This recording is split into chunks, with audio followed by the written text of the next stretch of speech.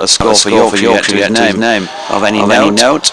Cooking again, and Revis shouldering arms once more. Sam Cook himself, of course, did a good job as night watchman yesterday, surviving for well over an hour into the following morning. Revis capable of something similar here. No sound on the stream, JD. Is a tweet. Yes, I've got one here from Mike Chapman who says sound on BBC app, but no sound on YouTube stream. Several contributors, so thanks for that. To those of you who haven't sorted out, Revis does a bit of limbo to duck out of the way a short ball by Cook, who used it pretty well yesterday, the short ball. Barring probably the man who's batting at the moment, Matthew Revis has been used relatively sparingly in this match so far. There's not a lot in it if you bang it in short. It's sapping the life out of the ball. But if you've got a bit of height about you, then you may get a little bit of joy, but it's looked like trampoline bounce most of the time. Cook in, good delivery by Sam Cook. Revis is interested in playing at that, just nips away. Yeah, he's a very consistent bowler, Sam Cook. He doesn't bowl many poor deliveries, and match after match he tends to keep the scoring rate down to a miserly 2 and over off his bowling.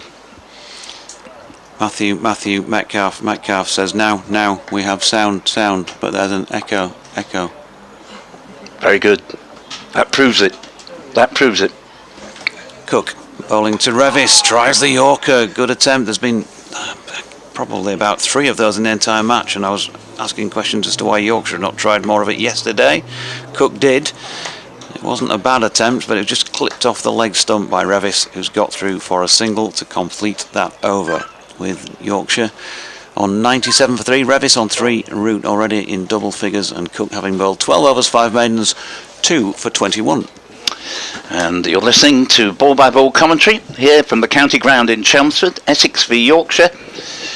Paul Newton here with Jonathan Doidge. In a little while we'll be joined by Victoria Polly, and a slightly longer while by Kevin Howells. We're going out for the Essex and Yorkshire online services and stations, and also for Radio 5 Sports Extra.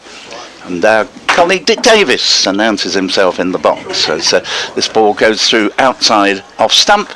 Steketee is the bowler and Revis the batsman, and it remains 97 for 3. I thought it was a local removal company for a minute. Well, that's right. Dick doesn't go in less care than the local removal company probably does. He doesn't do silent entry. It's 97 for 3 is the score on the board. So 16 runs have come with the help of a couple of no balls, giving Yorkshire a free gratis 4 extra between them. There's 3 slips. Crouch. Steketee, the Australian, comes in and bowls a very wide delivery indeed. It will have just exercised Rob Bailey standing at the river end for a moment or two, but it was just inside the tram lines, and score remaining at 97 for 3. Revis showed no interest in chasing that, quite rightly, and 97 for 3 remains the score. Adam Rossington is keeping for Essex. It was announced just before this match that Adam Wheater, normally Essex's wicket keeper, is retiring at the end of this season. Steketee on his way again over the wicket from the river end, bowls to Revis. That's a better delivery that moved away off the pitch. Revis was starting to play at that, doesn't take the edge. 97 for 3. We're in the 42nd over of the innings. What's going on at slip? Is that some stretching exercise? That's Simon Harmer. Weird local stretching exercise? He's a great one for ritual. Hasn't done him a lot of good this season so far, possibly due to the smaller seams on the Duke balls this year, possibly the pitches not giving him much assistance, struggling to get wickets. Steketee and bowls, and this is a leave outside off stump by Revis, and score remaining at 97 for 3. Yeah, a bit of gardening between the pair of them. Joe Root looks as though he's just having a quiet word in the shell-like of Matthew Revis. Not quite sure what about, because it was a perfectly acceptable leave. Steckety begins his average sort of length of run up for a quick bowler, is in, and that's one that starts outside off stump and continues on its trajectory. So it was an off cutter, but it didn't come in anything like enough to threaten Revis's stumps. He leaves it and he remains on 3. Joe Root 10, 97 for 3. And it was a bit of a daisy cutter, wasn't it, Paul? It was, yes. He took it round his bootlaces, did Adam Rossington. But of course this pitches at Chelmsford traditionally do keep a little bit low, particularly as the game goes on. As Steckety's end again bowls, and that one wraps Revis on the pad as he looked to flick it into the onside. Maiden over, but Yorkshire 97 for 3 have not lost an early wicket here. Joe Root has come in and has made 10, has been beaten by a couple. Apart from that, he's played some very nice shots indeed. Revis has 3, 97 for 3. Yeah, good delivery to finish the over, actually. Could have been glove, could have been pad, top of the pad, something like that, but certainly it just caused Matthew Revis a moment of concern. Sam Cook going to continue. Sun is back out for the moment, at least, here at the county ground. No change to that field I described in his previous over. Cook and Homer poised at slip, waiting for an opportunity. And to the Cook, Sam bowls it to Joe Root, who pushes out into the offside. There's no run. Joe Root, I'm sure he's just delighted now, having had a bit of a break, to get back out there on the field and play some cricket as Joe Root, as opposed to Joe Root, England captain. And that must have been an agonising decision for him to have to make. Massive amount of pride in doing that job, as I think was very much in evidence throughout the time he was doing it, as he shoulders arms to this next delivery. Well, of course, his greatest attribute was the way he kept his run scoring going at a difficult time to be England captain. He didn't have a lot of help from the rest of the top order batting for much of the time, and yet his own figures stacked up very well. So Cook turns and leaves behind the Hayes close end and comes in and bowls to Root, who opens the face and runs it out to point, where it is fielded there by Shane Snater, he of the bandana, the headband warrior, Callie would have called him back in the day, had he been playing for the right county here, Paul.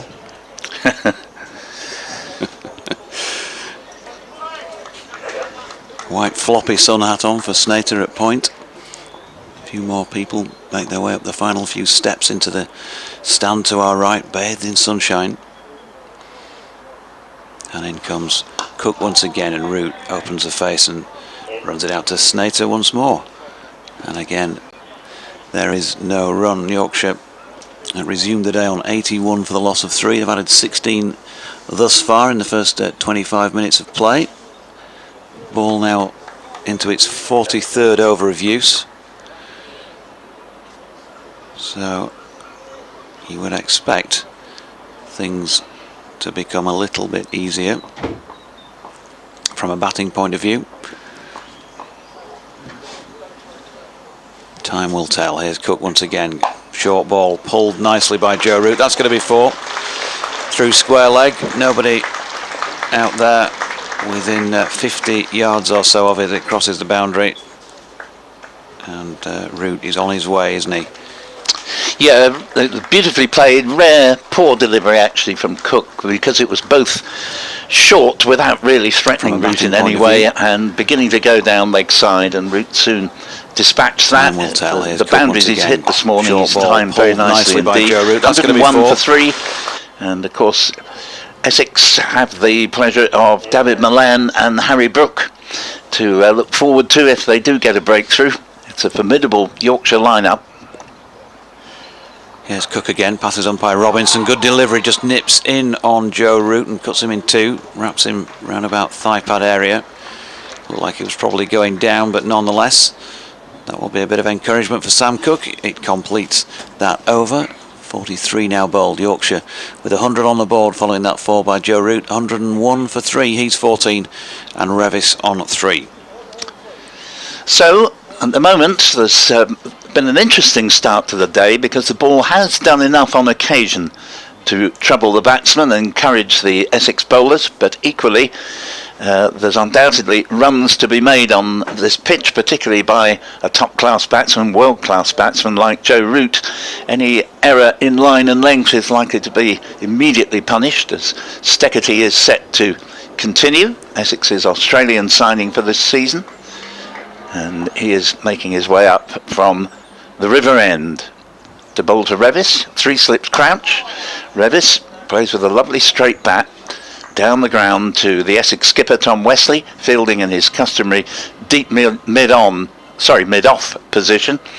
And of course Ryan Tenduscarter was renowned for fielding at back pad, but I noticed that Tom Wesley doesn't fancy that idea. I've yet to see him there, and Wesley's been captain for a couple of years now. Ryan Tenduscarter, incidentally, now a batting coach at Kent. Steckety's in. Bowls. Revis leaves one outside off stump. 101 for 3 up on the board, with the immediate target 254 for Yorkshire to guarantee they can't be asked to follow on, and then eventually the 403 that Essex put up on the board. By the way, he was mentioned yesterday, Paul. Who was? Eddie. Oh, right. Careful there, as here is Steckety in. Bowls to Revis, and Revis defends into the offside. And Ken Newberry, I know you've been trying to tell us you couldn't hear any commentary, but you now can. That's good news. I will be bringing in Victoria Polly at the end of this over. Also heard from Carolyn Tanner. I was listening with ever-increasing frustration, she says, yesterday. Just moving on from that, she says it's great to win matches, but surely batting points can play a valuable part in keeping a side in contention for honours. Yes, Essex only picked up 2 for batting as this ball goes well wide of off stump, and you say some of the top orders seem to have taken the leaf out of the Geoffrey Boycott batting manual. And is it not time to replace Nick Brown, even if temporarily? So much pressure is put on the numbers 3 and 4 if one of the openers goes cheaply. Rant over. I'll listen to you in calmer mood today. Thank you, Carolyn. Always great to hear from you. And Steckety is about to bowl once again to Matt Revis. And penultimate ball of this over. Ooh, a little bit of an outside part of the bat. Just very briefly it was off the ground, but quickly went to ground on its way towards Nick Brown in the covers. And that really is the first time Revis has given the bowlers much to enthuse about here. He's looked very solid. 101 for 3. Yeah, just lifted it slightly, didn't it? It dropped well short of short extra cover, but yeah, a bit of encouragement for the bowler that he might loft one a little bit more firmly to the fielder. Steckety to complete the over. Bowls to Revis. And pitches this one up. Lovely drive here through the covers. Nick Brown is in chase, but he's not going to get to it. That's going to be 4 runs through extra cover. Nice shot. His first boundary of this innings. He moves up to 7. Root has 14. It's 105 for 3 in 44 overs. And as Jonathan Doidge prepares to describe the next over from the Hayes close end to be bowled by Sam Cook, he will be joined by Victoria Polly. Pitches this one up. Lovely drive here through the covers. 105 for 3. Nick Brown is in chase, but he's not going to get to it. That's going to be 4 runs through extra cover. And we're seeing that to complete the over. So far in this knock, he's on Bowls just a 7. to Revis. He's faced 60 deliveries. Pitches this one up. Lovely drive here through the covers. Nick Brown is in chase, but he's not going to get to it. That's going to be 4 runs through extra. Joe Root, who's 14 from 22. Cook 13 overs, 2 for 25, and Steckety 8 overs, none for 39. 44 overs bowled in this Yorkshire first innings. And a reminder, in case you've been on another planet in recent days, as far as this game's concerned, Essex 403 all out. Their innings was finally completed at 3:26 yesterday afternoon after 156.5 overs.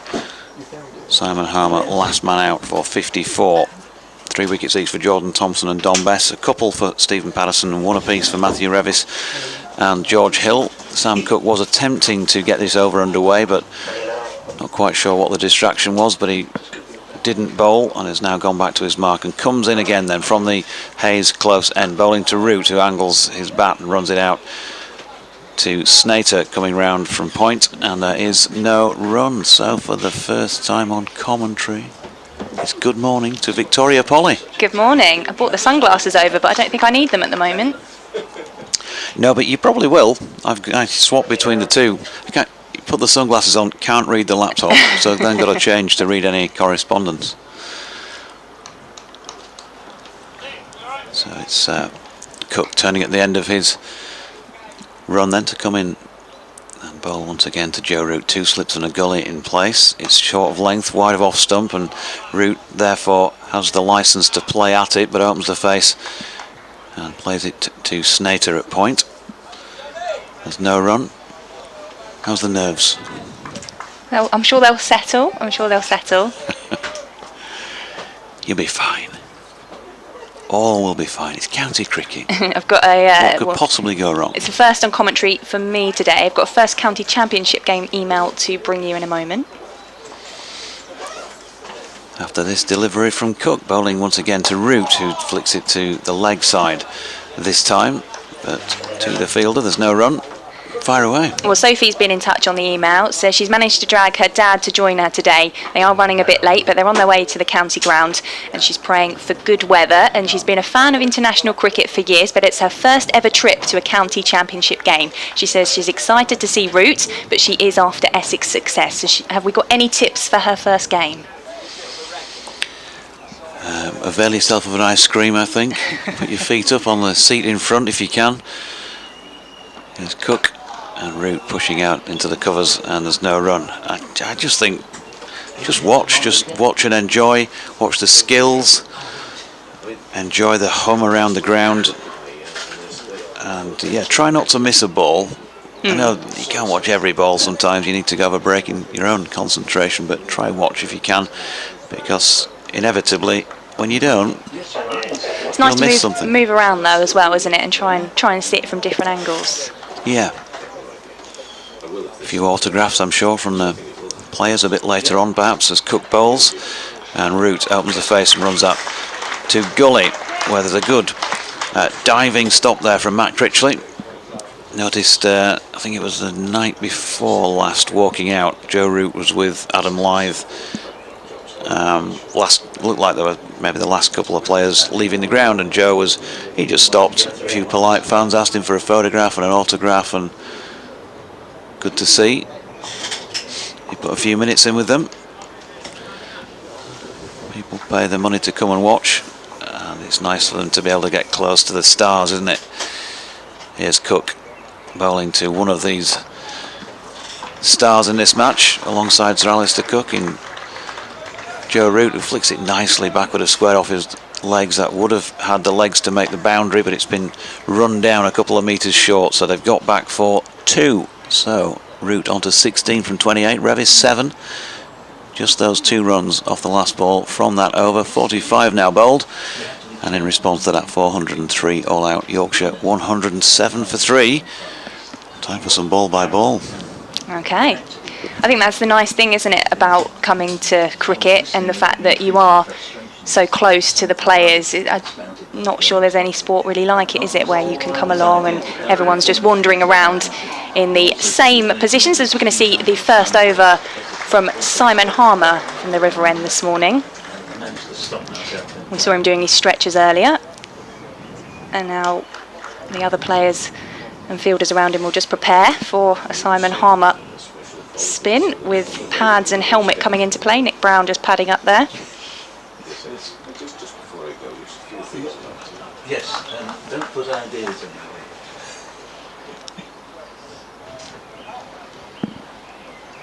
So it'll be Simon Harmer just having a couple of warm-up balls with his captain Tom Wesley, and he'll be bowling to Matt Revis. Yeah, we played him pretty well last night. See how he gets on this morning. So in comes Harmer in his shades. So Revis is going to play that one into the offside. It'll be chased by Cushy, and they'll come back for a couple. 107 for 3, Yorkshire. Plays well through that area, Victoria, as we saw a little bit earlier when he played a nice extra cover drive for 4.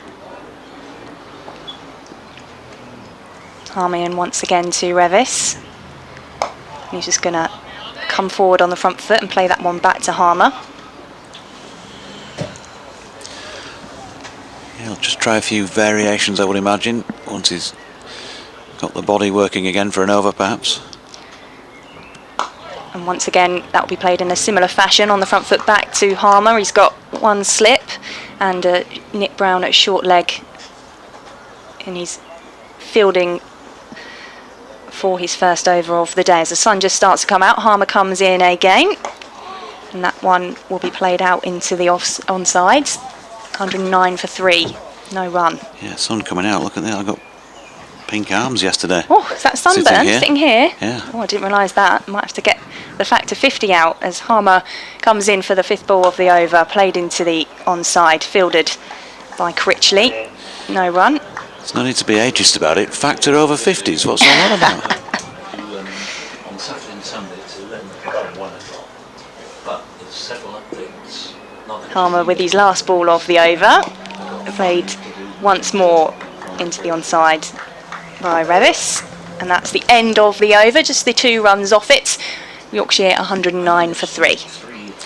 Yep, you can get in touch, don't forget, at Victoria Polly for the lady to my left, or at Jonathan Doidge for yours truly, or at BBC Essex Sport. There is also email contact available, bbcessexcricket@gmail.com or BBC West Yorkshire Sport @gmail.com. And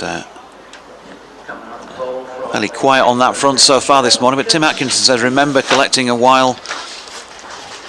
team's worth of autographs after my first test at Headingley circa 1975, including then captain, the late Tony Gregg, who announced he'd sign 50 autographs. I was number 49. Well done you, Tim Atkinson. Going to see Shane Snater coming on now. Yep, Sam Cook's had a blast from the Hayes close end, but Essex yet to find a way through this partnership's defences this morning. The bandana warrior, perhaps we call him, Shane Snater. Does a little bunny hop, get the knees flexed, and a little diddle really at the start of his run up, but he comes in now, flowing in the Chelmsford breeze behind, and Root watches his first one go by.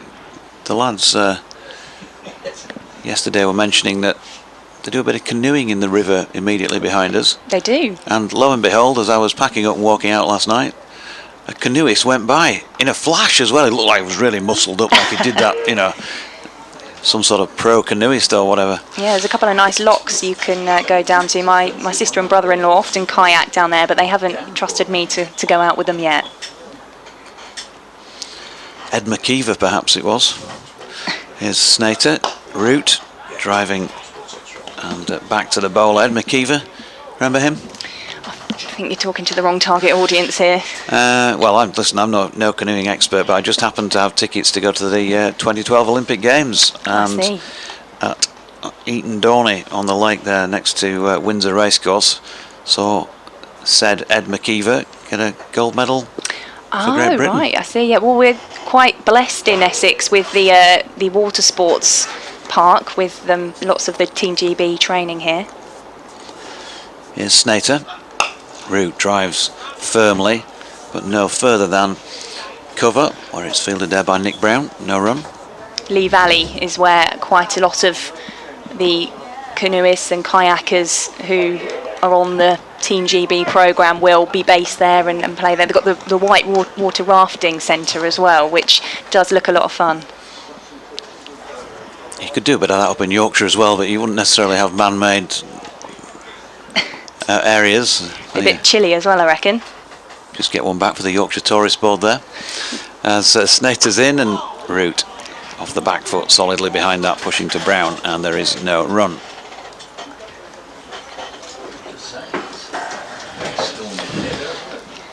Helen has been in touch on Twitter, says hello from the Felsters school stand opposite. It's an ominous looking cloud on its way, but hoping it stays away and Yorkshire can get a move on. Yeah, we want the game to move on, don't we? We want to get to the stage where we think the result might be possible. At the moment, yeah, still is, but there's got to be quite a lot to happen here for it not to be a draw. And first up, Yorkshire need to score some serious runs. Just moving to stand up to Snater is Rossington. That's nicely cut. It was short of length and he really did lace that, Joe Root, but a super piece of fielding by Cushy at point. Yeah, he was just able to sort of stop it in its tracks, wasn't it? Preventing it from gaining any kind of momentum towards the boundary, Cushy. Stephen Bell, thanks for your message, read the commentary. I think we've got that sorted out now. They did get a single there, by the way, so Revis on strike. Lily says morning, Jonathan, Paul and Victoria. Joe Root looking like he means business this morning. Snater in, Revis pushes into the onside. And there is no run to complete that over. And it looks like there's some coats and hats coming on. Yeah, it's raining. There's a few spots of rain. Can we look for another game then, please? Or look for a game that we have got some audio, because I think they're going to go offshore. Which could freshen things up out there. Young lady in front of us doing the camera work has popped on the coat. And one or two brollies being reached for. And you know it is cloudy when Simon Harmer's removed his trademark sunglasses to bowl this next over from the river end. Yeah. Not often you see that from him. No, it tends to be rain or shine, doesn't it? And it will be Harmer to Root. We will have another over despite that change in weather here at the county ground this morning. So no wickets so far for Essex as Harmer comes in to Root. He plays off the back foot to short leg where Nick Brown fields for no run. He's just sent Paul Walter out a little deeper here at deepish mid on. It's shortish boundary straight. Harmer. This time Root comes on the front foot. And that will be chased by Cushy to the boundary in the offside. And he should just sliding stop that and prevent it going for 4. Yeah, they were thinking about an all-run 4 for a moment. Essex did have an all-run 4, in fact, yesterday. Instead they take the 3, 113 for 3. Thank you very much. Now Revis will be on strike for the third ball of Harmer's over. He's just going to move Cushy over further.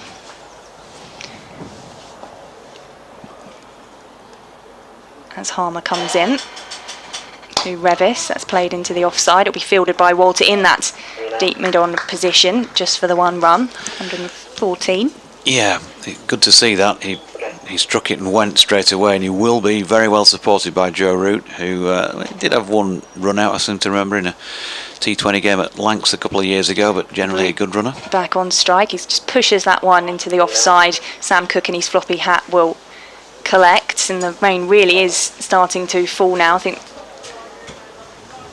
the umpires will confer about that shortly. Even the camera in front of us having its cover put on as Harmer comes in to Revis, and he just pushes that one back. And off they go. So we will have a pause on 115 for 3 Yorkshire. Hopefully just a short shower here at the county grounds. But we will lose some play as the spectators to our right hand side in the uncovered stand just begin to get umbrellas out and probably make their way under cover, I would think. Yeah, so disappointment, temporary disappointment I think for all concerned, but it's a bit grey overhead, as you might imagine, with some rain. The covers are coming on, as Victoria said, and the players leaving the field of play. So with Revis on 10 and Root on 21. Yorkshire 115 for 3. 5 balls into the 48th over of their first innings here. We'll just take a break for what we hope will be just a few minutes. It's already looking minimal rain, having had a bit of a sharp shower there, and we'll be back with you as soon as there is any live action. Might be Warwickshire away to Lancashire.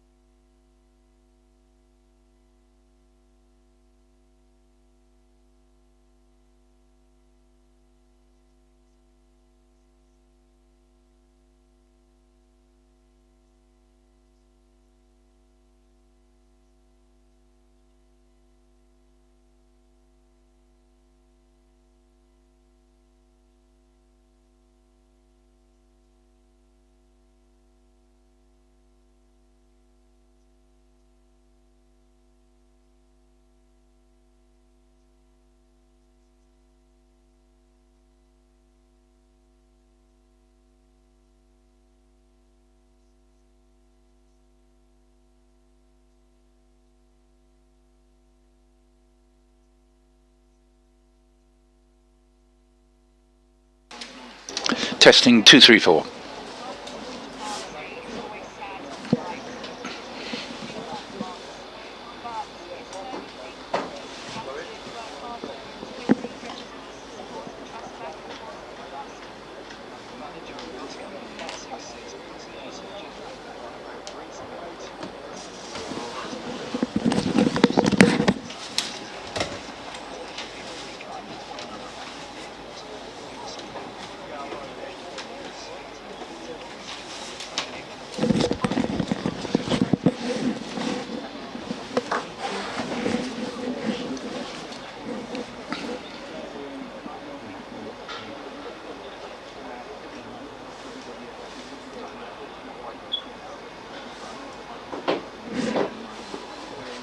Try to send these people messages.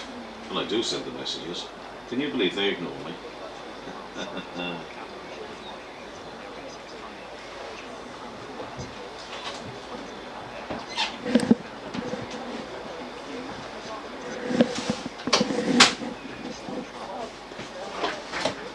think it's 20, but I'm not going to bother anything that. So I'm afraid we're on a, whenever that wicket falls, I'll need faded up please at the moment. And I don't know if it's going to be in a minute or 10 minutes, so I might have to I just might have to chance our luck, eh? You're able to do it. Oh, all right, thank you.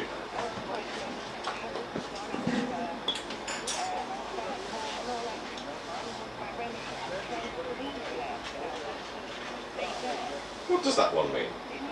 Just like a bit of a wry smile. Oh, right.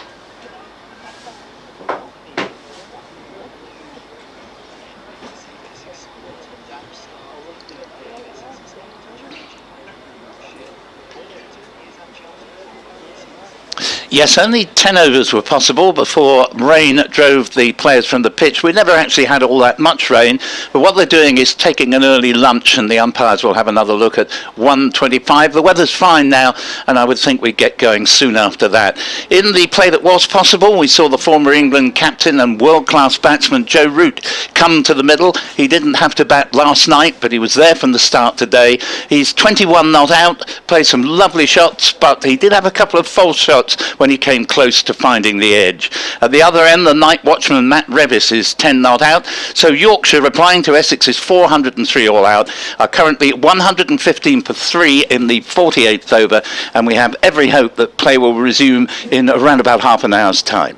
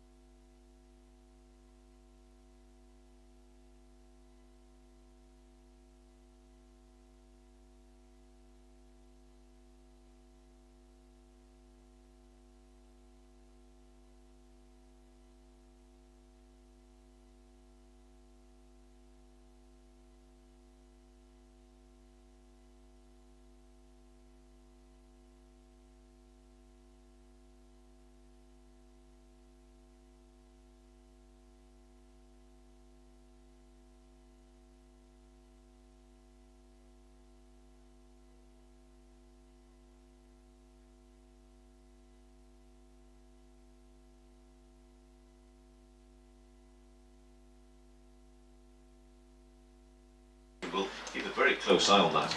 Right, the rest Good afternoon and welcome back from the county ground in Chelmsford for what is day 3 of Essex versus Yorkshire in the county championship, with Yorkshire on 115 for 3, Matthew Revis not out 10 and Joe Root not out 21 in response to Essex's 403. We've had that hiatus due to rain. It was steady enough to start with. They looked like they might be coming back on, and then there was a sharper shower after that.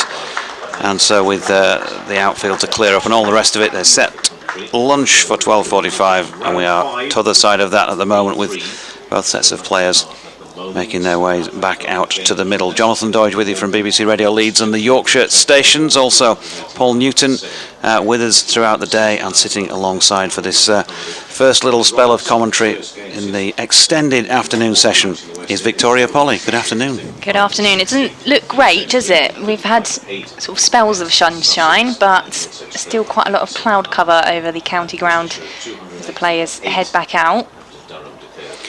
Yep, could be a bit of hokey-cokey as the day goes on. I didn't catch, they did make a PA announcement with regard to tea.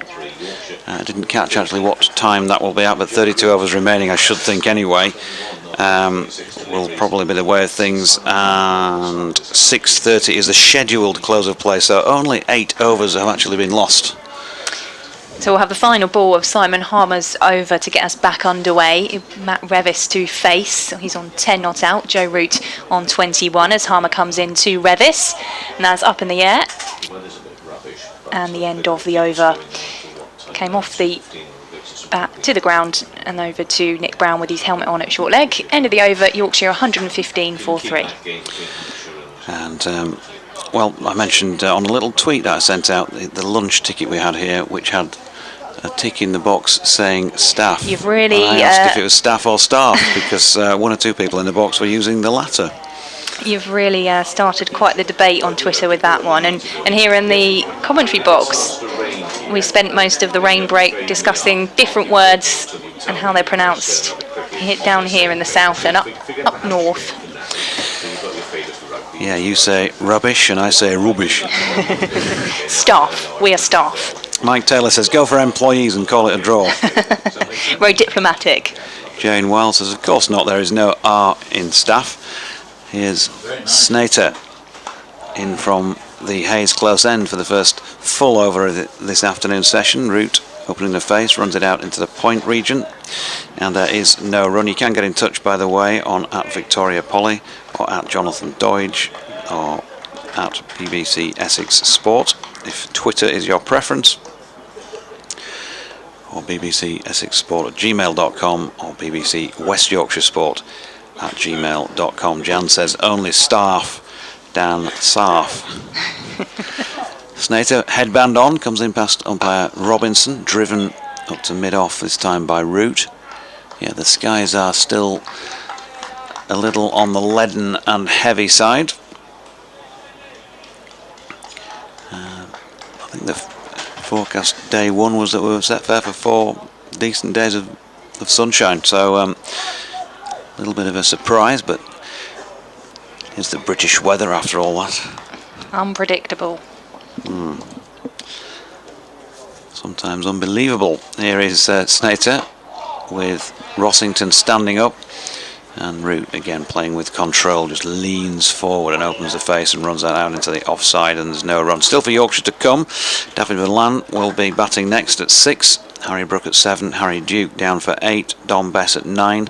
Of course, he almost made a second first-class century in the match at Headingley against Kent recently. Jordan Thompson is down at number 10, and Stephen Patterson rabbit today. Snater, in he comes again, right arm over, Root, full face of the bat, showing him the maker's name, pushing it up to Cook at mid-on. There's no run. It's been a bit of rain around elsewhere as well. Play stopped at the Oval. Surrey and Northamptonshire, they're off there. Northamptonshire trail by 207 runs. Looks all right elsewhere though. Snater turns again. Root waits, stands tall, high back lift, and again Yes, plays it so late, doesn't he? Right underneath the eyes as he just dabs that out into the point region once more. Can't pick up any runs for it.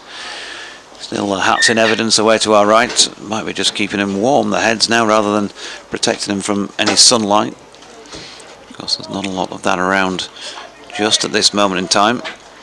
There's very much long sleeves out there, isn't it, for the Essex fielders, apart from Snater. Yeah, it has dropped quite a lot cooler since the cloud cover came in. Root back foot this time, punching into the offside. Cushy does the fielding and returns it to Rossington for the end of a maiden over. Snater 11 overs 3 maidens, 1 for 15, and Yorkshire 115 for 3.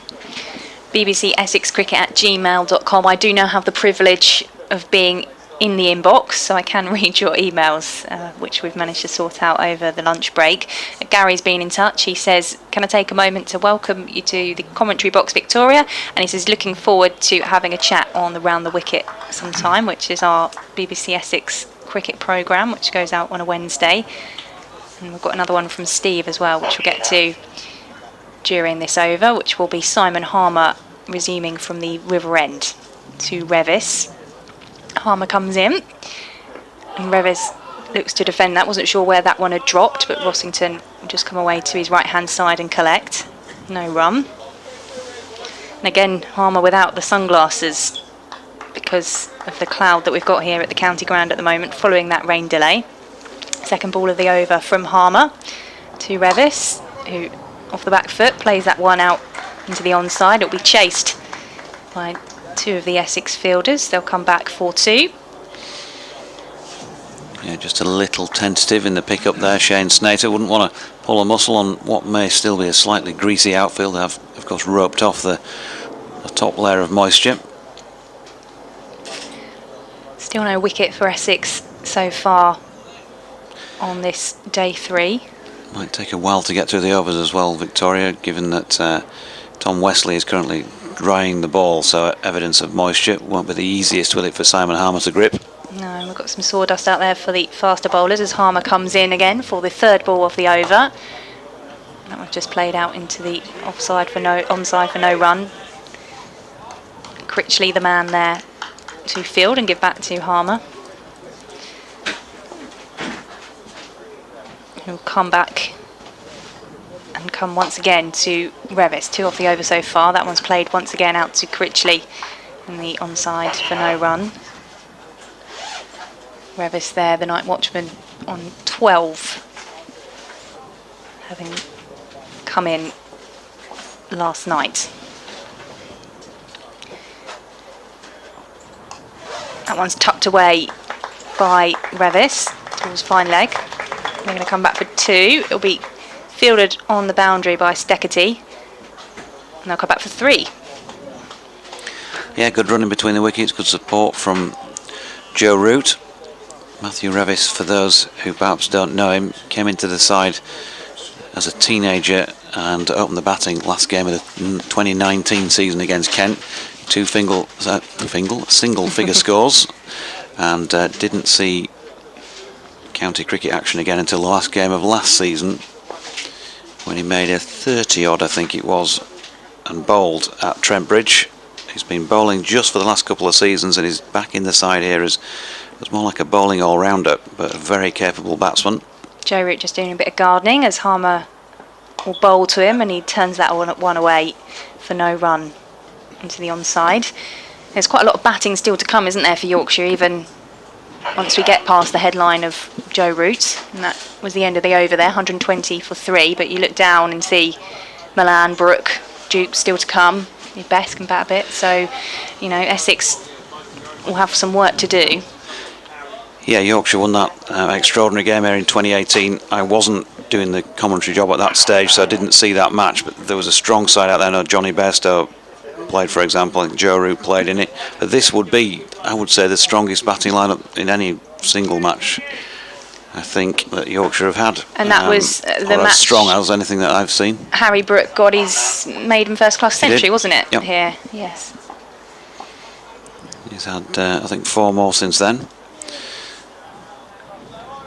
Already one of those this season. As Snater then makes his way in from the Hayes close end and bowls to Revis, who pushes that firmly back up the pitch. And there is no run. Harry Brook with a couple of centuries to his name this season, of course. 101 at Gloucestershire and 56 not out there. 84 and 77 not out at Northampton, and 194 his highest first class score last week against Kent. So he is brimful of runs this season so far. Batting at 7 in this match. Snater in. Revis opens the face and punches that one beyond Kushi, who's doing a bit of fielding, sliding to do so, and they get back for a comfortable 2. It's a good time to be in form for Harry Brooks, isn't it? Brook, with the English summer on the horizon. Selectors watching, I'm sure. Yeah, I think there was somebody there last week, I believe. That was mentioned after the match. And it's only, what, 4 weeks away till that international home season starts. So yeah, no better time to score your runs and at the start if you want to impress the selectors. Meanwhile, Snater bowling to Revis, who pushes to mid-on, and there's no run, so it's 122 for the loss of 3. 50 overs showing on the board in the 51st here. And if we do get another drop of rain, it'll probably linger, because much like the cloud that put paid to the end of last week's match at Headingley, there ain't a lot of movement overhead. Here's Snater again, full, turned to leg this time, where Critchley fields. And no run, but looking over my right shoulder, the trees behind us on the banks of the river, they were blowing more significantly yesterday than they appear to be today. Still a little bit of breeze when you walk around, but not as strong. You've gone for the jumper this time though, haven't you? Yeah, t-shirt order for the last couple of days, but not at the moment, as Revis stands tall and punches this next short of length delivery by Snater into the offside, and again no run. Istanbul Steve's been in touch on the email, bbcessexcricket@gmail.com. Says, great to hear your voices and marvellous and entertaining commentary. He's hoping Essex can use the cloud cover to get 3 or 4 wickets. Might be wishful thinking, but he says if Simon Harmer clicks as he looked like he was beginning to last night, that may be the case. Here comes Snater again, short of length once more, and Revis content to just respect that with a forward defensive push. End of the over, 51 then complete. Deficit says on the scoreboard away to our left 81, but even my maths can work out it's more than that, because Yorkshire 122 for 3 in response to the 403 all out made by Essex. Steve goes on to say he's got a quick question for me. He says, did you ever get to play cricket at any level? Which maybe we'll get on to in the next few minutes, as Simon Harmer just looks to mark out his run out again.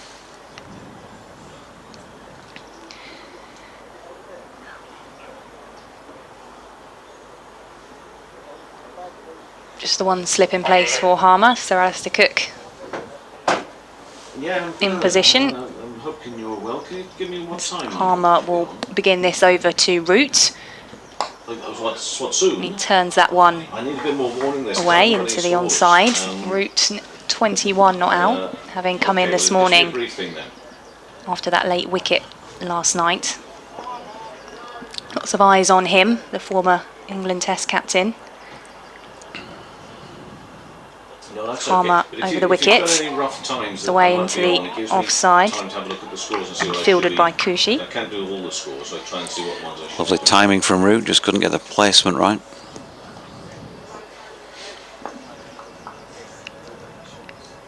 Root to face Harmer again. No run scored so far this over, and he'll just push that one back along.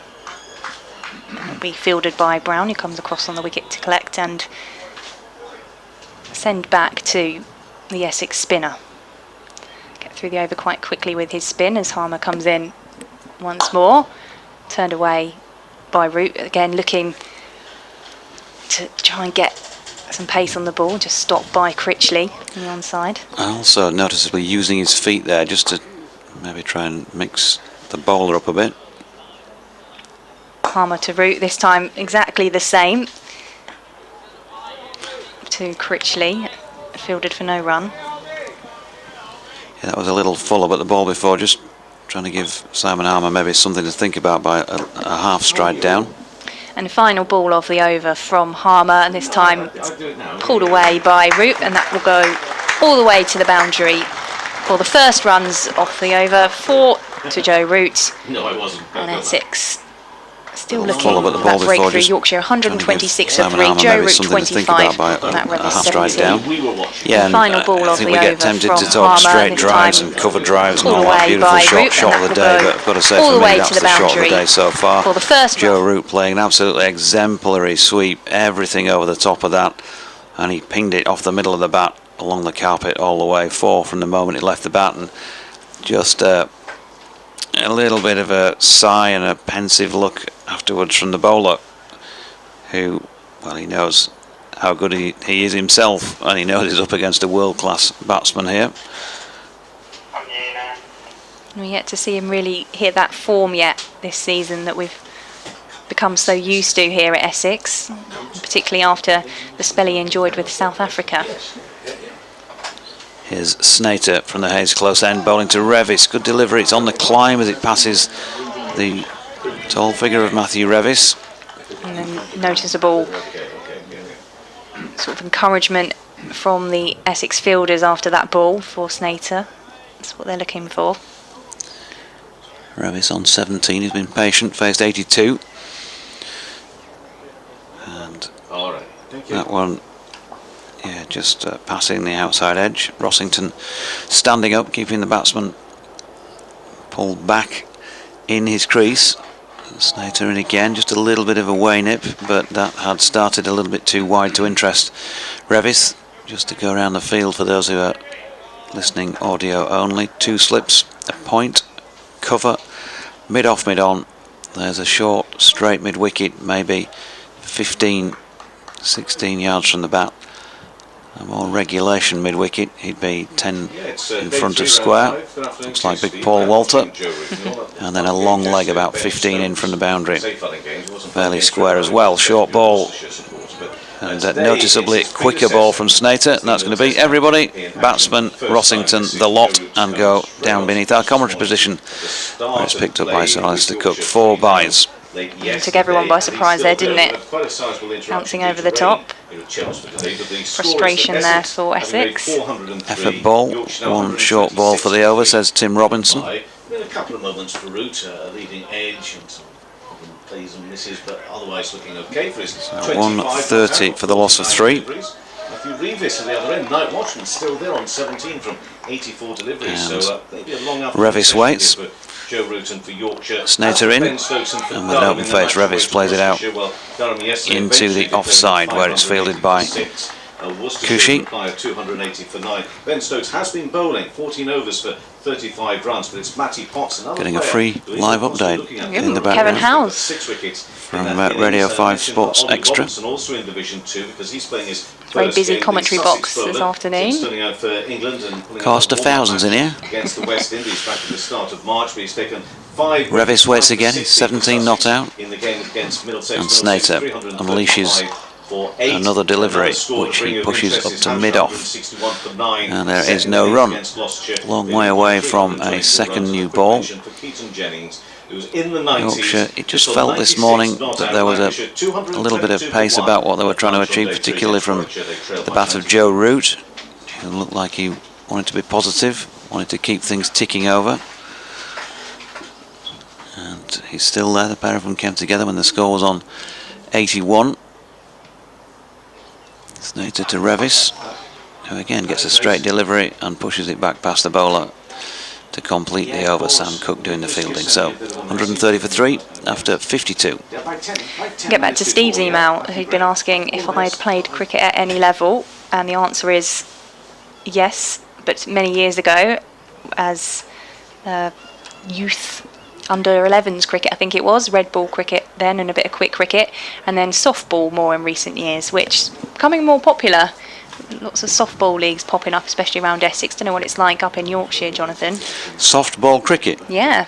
Not that I'm aware of, but that's not to say that I'm very aware.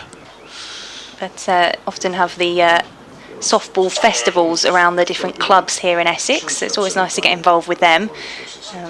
Although I wouldn't say too much about my performances as Simon Harmer gets ready to bowl once more from the River End. Joe Root facing. He pushes that one away into the onside.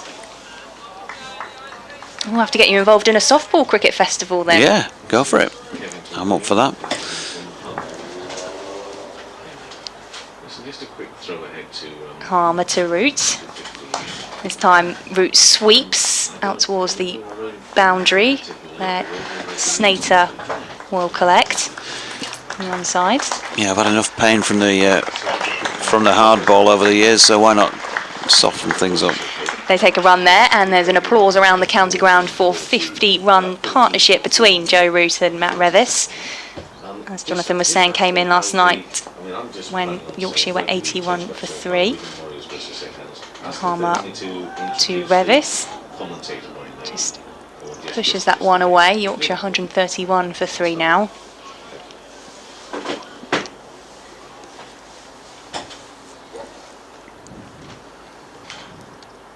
Revis to face Harmer again, comes on the front foot, plays that back to Harmer for no run.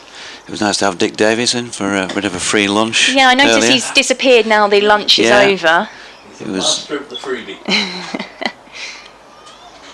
Came for his lunch and he's gone as Harmer comes into Revis and Critchley will collect in the onside for no run. So just the one single for Joe Root off the over so far. the memorable description of his wife as well and family. I think he's got dinner with the mother-in-law tonight that he's got to get home for. As Harmer comes in for the final ball of the over, and Revis on the back foot defends. No run off that last ball, so 131 for 3 Yorkshire. He said, my wife's got 2 sisters. There was a slight pause, and then he said, of course they're all from the same family.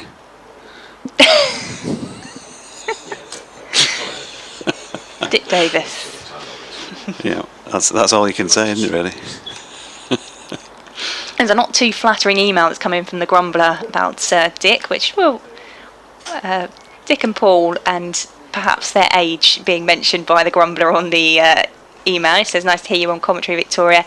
And says, what do you make of reports that the Duke ball used in county cricket this season has less pronounced stitching and loses hardness more quickly, so more like the Kookaburra used in Australia? You were having that conversation yesterday, weren't you, Jonathan, at some point? Yes. In short. Don Topley's not here to get you started again. No. Here comes Snater. Oh, nicely played. Nicely played by Joe Root. Just a bit of room. And he created more of that by just stepping away to leg. And again, played it so late. It was almost past the stumps. Yes. And he just dabbed it wide of the court. Short. Beautiful leg cut for 4. Don Topley's not here to get you down started to our again. right. No. Here comes Snater. Oh, nicely played. Nicely played by Joe Root. Just a bit of room. Some apologies. And he created. After he responded to yesterday's email, I googled the various competitions to find I was wrong. The B&H tournament did run alongside the Sunday League as well as the Gillette and its successors. As for today, you've got half my attention for another hour as I keep an eye on the football Champo games, although my Blades' 3-0 lead looks very comfortable. Snater to Root, who's getting a shorter ball this time and a bit straighter and can't get it away as he did last time, and then practices playing the pull shot afterwards. Wonder if he might step inside one, or rather step outside one and pull. There's lots still to be decided in the football, isn't there, for the final game of much of the season. I know Paul will be back shortly on commentary and he'll be updating the listeners to BBC Essex Sport, where Colchester play their final game up at Hartlepool in League 2. Snater to Root, who cracks that away off the back foot. Super cut shot on a cracking piece of fielding as well from Feroz Kushi. At point, it's not managed to prevent a single, but it's certainly stopped a boundary. Well, he was practicing, wasn't he, as you said, the pull, but it was a lovely cut away by Joe Root. Yeah, Leeds United, my team in action tomorrow. 2 o'clock kick-off against Arsenal. increasingly desperate for points now as time is running out. Neverton have hit a bit of form. Snater this time to Revis, who gets a full straight ball. That's nicely played, Matthew Revis. Oh, beautiful shot. Waited and waited for that to come to him, and played it again so late, right under the eye line. It's just timing that's got it away past the bowler for a boundary straight. Yeah, lovely straight back down the ground from Matt Revis there, and collected by, I think that's Sam Cook over there, isn't it, with his floppy sun hat on. Paul Walter, the other fielder out there for Essex, who is an Arsenal fan. He was telling me on BBC Essex around the wicket this week. So is my elder son. Snater in, and Revis, beautiful shot, Matthew Revis. Again, a bit of room to work with, stands tall and just punches that through the covers off the back foot. Snater going for a few here. In fact, he's gone for 30 runs in total, 13 of which have come from this over alone, and there's still one delivery remaining. Revis now on to 25 and Root 31, so Yorkshire starting to get going. So a beautiful sweep shot by Root off Harmer recently. A lovely late cut for 4 in this over, and then 2 cracking shots as well from Revis. Good to watch. Snater in, and this time Revis with respect pushes it back past him. Might have been a bit of a snarl there, I think, from Shane Snater at the batsman. Not too sure why. No, I don't know whether that was sort of a groan of exertion or just a snarl of frustration from Shane Snater there, but it's been the most expensive over we've seen in quite a while there from Essex. I don't think Matthew Revis would be too worried about that. I think he might get involved in a verbal exchange and have a look at the board. Sunshine, that's what it's all about. Nothing wrong with either of those shots that he played. I think the Essex fielders just in discussion about where to go next in terms of looking for this wicket. And Martin's been on the email as well. You've really started something with this debate, Jonathan, on the staff. And we will have a change of bowler here. Sam Cook coming back on for Essex on the River End. Yeah, 2 wickets so far for him in this innings. Had to be done, doesn't it? It's still a good pitch. They're getting going, and I think just if they're not going to get through, just roll it on. Try somebody else, different end, 2-3 over spell. See if they can get a breakthrough again. It could be a long day in the field. It's taking the moisture out of the ball. Captain Tom Wesley is just going to go for a couple of warm-up throwdowns with Sam Cook. We'll get back to Martin's email on the pronunciations shortly as Cook begins his run up from the River End. Joe Root facing. Root up in the air there on the back foot. Case in point, pronunciation or pronunciation? Pronunciation.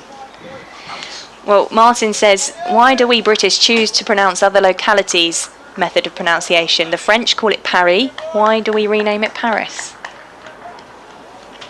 It depends, doesn't it? If you're talking about football teams, we often say Paris Saint-Germain. We don't pronounce it in the way that we would say Paris. Well, I'll come back to you in a moment after this delivery. As Cook comes in to face Root again. Root again up on his toes, and he plays that one away. And it'll be chased all the way to the boundary by Kushi out on the offside. He'll come back for 3. Yeah, Paris is a way of pronouncing it, but then if we have a name spelled Louis, we tend to go Louis. But the Americans would say Louis Armstrong, for example. Well, Martin says, when I was in the north of England, I was commended for pronouncing Newcastle and not pronouncing it with an R, as we would normally say down south. But of course, if you were up there, you wouldn't even bother with the E. It'd be N apostrophe. Newcastle. C-A-S-T-L-E, wouldn't it? Newcastle. Sam Cook's third ball of the over to Revis. Just pushes that one out into the offside. Collected by Critchley. I think it's brilliant. I just think it's a joy to debate all these things and to do all these things. Be boring, wouldn't it, if everybody did the same things the same way around? 2 for 155 or 155 for 2. You say tomato, I say tomato. Yorkshire 147 for 3. Joe Root just putting his gloves back on as Sam Cook into Revis. He leaves that one. It'll come through to Rossington for no run. You say bread cake and I say, I don't know, is it tea cake, bap? What? Oh, I tell you what, we're in murky waters now. A roll? Kevin Howells is looking concerned at the back of the box here. A roll, yeah. Roll, bap. What's a Bread barm? cake. Is that more Lancashire? Barm Should cake. I be saying stuff like that? There's a vacant area outside on the staircase, Victoria Polly. Penultimate ball of the over from Sam Cook into Revis. Over the wicket. Oh, that play and a miss there from Revis through to Rossington. Didn't look too far away there. Next you'll be saying super smashing great marvellous. I'm sure we're going to get more interaction on this as the afternoon goes on. bbcessexcricket@gmail.com if you want to email us. And you can get in touch on Twitter as well. We'll get to Nigel in Chelmsford's email shortly. Sam Cook comes over the wicket for his final ball of the over. That one's let go by Revis, and Yorkshire 147 for 3 at the end of that over, just a 3 off it. Revis 25 not out and Joe Root 34. Nigel says Essex's scoring rate is marginally slower than any other county this year. I wonder if that would bet that has never happened before. Any explanations? Is it the pitch, the balls? Any other thoughts? Says Nigel. Well, maybe we'll bring Paul into that conversation shortly because he'll be back on air to join Jonathan for commentary very soon. To join you. To join me? Is it? Oh, I'm staging a walkout. wow. Because I hope it's not anything I've said regarding pronunciation. Or pronunciation. Sean in Roundhay says there is no argument over the staff. Another name for donkey is an ass. Or an ass. Yeah, drier than a desert, I think. Sean in Roundhay. You've got Paul Walter coming on to bowl now for Essex. Yeah, Joe Root's just asked for the side screen hired. Can you please raise it? It's coming from about 12'6" there. 6 feet 9 inches, Paul Walter, bowls left arm. And, well, if anybody's going to break this partnership after his 141, who's it going to be? He's having a golden match. And then he comes bowling to Root, short ball. Root has got all the time in the world to sort of hook that really from wide of off stump out to Snater, who's sweeping out in the deep. Snater, of course, having lost his chance to bowl for the moment after going for a few in his previous over from this end. So the single takes Root to 35. 148 for the loss of 3 wickets. Going to be a little bit of a change in the field here. Just bringing Kushi up from the boundary. Yeah, and Harmer's come from the covers and gone into gully. So tall man to a man who we thought was tall until we saw Paul Walter. Short ball from him. Revis drops it into the pitch, asks if he can pick it up, and very graciously hands it to Simon Harmer. We've always referred to Paul Walter as a an all-rounder, but when I was talking to him last week, he says he sees himself now as a batter that can bowl a bit, and he certainly has shown that in this game, hasn't he? Having had a couple of 90s, getting that maiden first-class century in the Essex innings. Here he comes again then, big final delivery stride. Not final delivery stride, but big delivery stride through to Rossington, who takes it. Revis not interested in that one. A few of the snappers, 1 or 2 in the distance, walking into position for the afternoon action. Can they get the money shot? Hoping that maybe it's the right click on a wicket moment, or maybe a Revis moment or a Root moment. Walter very wide of off stump this time, and that's a wide in most forms of cricket, but Tim Robinson on this occasion doesn't think it was quite wide enough. There's a second ball from Paul Walter there, wide of off stump, but even wider that time, and Revis not interested at all in getting anywhere near that.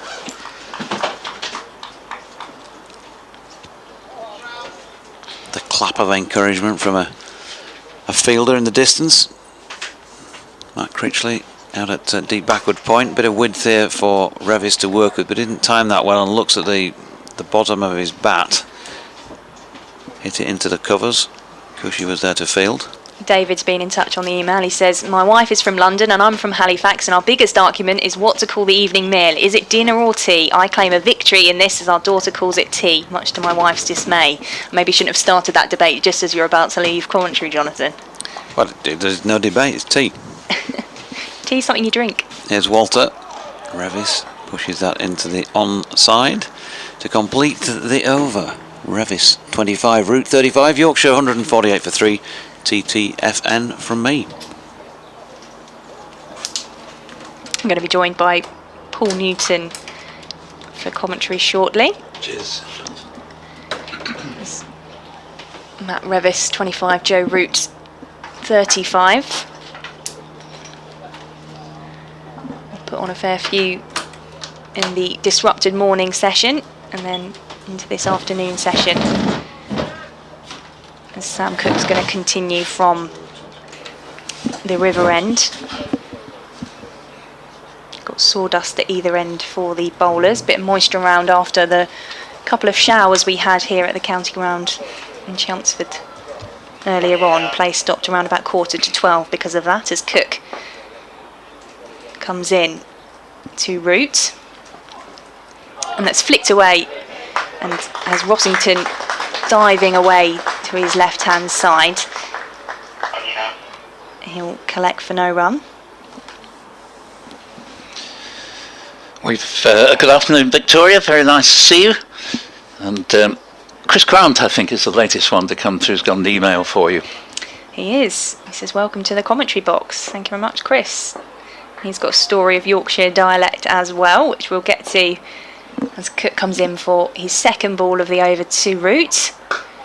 He defends that one away. A few cries and claims of encouragement from the fielding side. Essex out there. No runs off this over so far. Yeah, not much hint of a breakthrough for Essex. Just the odd ball really has done a little bit, but by and large it's been hard work, and the fact the night watchman is still out there and not looking at all like getting out, and 67 have been added already today. Cook to Roots, who tries to pull that away, appeals for LBW. Rob Bailey unmoved. I think you're about to do an update for Paul, but what did you make of that? Well, that was certainly worth a shout. Yeah, stand by, we're just going into the BBC Essex Sports programme. Yeah, good afternoon, Glenn, and as you say, a long break between just gone 11:45, and we got going again at 1:25 after they'd taken an early lunch. Yorkshire resumed at 81 for 3. They're currently 148 for 3, 67 runs added, no breakthrough. Joe Root is 35 not out. The night watchman, Matt Revis, is 25 not out, and he's actually looked less like getting out than Joe Root, who had a couple of close shaves in the period before rain interrupted. And just now, Sam Cook, who's been easily the pick of the Essex bowlers today, must have been pretty close to trapping him LBW. I think perhaps Rob Bailey judged that it might just have gone down leg side, but it kept a bit low and was certainly well worth a shout. Where do Essex go from here? Well, when I tell you that due in next is David Milan, who'll then be followed by Harry Brook, who's arguably the most informed batsman in the country at the moment, and of course Joe Root's still there. It's going to be hard work, I think, for Essex to bowl Yorkshire out anywhere like soon enough to be in a position to enforce a follow-on. Essex 403, and at the moment Yorkshire going along nicely, 148 for 3. So just a dot ball while we were updating the BBC Essex Sports programme. Big match of the day, of course, Hartlepool United v Colchester United. But meanwhile here, Sam Cook continues. And he'll be facing, Joe Root facing, plays that one up in the air, will drop into the offside picked up for no run. End of the over, Yorkshire 148 for 3. So that's the closest we've seen that LBW appeal to Essex making that breakthrough that they desperately need now on day 3 of this county championship match. Back to Chris's email. He says his favourite story of Yorkshire dialect, and I'm not sure it's going to be great being delivered in my southern accent, is a child who asked to get something from a tin can. You couldn't find it and replied, tin, tin, tin. He says, look forward to talking to you again on Around the Wicket soon. Thank you for your email, Chris. bbcessexcricket@gmail.com. You're listening to commentary for the various Yorkshire stations, BBC Essex Online, and also Radio 5 Sports Extra with us today. And Yorkshire having very much the better of the day so far. Paul Walter begins the second over that he's bowled in this innings with just a slip and a gully. That ball goes through outside off stump, and just for a moment Revis was thinking of having a go at that, but thought better of it. And just Cook at slip, Harmer in the gully, the only two particularly close fielders. There is a shortish mid-wicket, Nick Brown, and 148 for 3 up on the board. Paul Walter with the variety here, with his left arm over the wicket. He comes in now, bowls a slightly slower ball, there's a little bit of swing in the air. Revis plays the ball past the short mid-wicket to deep mid-arm. There is no run, and score remaining 148 for 3 with Revis on 25 and 35 to Joe Root. It's a rather athletic attempt there from Nick Brown at mid-wicket to try and stop that before it made its way any further. Yes, well, he would certainly want to be lively in the field. He always is anyway, but after a century in the first match, he really has got a rack of low scores since then. Walter's in and bowls, and he punches this one into the offside, into sufficient of a gap for there to be a single there, as Feroz Kushi does the fielding, and that takes the score along to 149 for 3, and Revis up to 26. Yeah, not the best form for Nick Brown after that first game of the season so far, but I guess then you start to look at what other options Essex have, and there was that point, wasn't there, during the truncated 2020 season where Paul Walter spent a couple of matches opening the batting. That's right, he can do that, and here he is bowling now, and this ball is short and pulled round for 4, and there is a man out there, Sam Cook, at long leg, but this went down to fine leg, and Joe Root has already posted an impression in just about the very first full over of the day when he got a short one, and the speed with which it went to the boundary was phenomenal. He's moved along to 39, the score to 153 for 3, hence the extra round of applause. Just wanted to pick up on Nick Upjohn's quite correct point about how slow the Essex scoring rate is this season. We'll come back to that point after this Walter delivery in from the Hayes close end, and that's a better delivery. It's fielded by Nick Brown at shortish mid-wicket, as Root was looking to drive that a little bit straighter than the ball went. But yeah, Essex really are struggling to get much above 2 and over. I do think they are inclined to go a little bit too slowly. A point that was made earlier today is you're not going to pick up many batting bonus points that way, and indeed, in spite of being at one point over 300 with only 3 wickets down, they yet picked up only 2 batting bonus points as Walter's in bowls, and this ball, lovely shot, it's dug in a little bit short, only going to produce the 1 run because it goes straight to long leg this time, Sam Cook, but very gracefully played, pulled away by Joe Root, who is a joy to watch, and the score goes up to 154 for 3 at the end of the Walter over. Not a particularly distinguished one, I have to say. In fairness to him, though, he doesn't get many overs, so difficult for him to create a rhythm for himself. Revis has 26, Root 40, and Yorkshire are 154 for 3 in 58 overs. Yeah, it was more classy play there from Joe Root, wasn't it? The pull away, classic shot from him, getting into a nice rhythm, wasn't he, before that rain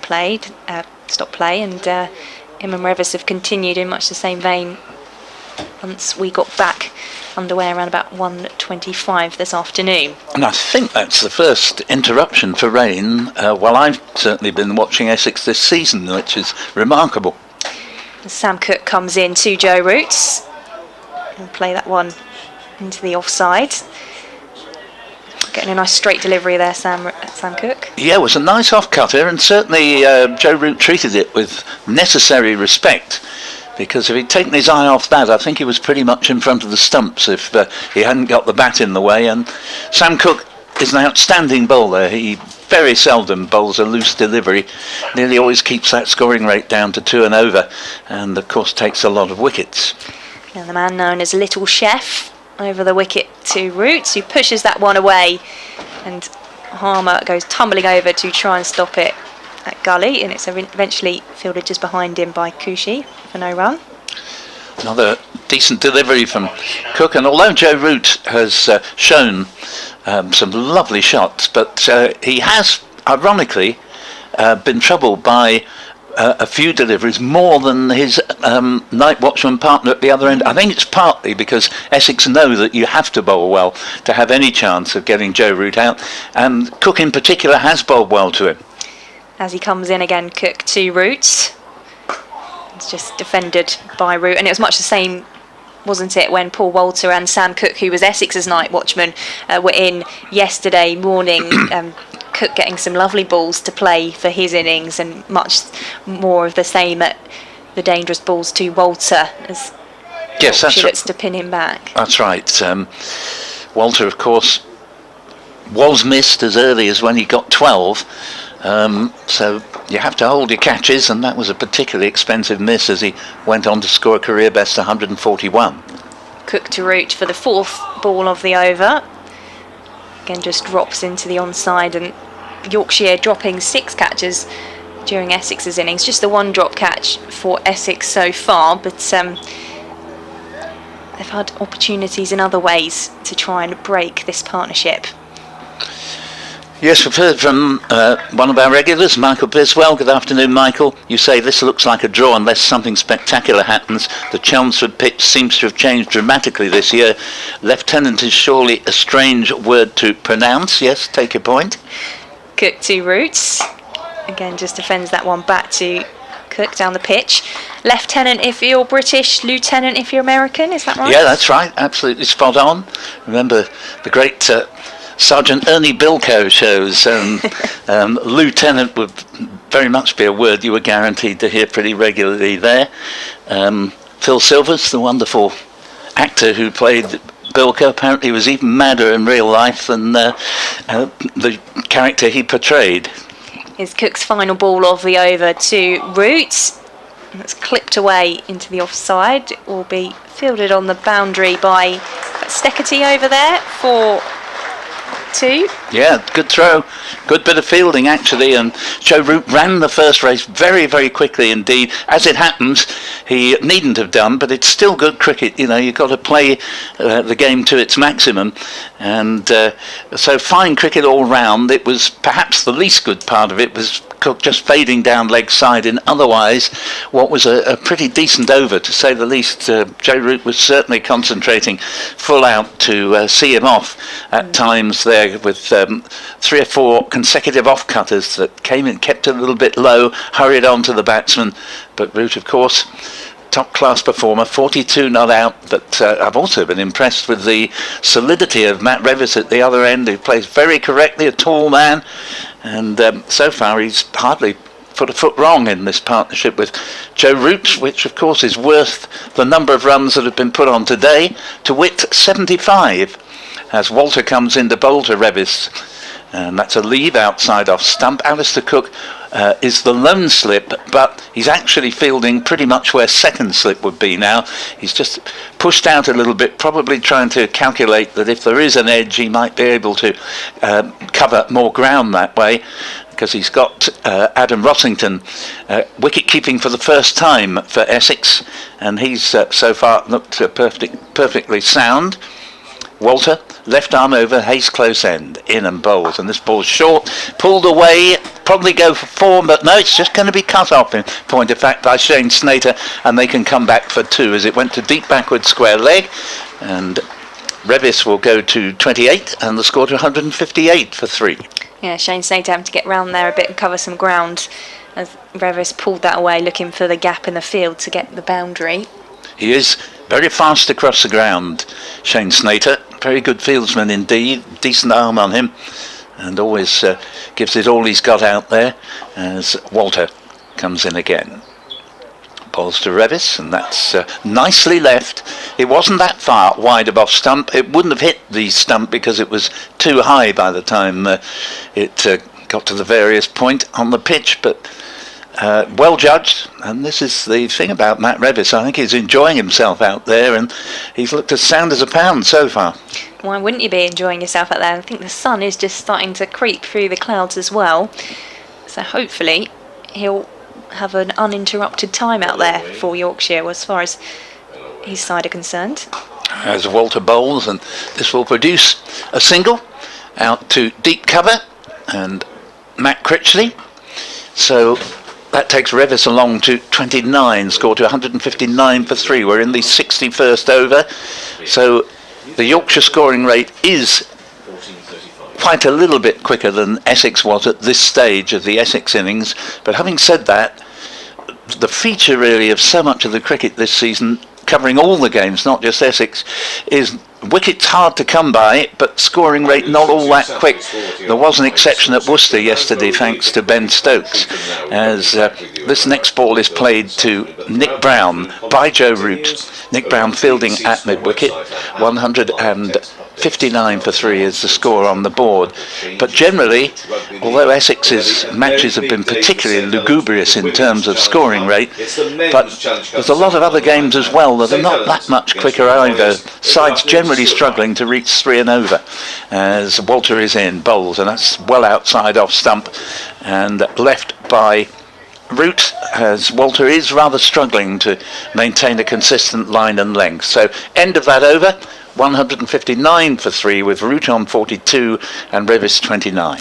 Scores elsewhere for you on day 3 of the county championship matches. Hampshire against Gloucestershire. Hampshire 161 for 9. They lead Gloucestershire by 324 runs. In the Lancashire and Warwickshire game, Lancashire they trail Warwickshire by 78 runs, the 237 for 1. And Surrey and Northamptonshire did have a bit of rain around as well, just as we did here at the county ground earlier. But there, Northamptonshire following on 53 for 2. They trail Surrey by 154 runs as Sam Cook prepares to get the next over from the River End underway. Revis facing, and he drives that one away. Nice stop there by Nick Brown, diving to his left hand side in the covers to prevent the run. Yeah, fine bit of fielding, going full length in the covers. Gary Kane emails us at bbcessexcricket@gmail.com. Good afternoon to you all, says Gary. With the change being talked about for 2023 to 10 first-class games in the year, is there a case for 5-day cricket to give as much time as possible to get a winner in the game? I'll get back to that after Cook bowls his second ball of the over to Revis. Turns that one into the onside for no run. Well, I have to say, Gary, thank you very much for your email. I don't agree at all with reducing the number of games to 10. First of all, I don't think you can run the whole match purely in the light of what the test team's going to look like. Secondly, I don't think it's actually going to create any great improvement in the quality of English batsmen simply by having fewer games. After all, there used to be 20 odd, and here we are. You know, we've cut that number of games in half, and still England have difficulty. Cook to Revis, who leaves that one, shoulder and arms, through to Rossington.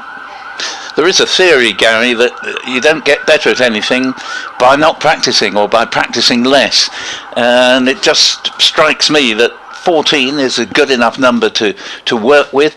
Of course, you know, one of the points about this would be that the ECB seem to me to gauge everything from the point of view of the test team, and come back to that point after this next delivery. Cook beginning his run up from the River End over the wicket to Revis, who drives that one back to mid-off, where it's fielded long barrier style by Tom Wesley.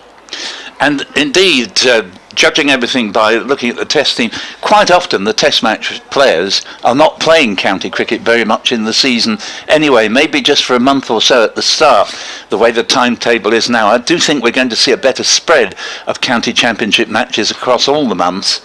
But as I say, what about all the other players who don't play test cricket? I think they would feel shortchanged if there are only 10 games in the season. It's Cook with his penultimate ball of the over played into the feet of Revis, and back to Walter, who's fielding at mid-on. Yorkshire no run off that one, 159 for 3. We'll have the final ball of the over from Sam Cook. No runs conceded so far off this one. You're listening to Victoria Polly and Paul Newton on the BBC Essex and BBC Leeds and Yorkshire stations coverage of this county championship match via the BBC Sport website and app, and on the live stream as well, as Cook comes in for that final ball of the over, left by Revis. That's a maiden over, 159 for 3. Another good over from Sam Cook, 18 overs, 7 maidens, 2 for 32, and you see my point about him keeping it to 2 and over. You very rarely look at his bowling analysis and find that he's gone for more than 2 and over, unless we're very late in a long innings where the opposition have begun to take toll of a tiring attack. It is worth pointing out that in each of Essex's last 2 matches, at Edgbaston against Warwickshire and here against Northamptonshire, the last 3 opposition wickets in the first innings have put on over 150 runs, and it has to be said this Yorkshire batting lineup really does go right down to the bottom, so it's not going to be easy even to get that far for Essex, but when they do, there's probably going to be a lot of runs on the board as Walter bowls well outside off stump, and it's left alone quite rightly by Joe Root.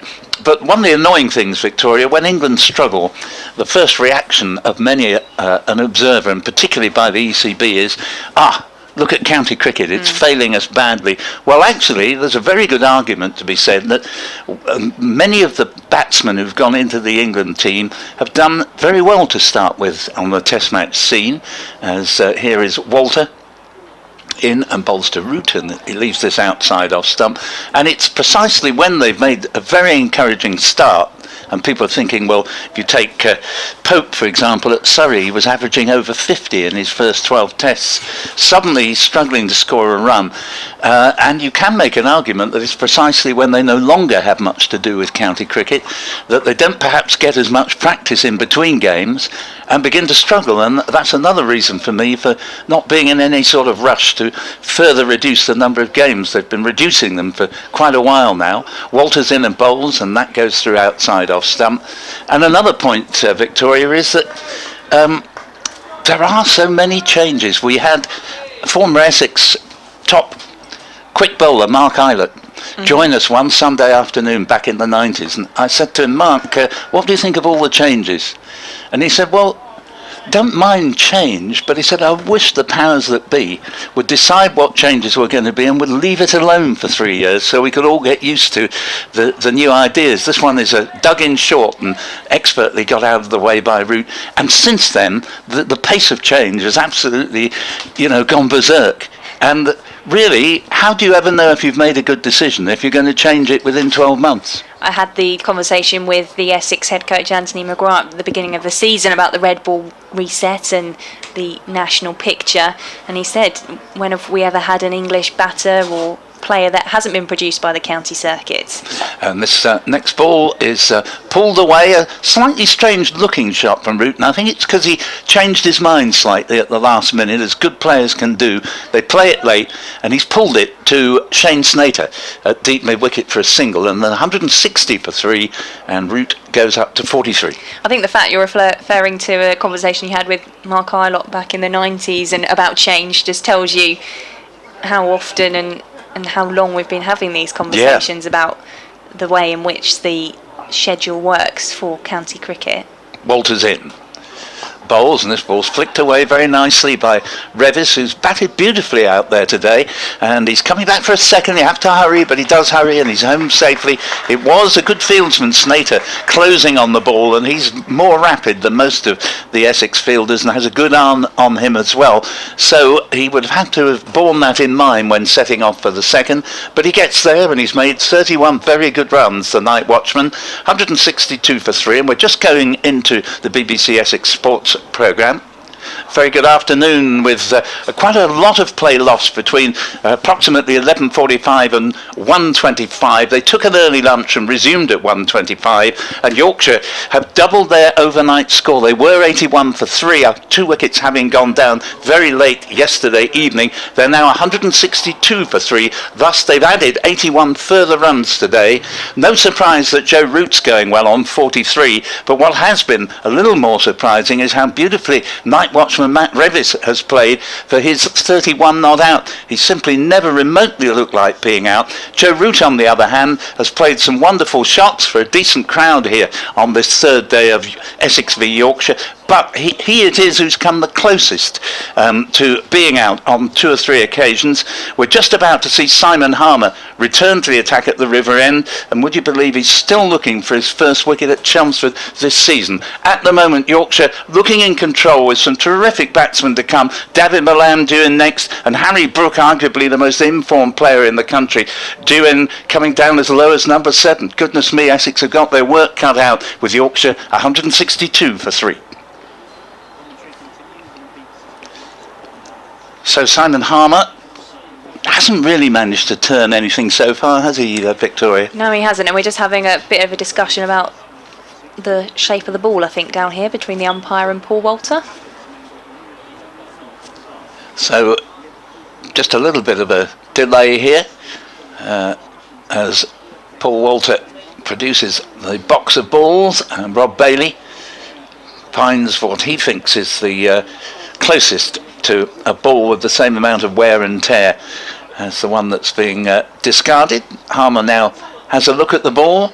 Essex weren't having much joy with the older one, and it's always possible a different ball can suddenly produce a couple of wickets, but I have my doubts as to whether that's going to happen here, particularly we were talking about this point a moment or two with one of our emailers, that, you know, we've got this ball with smaller seam on it, and generally speaking there are an awful lot more runs being scored up and down the country.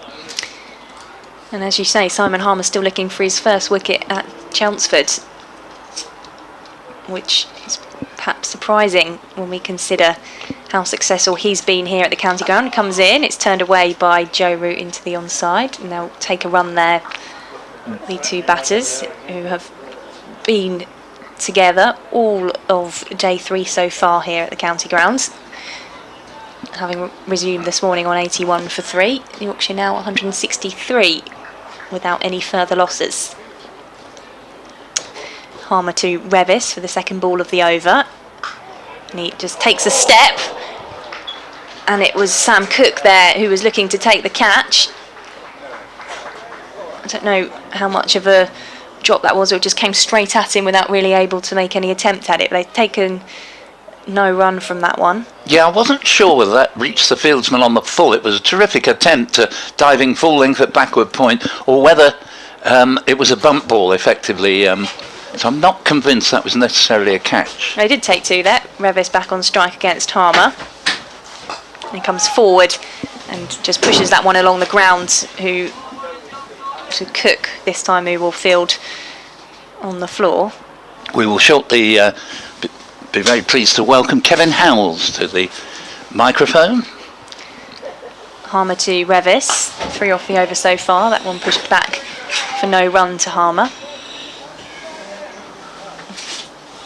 And as you say, Revis looking comfortable for his 33 not out, having come in as night watchman yesterday for Yorkshire, and he'll face Harmer again. Takes a step this time, and it'll play back to Harmer, who goes to ground to collect that one, stop it going straight back down the pitch.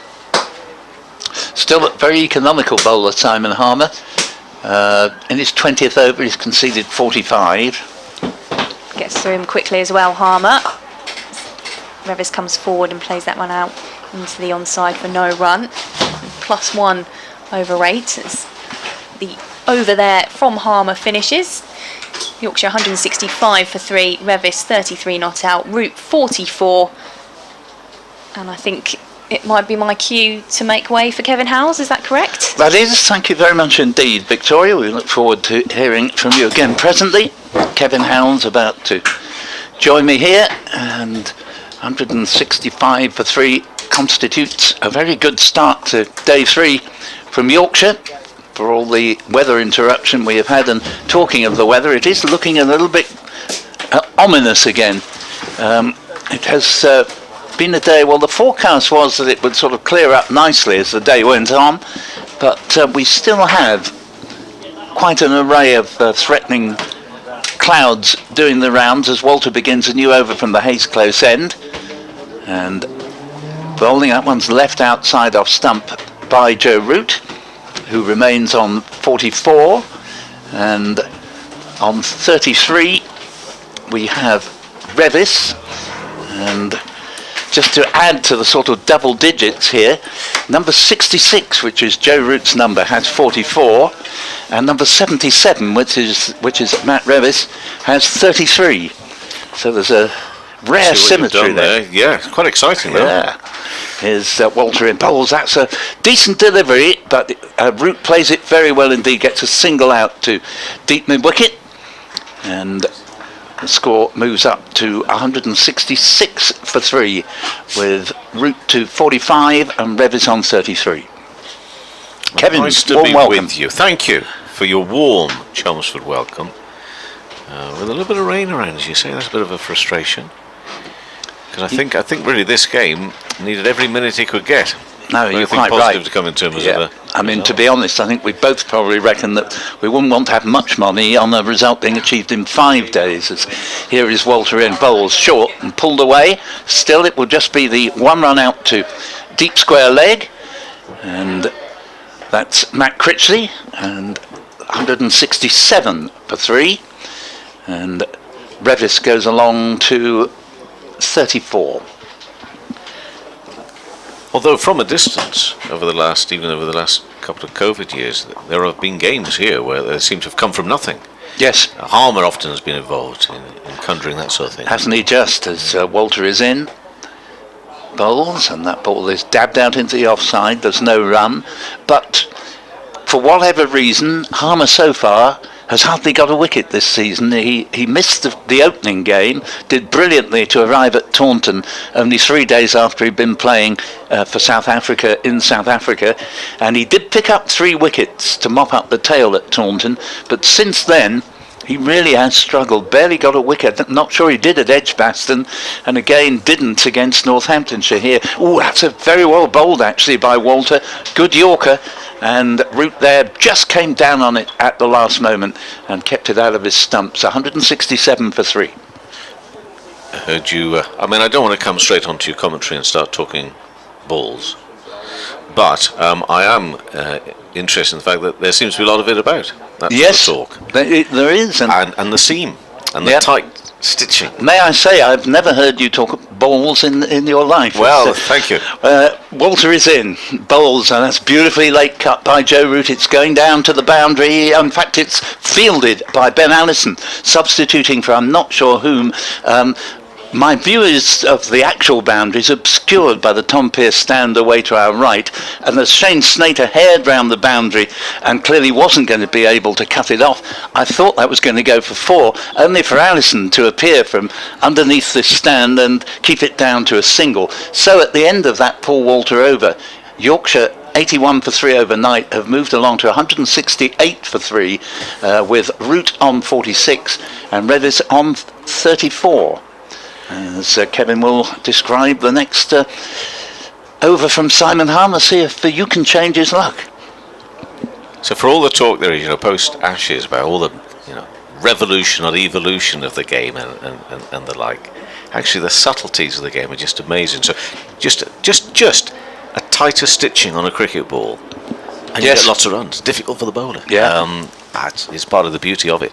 Harmer, looking for wickets here then for Essex. Ian and Bowles looking to reverse this. His Root gets it past the diving man at slip, and that's going to run down towards the boundary. He isn't going to get there. They'll pick up 2 runs, and Joe Root will take his score as he tries to get the pace of the board straight away. Moves on to 48. There we are, 48 off 86 deliveries, and Yorkshire to 170 for 3 in reply to 403. And Harmer again in Bowles, and just tapped away twice. He had 2 goes at it, did Joe Root there. Just a little defensive push, and then he just a little flick away. Now towards the man at short legs. You got a slip. There's Alistair, and a man at forward short, and turned away to the right hand side, and actually finds a lovely gap. Just worked it away. He knew exactly what he was doing there.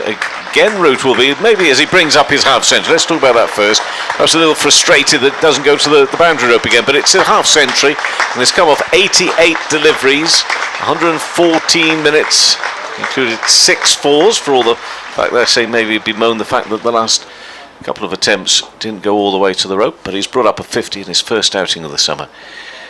And Harmer in again, goes back and works it away. Good use of the wrists here. This innings of 50, I heard you talk about it a little bit earlier. As you might expect, and nothing wrong with this, just 1 or 2 moments of leading edge and the like for Root, but otherwise he's looked solid out there, and looks as if now as he's actually breaking into a little bit more of a flourish, a little bit more fluency maybe to it all as well, that he drives that. What for me, 2 lovely looking shots actually. He doesn't get him a lot of runs, but he drives that up there to the tall figure of Walter at mid-on, and he takes his score up to 51 not out, putting Revis back on track. And you're almost tempted to talk more about the night watchman here in Revis than you are about Root in many ways. Next ball full and worked away, and again look at that lovely, it had a lovely shape to it. Yeah, I mean it's the end of the over, sorry Paul, it's the end of the over, and it's 173 for 3 in reply to Essex 403, but Revis on 34 not out. How many balls? 124 balls now. Well, that's right, and he's just, there was a moment in the previous Harmer over, I wasn't sure whether it was a bump ball that went to backward point or whether it reached the fieldsman on the full, but apart from that, Revis just hasn't looked like being out at all. The only moments when a wicket has looked as if there might just be a question mark have come when Root has been on strike. There's been a couple of LBW shouts, a play and miss at 1 or 2. Otherwise, apart from those moments, Root's looked in regal form, let me hasten to add. We've had an email from Gary Kane to bbcessexcricket@gmail.com, who says, can I make it clear I totally agree with you, Paul, if if there's any more damage, yes indeed, I shouldn't have continued to that. He says if there's any more damage to 4-day cricket, they may as well do away with it. Well, I do, obviously, as I've already said, I do think, as I was referring to Mark Eilert years ago, saying I don't mind change, but could we decide what changes we're going to have and stick with them for 2 or 3 years so we can all get used to it? And if you change every year, you never really know whether what you've just done was a good idea or not. Critchley comes into the attack, replacing Paul Walter from the Hayes close end, leg spinner, Bowles, and this ball is chopped away but very nicely fielded on the tumble by the substitute fieldsman Ben Allison, and there is no run. I know there's quite a lot of discussion yesterday on this, so we must perhaps just be quite brief about it, but I mean, if I could just add one little thing on there maybe. Certainly, as Critchley bowls, and this ball again is chopped to Ben Allison, doesn't have to move this time at backward point, no run. I don't go for conspiracy theories generally, no, but you talk about all this constant change. I think we're almost at the point that they've been trying to get to for the last 25 years. Right, as Critchley's in bowls and this ball is played to mid-wicket, go for a quick single, and safely accomplished, and rather a wild throw from Cushy off balance at mid-wicket, nicely backed up by Allison at backward point, 174 for 3. And when I say they, the group, which has now moved into maybe a second and third generation. Critchley, Cook at slip, Bowles, and Alistair Cook, that is, this ball is just played back into the onside of straight, picked up by the bowler.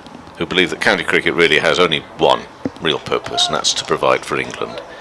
And therefore just get it into shape, so that's what it's doing. Everything else we can do without. And that keeps it a little bit low. It's played away for a single by the impressive Revis out to Snater on the cover boundary, and the score to 175 for 3. Revis 35, Root into strike on 52. Critchley.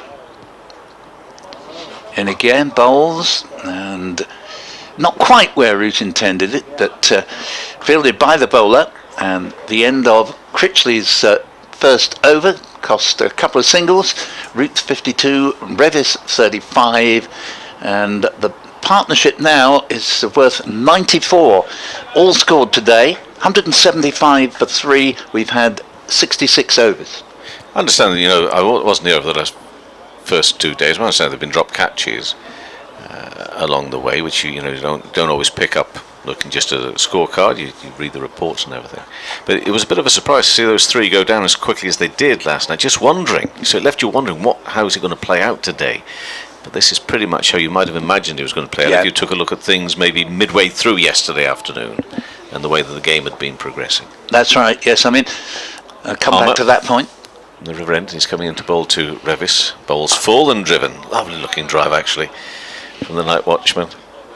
I mean, it genuinely is a case that if you didn't know from where he originally was on the card, Rivers, you'd have no idea that this fellow had been put in as a night watchman. You really wouldn't.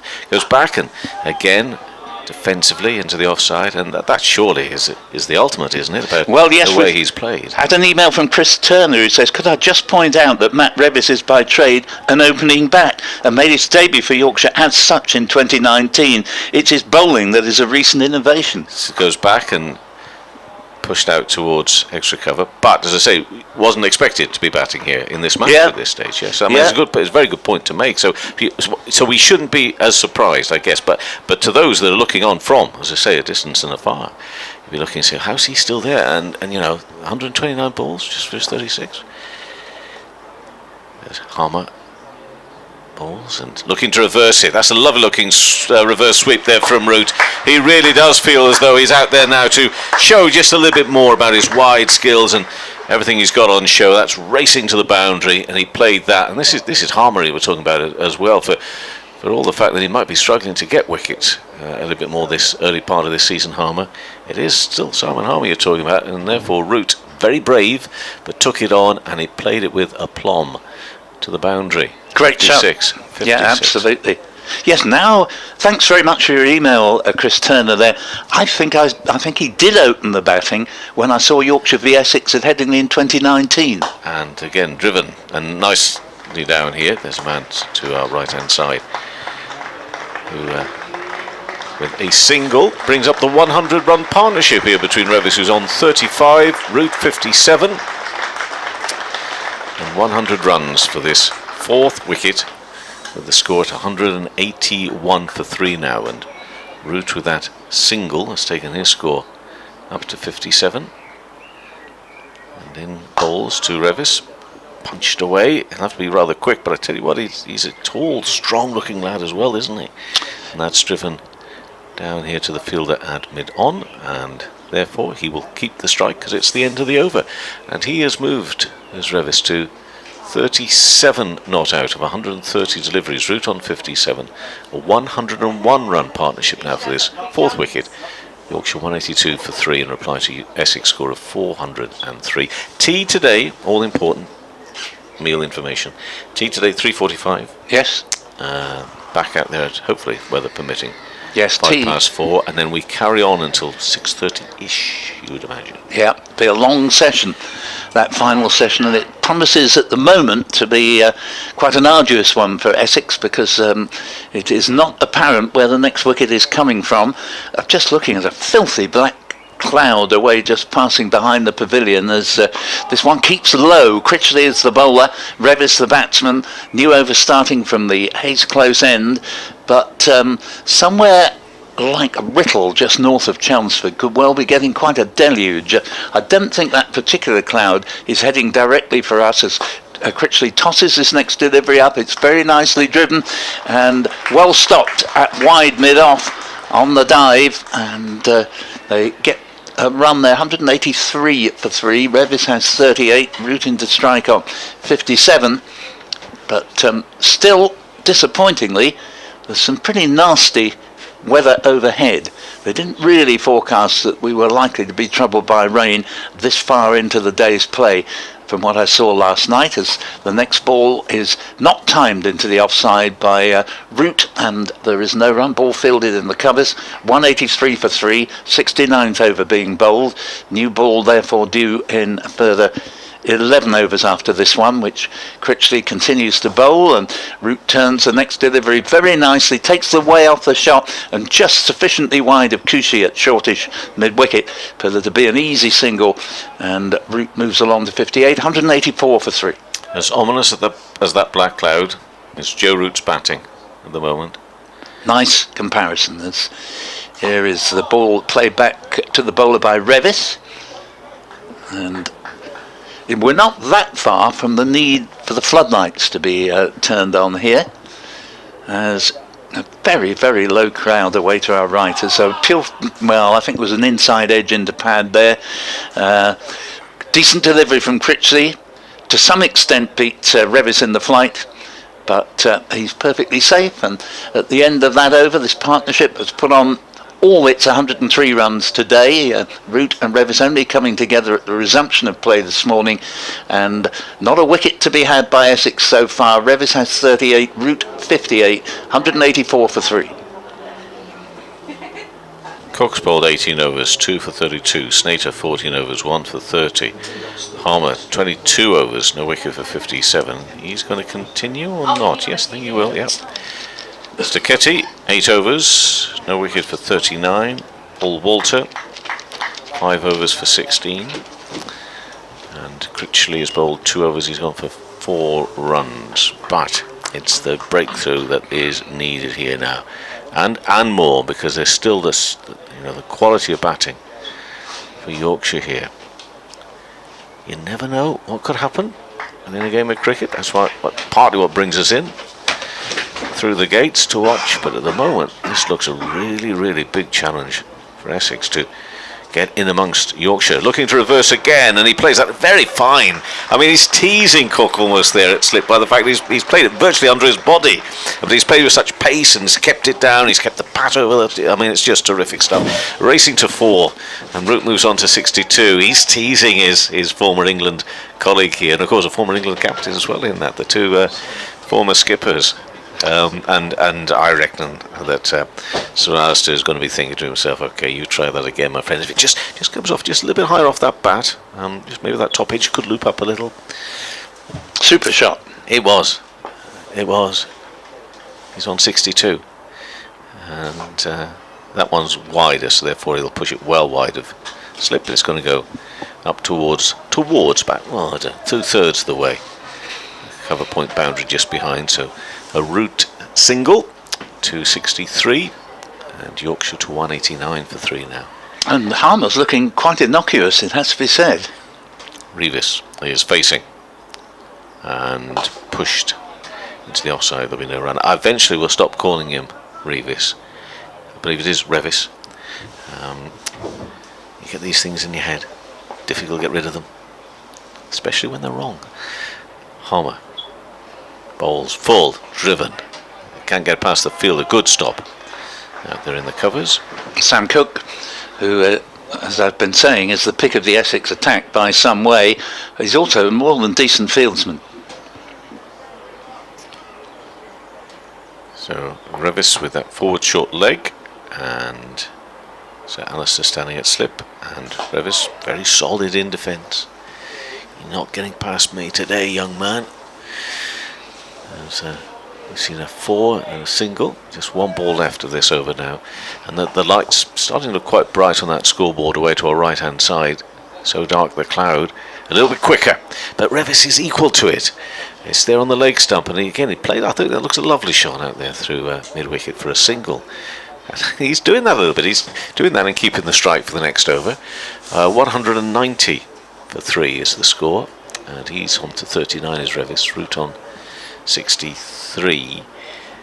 I have to say that already this round 5, so week 5 of the championship season, I've already done what usually happens about week 3 in fairness, which is not take a blind bit of notice of the weather forecast. Well, yes. Following last week's attempts to go where the sun was shining, only to go all the way from Nottingham to Southampton, thinking, well, there's got to be very little in Derby and Leeds, which could have been on my way home. Yeah. Only to find not a ball bowled at the Aegeus on the Sunday. So they do it on purpose, you know. I know, and it's like the setting of roadworks. Yeah. Yes. There weren't not any roadworks until you need that road. But so I've given up on that. I've given up. But what we can see is not looking particularly good, is it? But it's floating, hopefully, around the ground and not right over it. Yep, it's certainly the very worst sort of cloud we can see, out of which definitely there will be a deluge, is avoiding us. As Critchley begins a new over, Hayes close end, leg spinner, ball played to mid-off, and there's no run. Tom Wesley, generally 9 times out of 10 to be found at deepish mid-off. 190 for 3 up on the board, with 63 to Root, 39 to Revis. And Revis faces the next ball and hits this to deepish mid-on. And once again, there will be no run, but Yorkshire getting themselves certainly into a commanding position in terms of likely to score a big score. Whether they'll have a chance of forcing a result in the match might be another matter, as here's a play and a miss, a rare play and miss from Matt Revis, and goes through to Adam Rossington, and there is no run. And Critchley passes umpire Tim Robinson at the Hayes close end, bowls driven, goes down the ground, a fine stop at deep mid-on. They will get a single, but 3 runs saved there, as that ball was intercepted by Steckety, diving to his left, and the score to 191 for 3, and Root has 63, Revis 40. Critchley's in. Bowls will appeal for LBW against Root, but that was visibly outside leg stump. And 191 for 3 in the 71st over remains the score. Critchley is in again. Nicely driven, and very good cricket from Root, who, even as he played the shot, was already setting off for the single, which went to the left hand of Tom Wesley at deep mid-off. And the score 191 for 3. Where's that walkie-talkie? Well, yes, I can see Jonathan Doidge outside the box, but I think it's just an ordinary mobile he's got. Yeah. Apologies if you're sort of slightly distracted as we are by noises off. Go run through some scores. Keaton Jennings is now out for 110. He's not played for 9 months as Keaton Jennings there for Lancashire, but he's back with a century, 110, but he's now out. Lancashire 256 for 4 in Manchester against Warwickshire, trailed by 59 runs. All these matches on day 3 and round 5 of the competition. Hampshire still. Whenever I say Hampshire is still batting, I can't get the major out of. Yes. Faulty Towers out of my head. Hampshire still batting, Faulty. Anyway, well, they are major, yes. 192 for 9. That 9th wicket stand now, including Aaron Donald 81, James Fuller on 32. So that's a useful partnership building there. There's a lead of 355. They're in real trouble, Hampshire. Yes, they didn't enforce the follow-on, and have we got ball trouble again? Looks like it. Now, I'm told that most innings around the country, balls have been changed twice. And therefore, for the tight of the seam, perhaps that seam's not holding particularly well either. I don't know. We'll have to find out a little bit more about that. I always think that we talk about balls and pitches.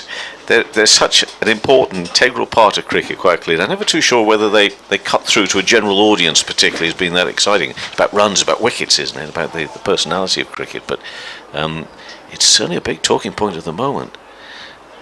Well, both are.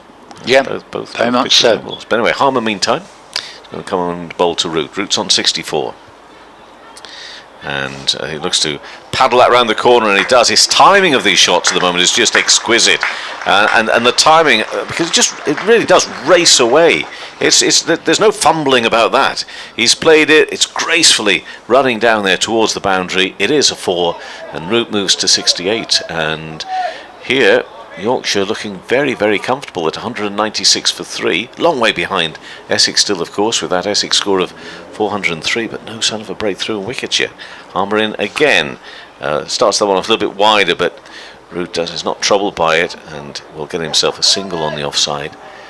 So Root will move to 69 now, and Yorkshire to 197 for 3. Afternoon session on day 3. And Harmer is to his mark once again, with Revis on strike, and that's so wide that Revis again very comfortable just to put his foot out there and just let it go by, watch it go by. Just got to bear in mind, of course, that Harmer can make you look a fool, and he's done many a time down the years, even if he is struggling to get into his groove maybe this summer in bowls, and a bit more flight on that one. But again, waits patiently and then gets down to play the defensive push. Yeah, no one will be more frustrated than Harmer himself at the lack of wickets so far this season. And in past the umpire, and again too much width, and no, decent bounce from the delivery, but no turn to really trouble. Can I just say, by the way, again, just watching on from a distance, what you said, great for him that he's got himself into the South African reckoning and playing their Test cricket as he comes in to Revis, and Revis a push, and he's going to push through for a single again. Is that the last ball of the over again to keep the strike? Does he not realise he's batting with a former England captain here? So he'll keep the strike. He's on 41, Root on 69, but that just looks so good. I'm not saying it wasn't to be expected that he'd rush back for Essex.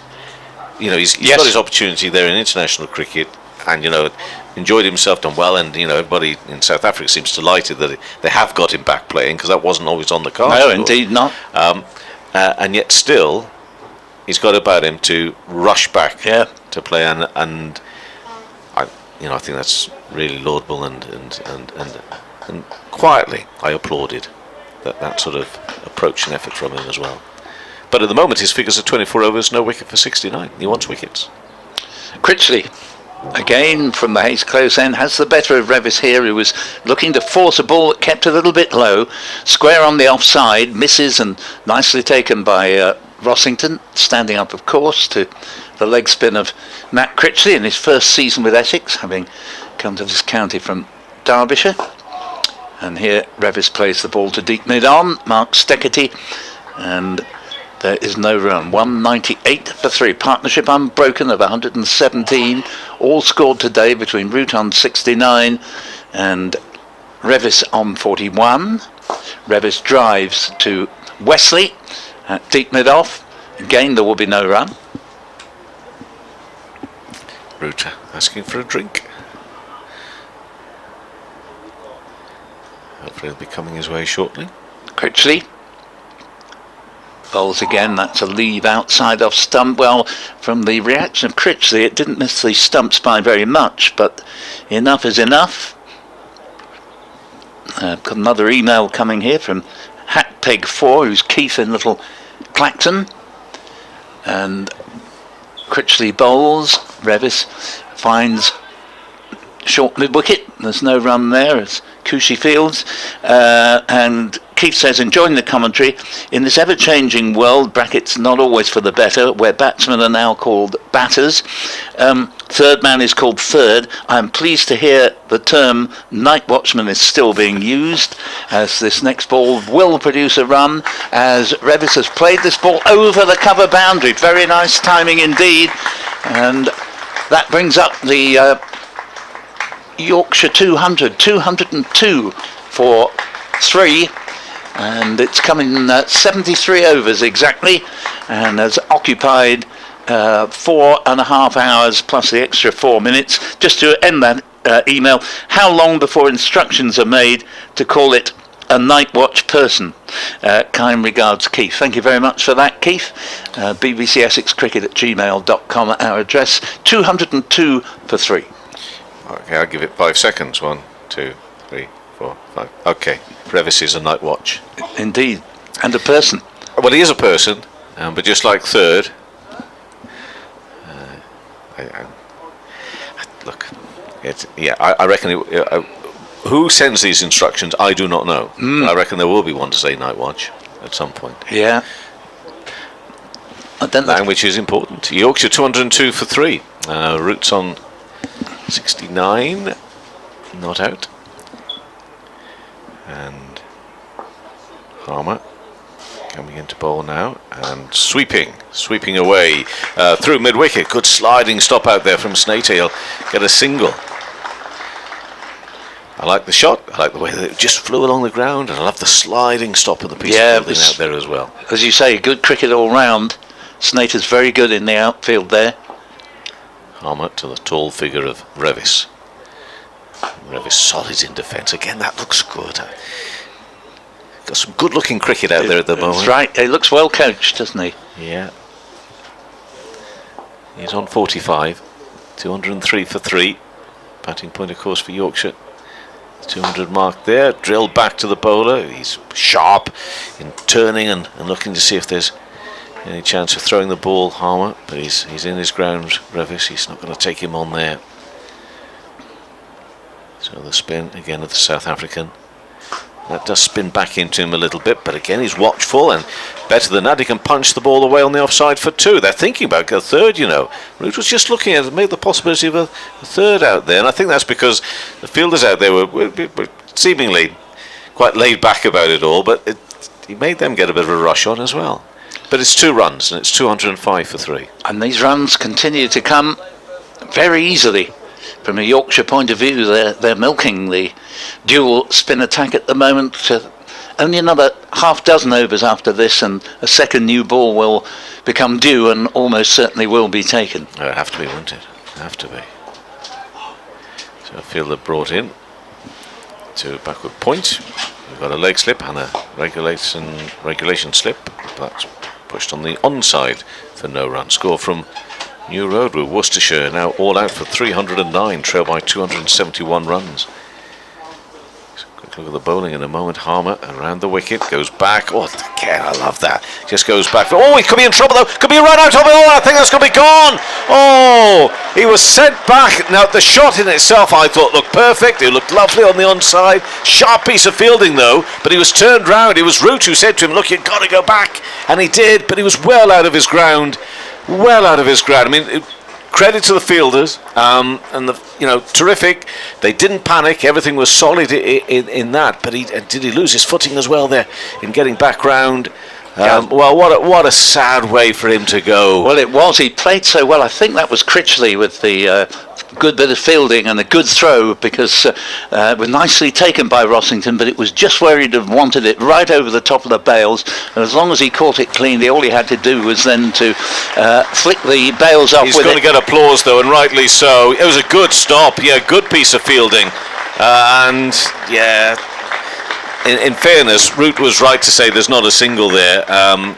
But good applause for a very good innings from Revis. He's out for 47, out there for 156 deliveries, and the Yorkshire score now with 205 for 4. He's been run out, but look, full credit to him. I've enjoyed what I'm watching right up to his last shot.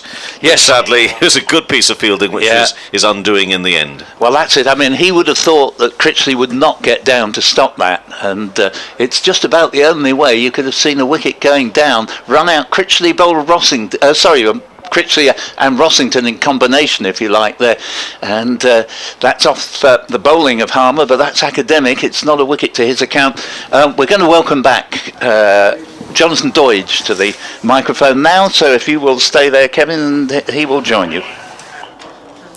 Thank you, Paul. And I'm sure he'll have plenty to say about that innings from young Matthew Revis, but it's 205 for 4 after 74 overs. Was the last ball of the over. He'd been doing that. He'd been picking up those singles and keeping the strike, but not to be.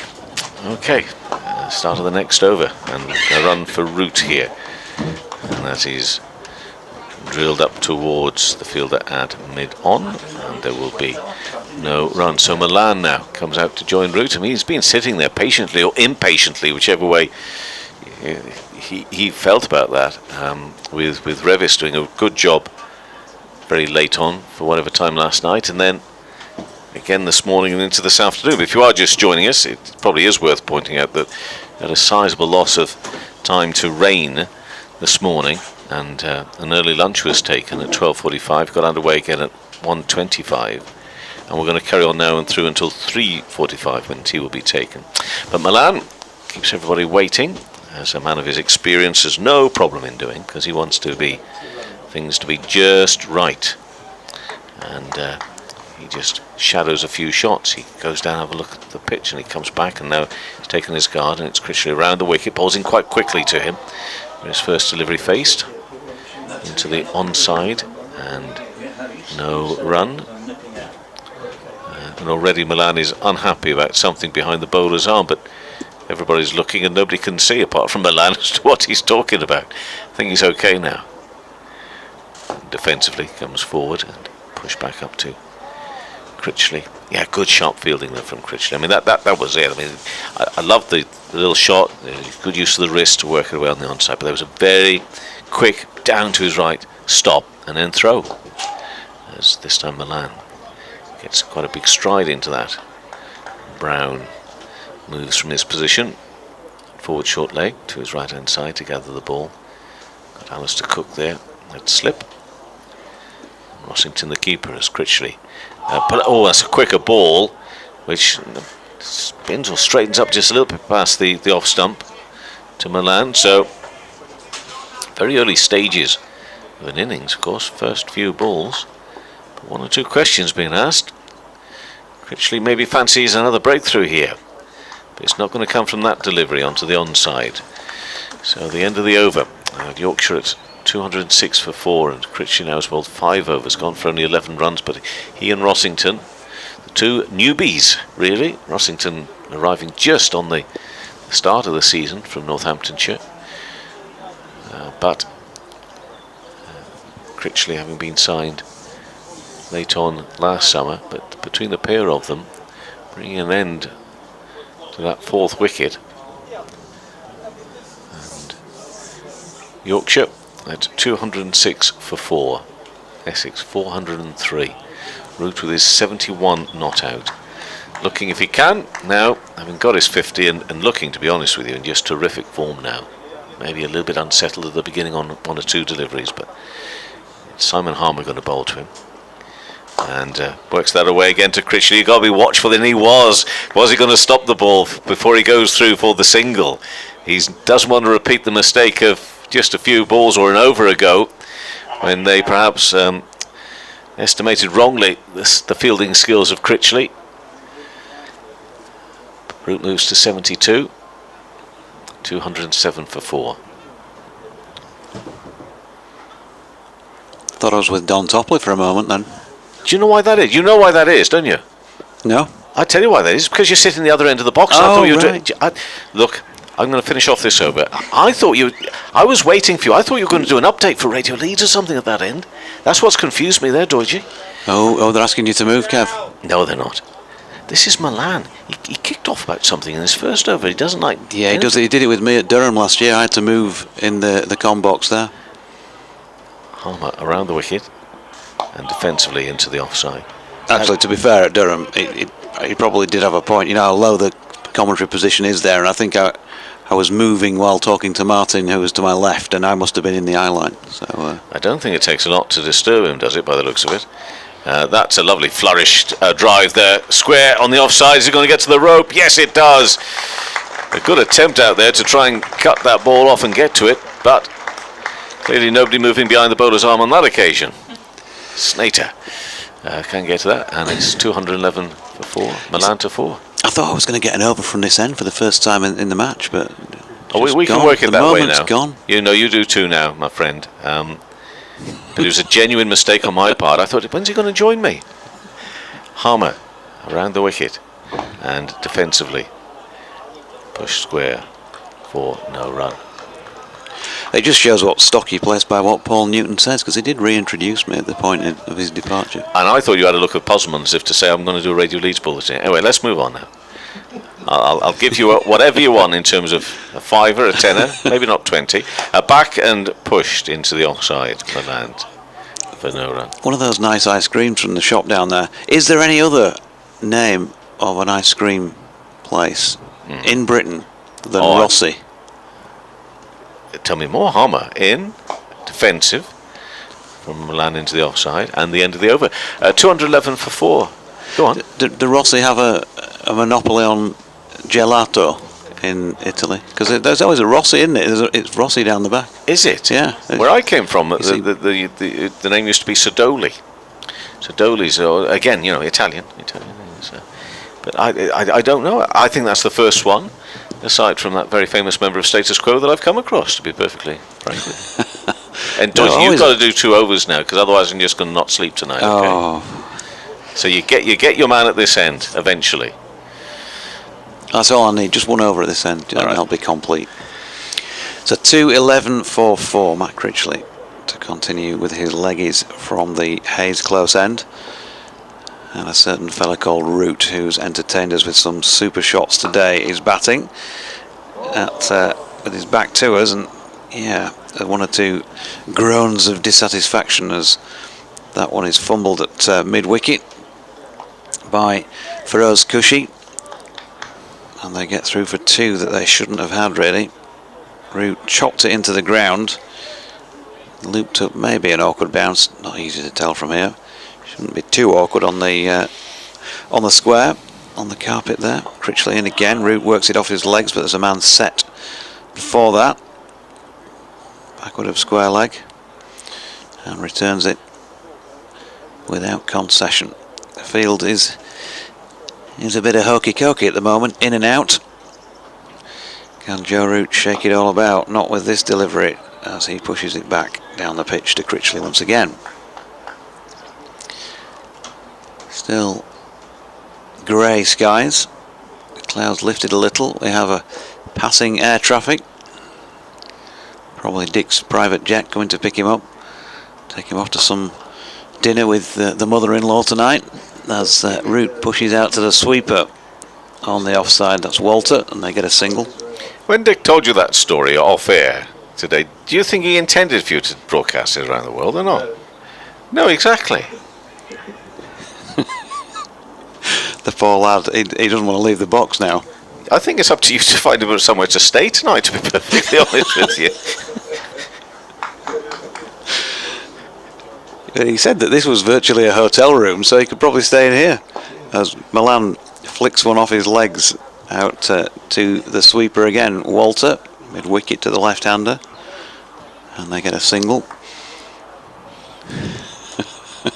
I was straight on to his lawyer on speed dial, thinking to myself, what are they going to say about my very good friend?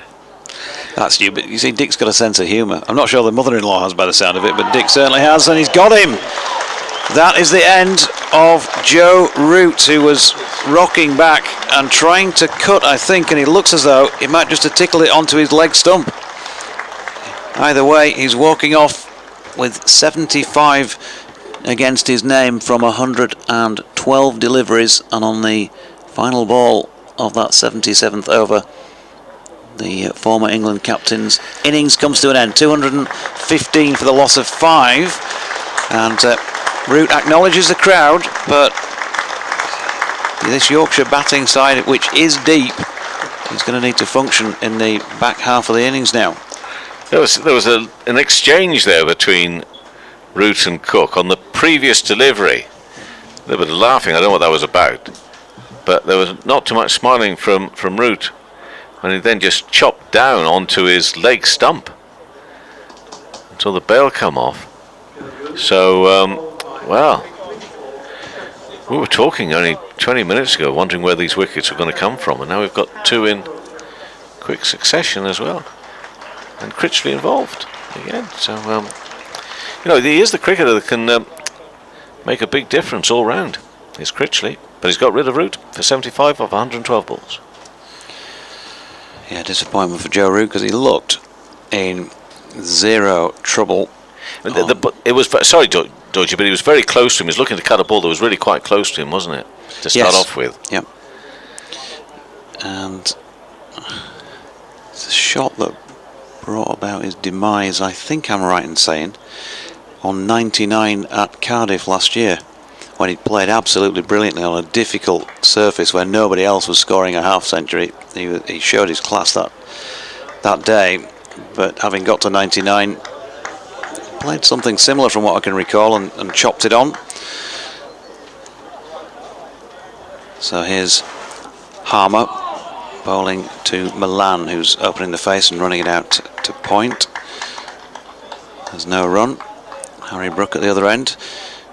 Of course, fond memories of his first-class century here back in 2018. Milan with one of those himself last week, 152, his first ton of the season. And he just flicked one through square leg and called Brook through for a quick single. They've got there. So these two,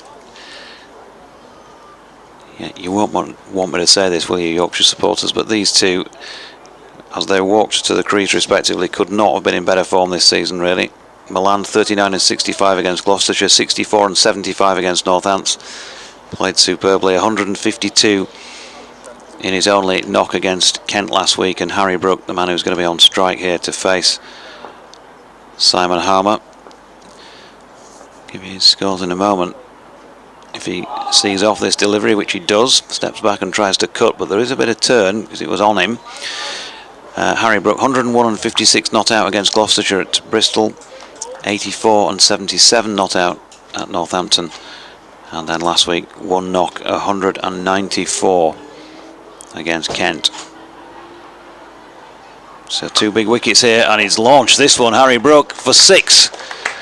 Well, if ever there was a statement of intent against Simon Harmer, that was it. One front leg down, knee bent, and just hammered it over mid-wicket for 6. You've seen a lot of him. I mean, just the form he's in is just phenomenal at the moment, isn't it, Jonathan? Well, I mean, talk about supreme confidence. That's, yeah, he's got a habit of surprising you with his abilities, and that's certainly done that with me with that blow.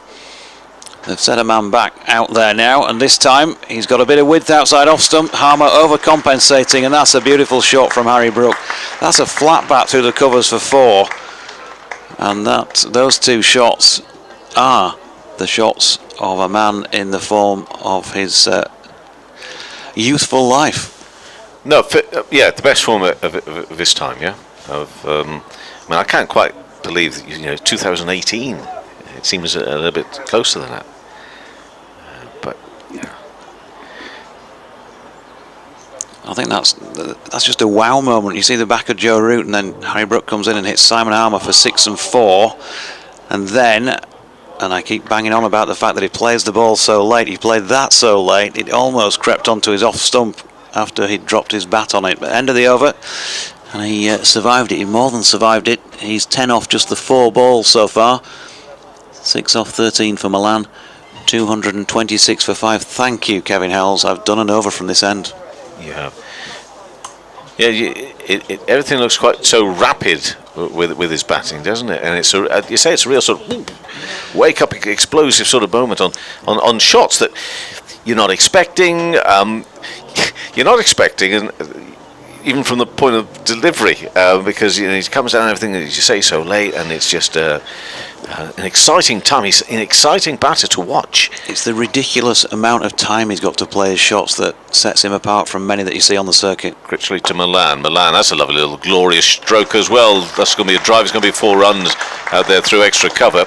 And Milan with that 4 will move to 10, and he'll take the score to 230 for 5 here, Yorkshire. So the loss of wickets in Revis and Root doing a really good job, obviously, for that partnership.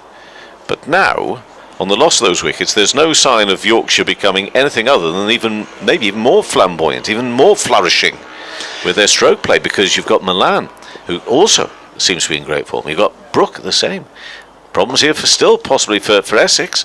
Milan will work that away through square, through the leg side. Good sliding stop out there through deep mid-wicket. He'll get 2 runs, and he will take his score up to 12. And to Yorkshire 232 for 5. I want to just bring a score from Hampshire as well, because Hampshire all out for 204 against Gloucestershire. It's a lead of 367 second innings, but a 101 runs partnership for the last wicket between Nar and Donald he was out for 89, and James Fuller, 32, not out. So that's some performance for a last wicket there at the Aegeus. But an interesting dynamic to this afternoon. Both Revis and Root were playing fine. It wasn't necessarily, as we see this next delivery, bowled to Milan, who pushes back up. But it was not necessarily that it was at all battling, or they have to grind anything out. But it's taken on a whole new pace, this game, seemingly, since those wickets have gone. And going back, and lovely looking shot again from Milan. So it sits up a little bit and flicks it away on that leg side. They'll come back for 2. And we saw, I thought Revis played some really lovely shots. Root also, until that misjudgment there, and when he chopped on, was also playing really nicely. But it's gone up another gear here now with this pair. And the quality of some of the strokes and shots today. A little push from Milan into the offside. He'll go through for 1. And he goes up to 15 not out now. And Yorkshire 235 for 5. Closing down on the Essex first innings total of 403. We've seen a 4, just 1 dot ball in this over, and a couple of 2s and a single. And it's going to be Brook who's back on strike. He's only faced 4 deliveries for his 10. He's not knocking about this afternoon.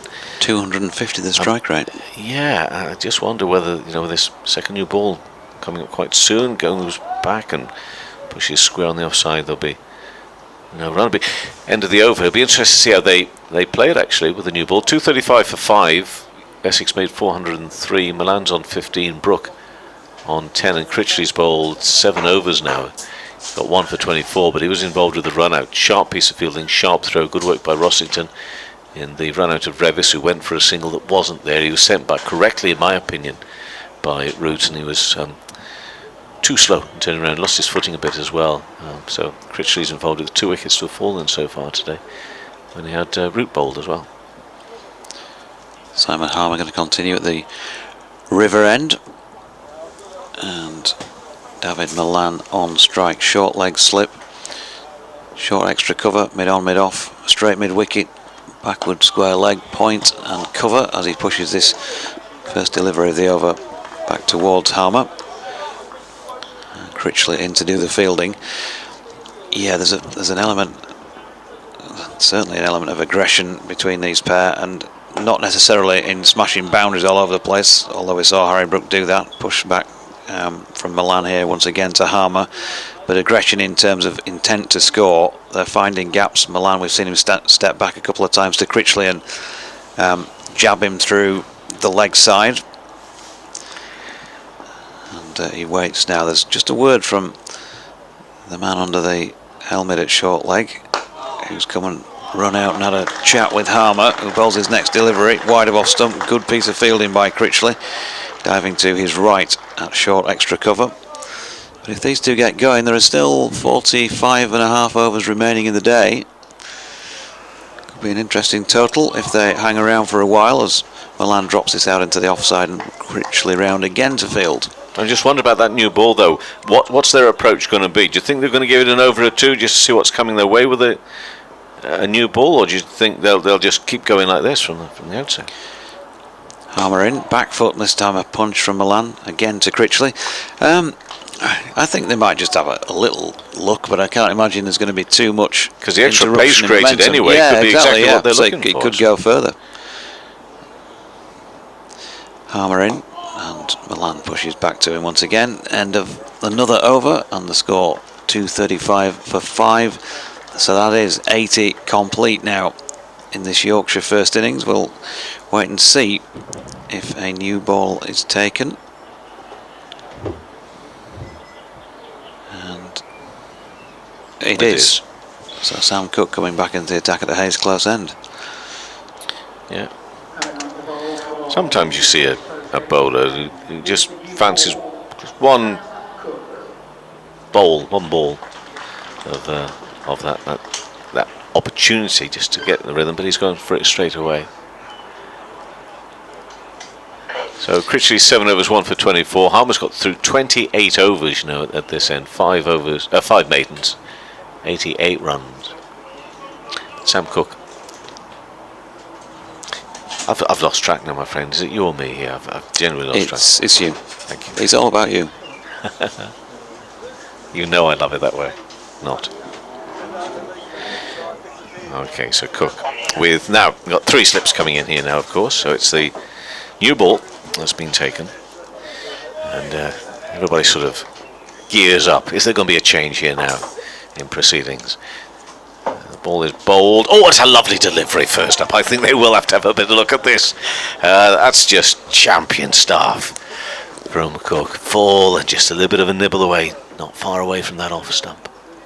Ball into Brook, who's on 10. And off they go for a bit of a prod around the pitch as well. Yes. A really interesting period of the game here now, Jonathan.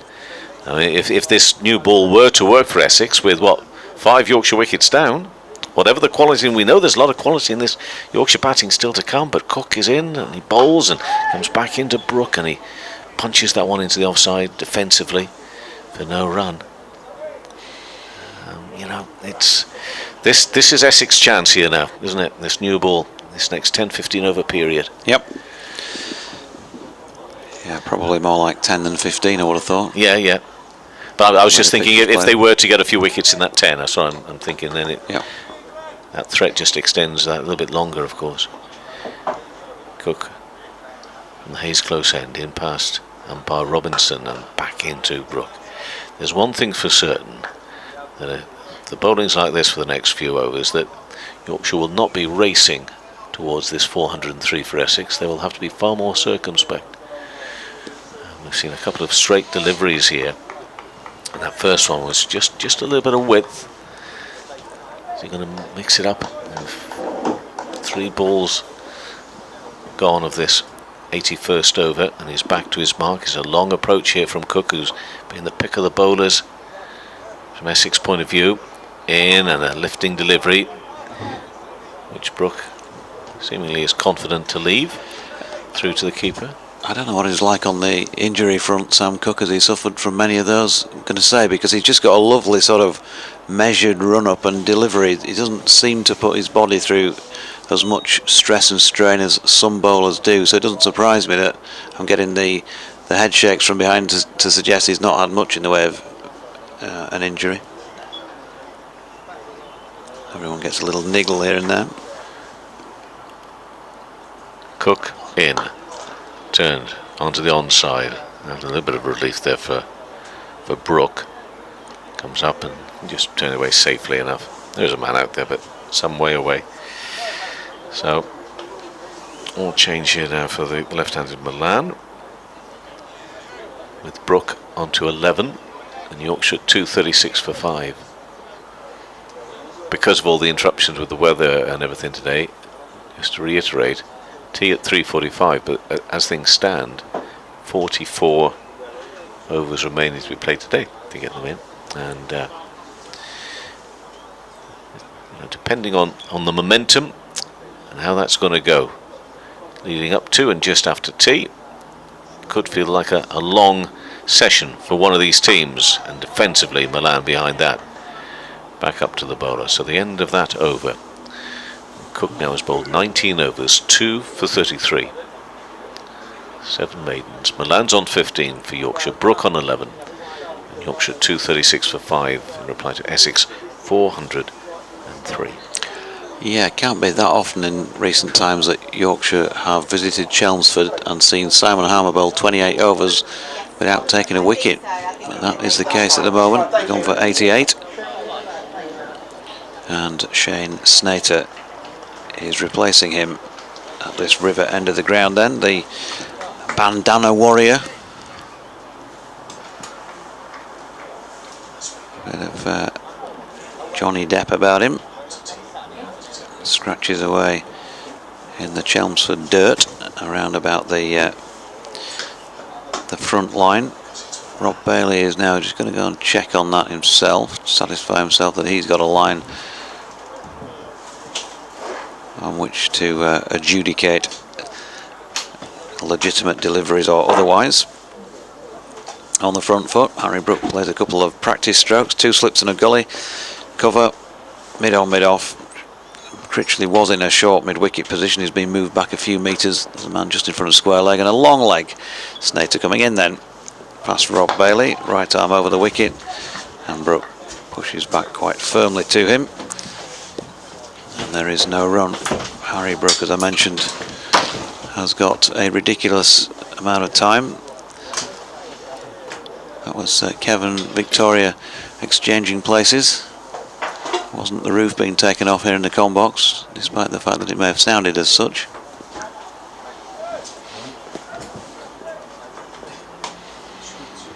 Snater then. In he comes rocking from side to side.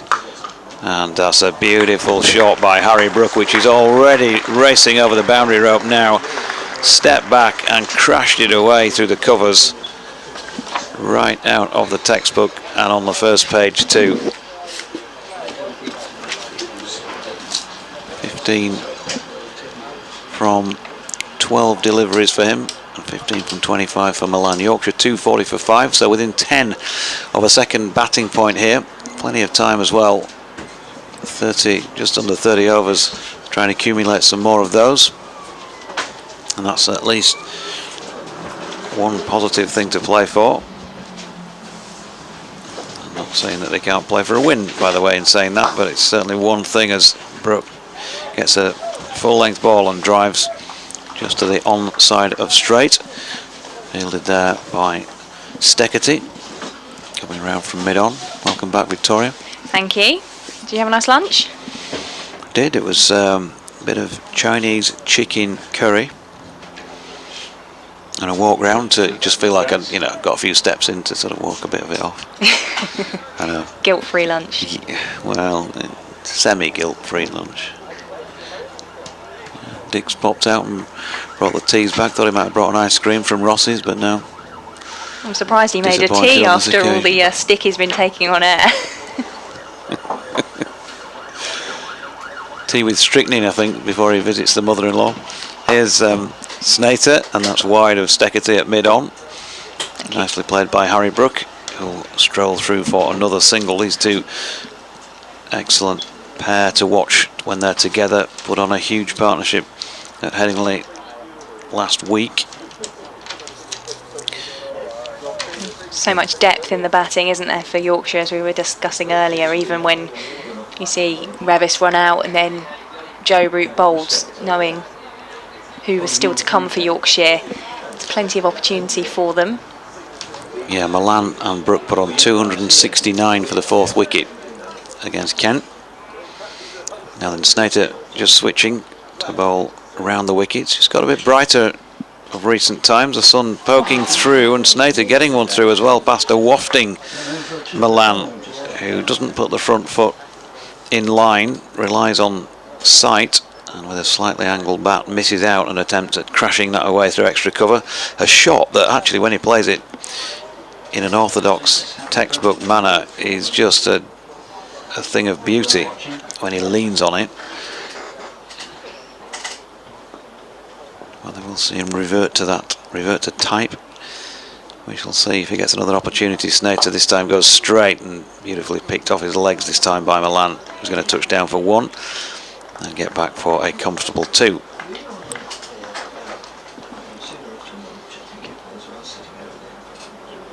End of the over then, and at 243 for the loss of 5. Milan 17, Brook 16. It's in its infancy, this partnership, relatively speaking, but they've already put on 28 in pretty quick time. Just 21 minutes, in fact 20 minutes, doing them a disservice. And the sun really is starting to come back out here now at the county ground. A few shades going on around us of the spectators that have stayed here for most of the day and put up with that rain delay that we had. Sam Cook back to bowl from the Hayes close end, and you were asking earlier about his injury history, and he's been largely unscathed really throughout his Essex career, as he trundles in to Brook, who comes forward and just plays that along the ground. It's much different really to Jamie Porter for Essex, who has had his fair share of injury problems during his career, just a couple of years older than Sam Cook, but it was last season really where Sam Cook really took on that senior role within the Essex bowling attack, and was impressive with his number of wickets taken as he comes in again to Brook, and Brook just watches that one pass the outside edge of his bat through to Rossington for no run. Edward Harland emailed BBC West Yorkshire Sport at gmail.com. He says, JD, before you get to grass, castle, etc., can you ask your co-commentators how they pronounce ass? Yeah, definitely go for the double S on that one, Noah.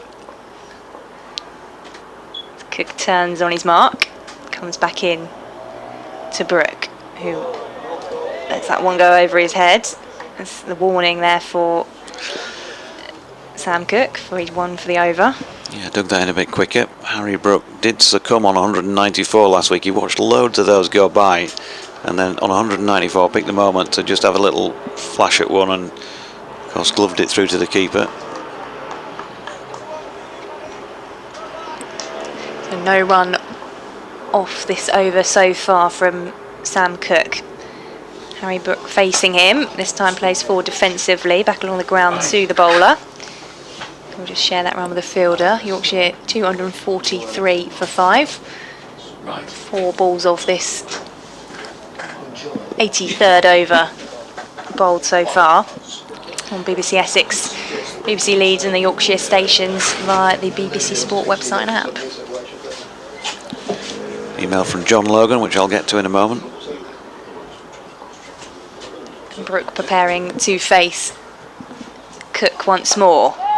Time he plays that one into the offside. It'll be collected by Critchley, who got that run out and the wicket that we've seen in this afternoon session.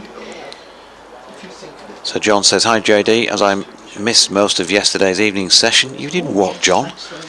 Did Matthew Revis come into bat as a sort of night watchman for the fall of George Hill's wicket? If so, not a bad night watchman. Tick, yes he did. As regards language and dialects, etc., that is part of my day job. Interesting this.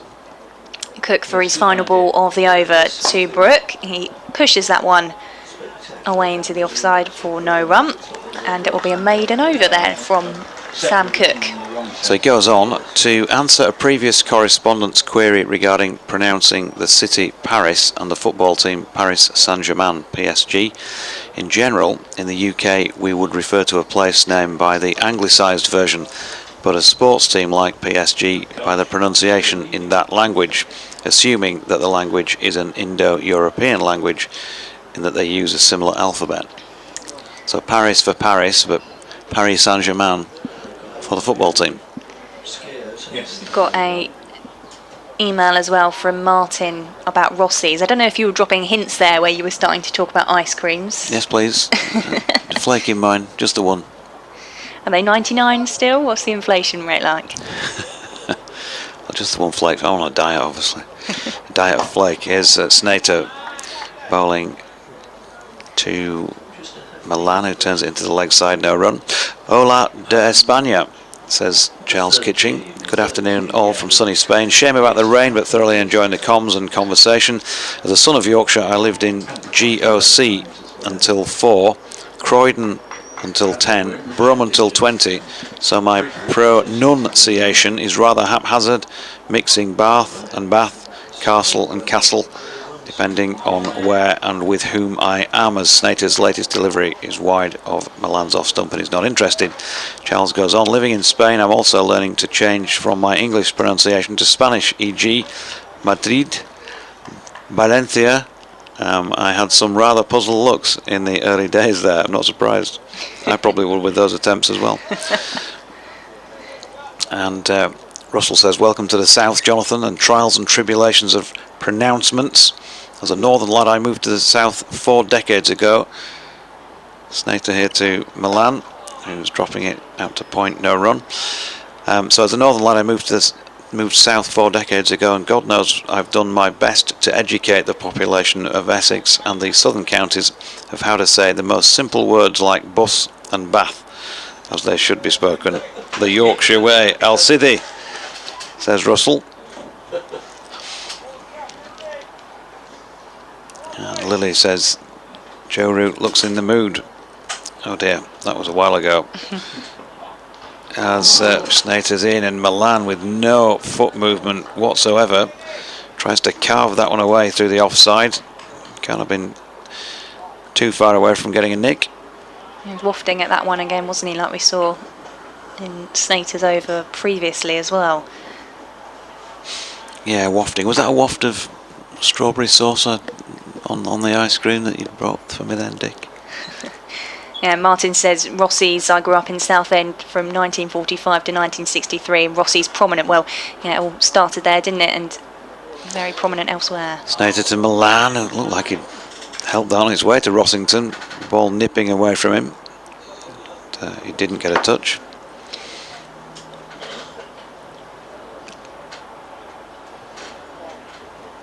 And Lily, whose surname is spelt O-L-O-U-M-I, would like you, Victoria, to try and pronounce it. Hang on, O-L-O U-M-I. U-M-I. Olumi? Olumi? Lily will tell us if you were right. Snater, meanwhile, circles the pile of sawdust at this river end of the ground and comes in and bowls to David Milan in the Chelmsford sunshine as it now is, and that's a dot ball to complete the over. Snater bowling a maiden, 16 overs, 5 maidens, 1 for 37 to be precise. Yorkshire 243 for 5, with Messrs Milan on 17 and Brook on 16 respectively. I can empathise with a surname that can sometimes be difficult to pronounce. The EY in Polly often trips people up. They look at it and think Pooley, but it is just Polly with an E in it, just to confuse everybody. And Sam Cook will resume from the Hayes close end. Harry Brook on strike to face. As Cook comes in, he comes forward with his left and through to Rossington. A few oohs and ahs around the county ground for that one. Some nice deliveries from Cook we've seen since the new ball was taken.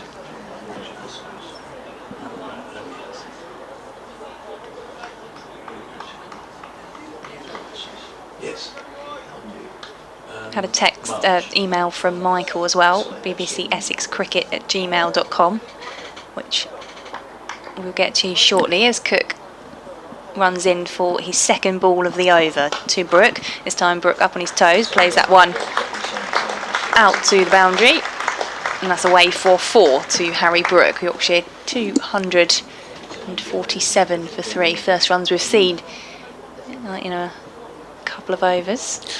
Yeah, he'll give him a bit of width, give him an inch and he'll take a mile, as they say. He'll make deliveries that are not that wide, look as if they were a bit wider with the time he's got.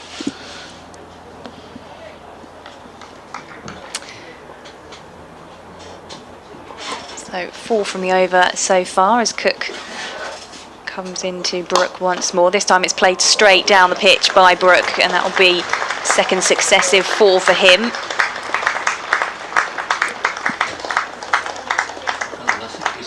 Harry Brook now moving things along. Let's wait for the scoreboard to update, as there'll be another applause for the 250 there to Yorkshire. Second batting point for them.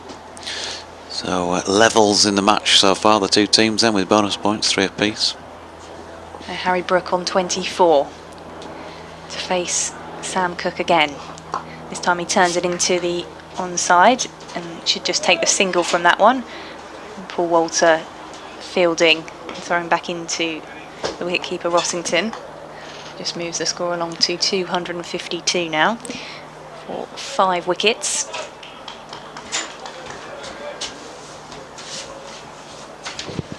Michael on the email says, do you think Mark Steckety is struggling with English conditions? He's not being very effective. I hope he can prove me wrong and take a few wickets. He's not got too long left now, has he, of his 6-match spell with Essex, as Cook comes in around the wicket this time to Milan. That's left. Came forward, but Rossington will collect behind the stumps of the dot ball. was the 2 dot balls in this over. And the 5-9 to Harry Brook.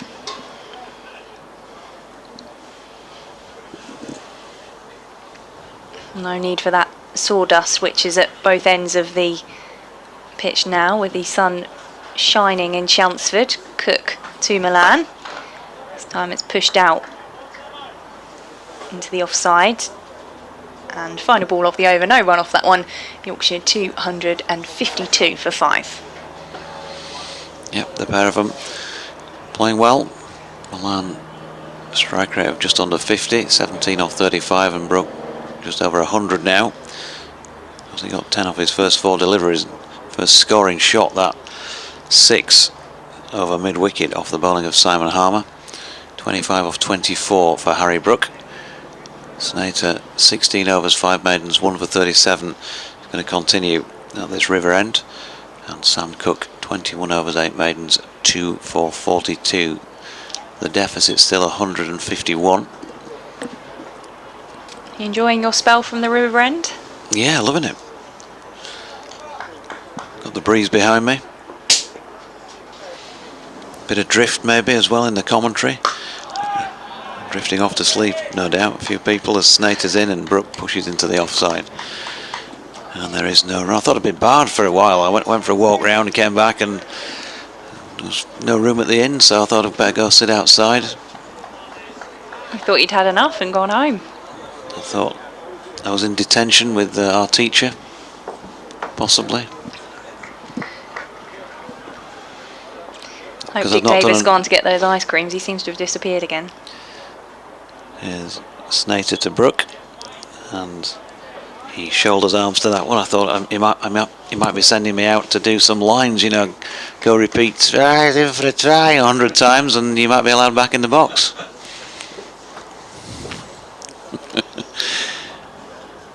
Those were the days. Remember that afternoon? We just laughed, didn't we, for a session?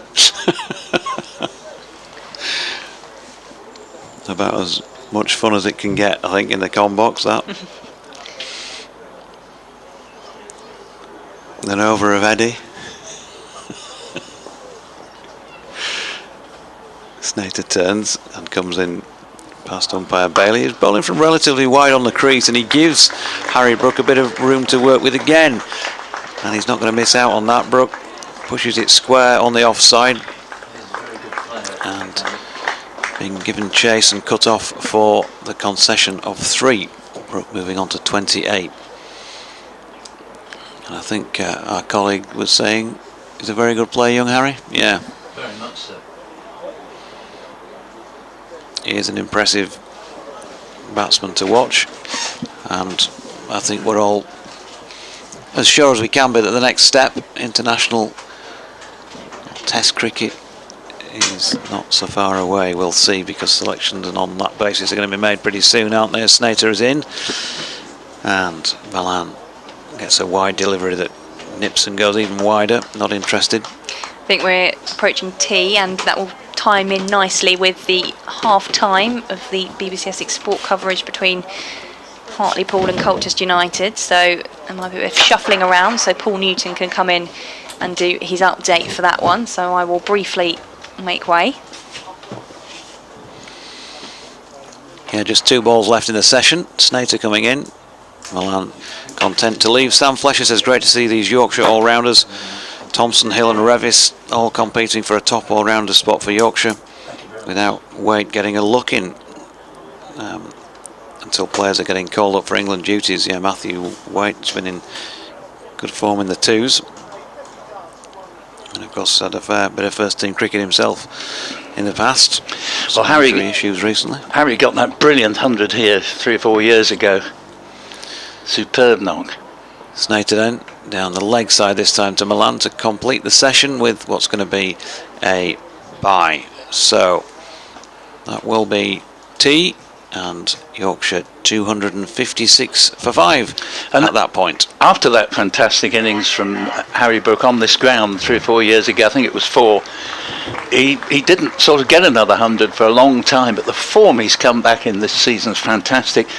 My thought would be, if you're not going to pick him now, when are you going to pick him? And I wish they would pick up on who's absolutely red hot at a time and not wait until they've played themselves out of form before they say, yeah, he deserves a go. I'd love to see him, put straight into the team. Yeah, I'd agree. I think many Yorkshire supporters would. They're going to be cheated of watching him playing for Yorkshire, but wishing him well. They've had an enjoyable time doing so, and if that does eventuate, and we don't know for certain, but we're just thinking it will, then everybody will doff the cap to him and wish him all the very best, because he's certainly given us plenty of entertainment in the last 4 or 5 seasons. And what I think would help as well is don't just keep him strictly to Test cricket once he's in there, assuming that they do pick him. Send him back to play for Yorkshire, between Test matches, because if you don't, you can lose your form by just not getting the chance for a regular knock. Yeah, I suspect if he makes the grade in Test cricket, which is what he says he really wants to do, I think you'll find he'll end up playing all 3 formats, because he's just so good across the 3. I mean, absolutely. His T20 cricket last year was sensational. Yeah, no, he's marvellous talent. I need to just pop off and do a quick update for BBC Radio Leeds. Yep, thank you very much, Jonathan. And I'm just keeping going for a moment or two in anticipation of being summoned to give an account of what's happened since lunch for the BBC Essex sport game. Last I heard, in the big match of the day, it was Hartlepool United 0, Colchester United 1. A Kinde on the score sheet. Knew you'd all be agog to hear that news. And 2:56 for 5 is the tea time score in 86 overs with the new ball taken. And sounds as though the half has been extended, the first half has been extended by 2 or 3 minutes. Not yet hearing, but unless you did want to hear an update of the lunch to tea session, then do please rejoin us around about 17 or 18 minutes time, at about 7 or 8 minutes past 4, when Jonathan and Victoria will continue to describe the action for you. But already Harry Brook has raced past David Milan, 28-17. He certainly likes playing on this ground. Was one of the best innings I've seen on the ground. That 100 he got in the Yorkshire second innings when they'd been bowled out for 50 in the first completely took what had looked a formality of a victory for Essex away from the home county.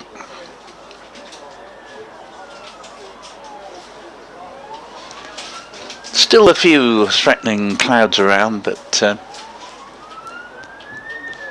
think on the whole we've hopefully had the last interruption of the day, and of course we will be going through to 6:30.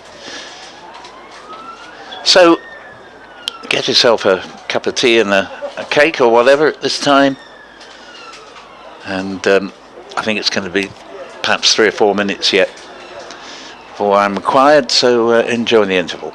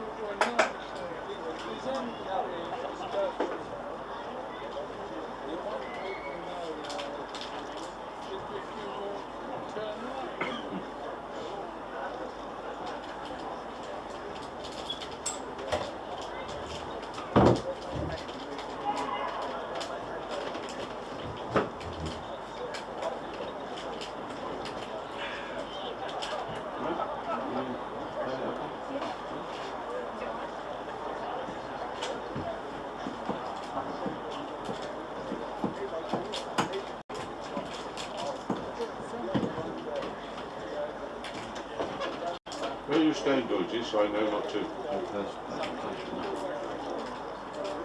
Come on, where are you staying? You know where not to go tonight for a beer, obviously. Yeah, well, I'm not doing any of that. Well, you never do. I've asked you about the Yeah, town. correct. So where are you staying? Brentwood, Holiday Inn. There's a team out there. Well, that's ominous for being in room for Chelmsford. It's not a bad on a Sunday morning, it'd be a fine one in that, but I'll try and do that. What's that one? The Atlantic is the one back over that way, which is a bit of a dim and funny one. What's that one over there? Do you know? It's silly asking people because the last thing you know is hotels in Chelmsford. We wouldn't need one, but County Hotel. County. That's the one I'm going to try. Yeah, they had to wait a long time for it, Glenn. 124 runs were put on between the night watchman Matt Revis. Bear in mind, he is by trade an opening batsman, so he's not an ordinary night watchman. And he and Joe Root had put on that 124, and you just couldn't see where a wicket was ever going to come when suddenly Revis clipped a ball off the pads. Lovely shot, looked to be going to the boundary. Matt Critchley at mid-wicket dived to his right, stopped it brilliantly, came up with the ball, perfect throw over the top of the stumps, and Adam Rossington removed the bails with Revis, who'd gone down thinking there'd be a run there, sent back by Root but unable to make his ground. So Revis had gone for 47, and as you so often find on these occasions when one wicket goes down after a long period of toil, a second went down very quickly as Joe Root 10 runs later chopped onto his stumps from the bowling of leg spinner Matt Critchley, who's been Essex's player of the afternoon therefore, and Root gone for a very fine and typically stylish 75. Apart from that, there haven't been too many occasions when a wicket has looked in the offing. Just to rub salt into that particular wound, Yorkshire have now saved the follow-on. They're 256 for 5 at tea. David Milan is a pretty formidable player on 17, but even more formidable is Harry Brook, who's been absolutely piling on the runs this season. He's quickly raced on to 28 not out. Second new ball's been taken, 86 overs bowled, 256 for 5 at tea.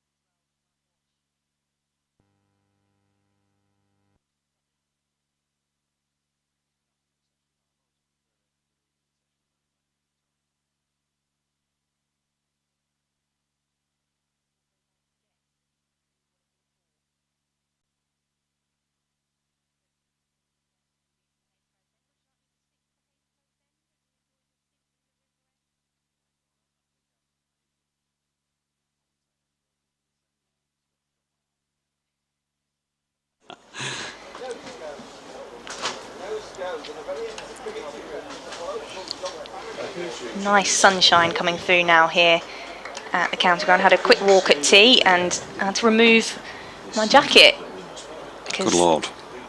it was getting rather warm. You've still got the fleece on. I hope you've got some factor 30 on there. 50 at least. 50. Being this fair.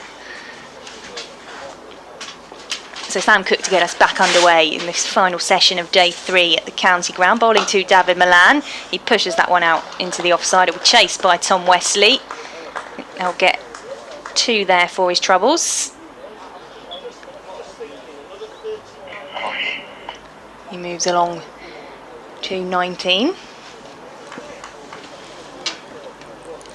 Saw Harry Brook on my walk as well. He was having a chat with, I don't know if it was a fan or a family member maybe, at the back of the pavilion. Seemed quite relaxed. He's been playing some nice shots so far in his innings.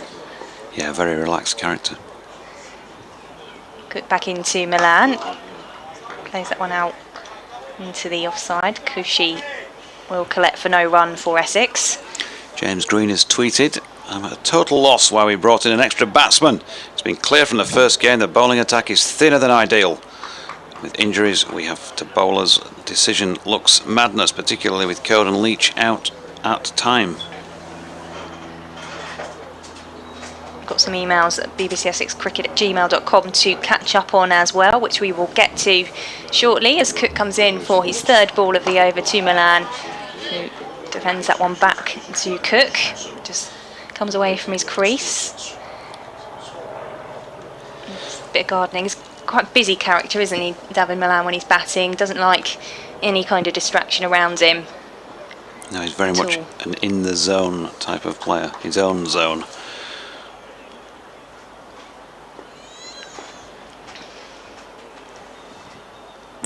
He's in the zone now to face this 4th ball of Sam Cook's over from the Hayes close end. He turns face on to play that one back to him for no run. Dr. Chris Whittaker, good afternoon to you. He says, "Hello JD, really enjoying watching this Yorkshire side.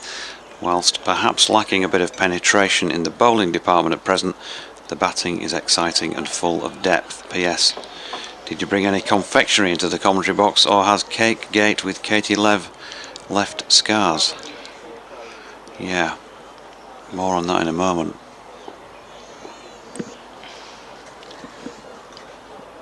We Cook to Milan once more, just the 2 runs off this over so far, and Milan will watch that one through to the wicket-keeper Rossington. No run. Cake Gate, you say? Cake Gate, yeah, well, Lev was in the com box with us and she disappeared off and came back with some cake, but not with cake for anybody else, so had a bit of a whinge about that, and lo and behold, some beautiful carrot cake appeared on a plate for me. That would do nicely now. I know there's some good lemon drizzle that you can get from the kiosks around the county ground as Cook comes in for his final ball of the over to Milan. That one into the offside for no run. And Yorkshire finished the over as this 258 with just the 2 runs off that first ball there. Jacob's been in touch on the email as well. Says, listening from my uni room while studying for my maths exam. Well, good luck with that, Jacob. Says, thanks for the commentary. It's a good distraction. Do you think Harry Brook should be batting higher if he wants to push for an England spot? He's been playing well this season, but is it enough? Keep up the good work, says Jacob. Sam Goose says, that sounds like a very sassy remark, Jonathan Doidge, or should that be sassy remark? Sassy or sassy? Sassy. Am I contradicting myself now? Yeah, Sean in Roundhead says, got to be careful of the pronunciation for Southerners. Wouldn't want to harass the lady. Merely asking questions. Just asking questions. 258 for 5. Shane Snater to commence the evening session with the ball, which is still just the 7 overs old. So should be a bit of life in it yet as he comes in past umpire Rob Bailey. Wide of off stump, and Brook plays a beautiful shot off the back foot. It's just opened the face and got it away square. And they've got back through for a comfortable 3. The ball just pulled up a couple of feet short of the rope out there. Yeah, it just seemed to slow down there in the outfield, didn't it, as it was chased by Cushy to prevent the boundary. So that brings Milan back on strike and a change in the field. David Milan, as I mentioned, 152 last week in his only knock against Kent. Brook with 134. Milan, well, he's give you his stats in a moment, because he's just about to face this Snater delivery, which is wide of off stump, and again we've seen it a couple of times from Milan in this knock so far. No foot movement at all. Previously it was flashing outside off stump before tee. This time it's not as much a flash as a little dabble, really, a dibble outside off stump. Dabble, dibble, double, who knows. Anyway, he got an inside edge and it went for 4. We heard that from here, didn't we, that inside edge there, as the fielders behind the batter just watched that go for the boundary. Simon Harmer back down doing his stretches. I wonder if we might see a bit of him in the not too distant future. So Milan waits again, and in comes Snater. This is fuller and straight and pushed out with care into the offside by the Yorkshire left-hander, who's now played his, or is playing his 204th first-class match. Prior to this knock, he had 12,526 first-class runs to his name, including a highest of 219, which he got since moving to Yorkshire, and his first-class average 38.42. 28 first-class tons, 66 50s to go with those.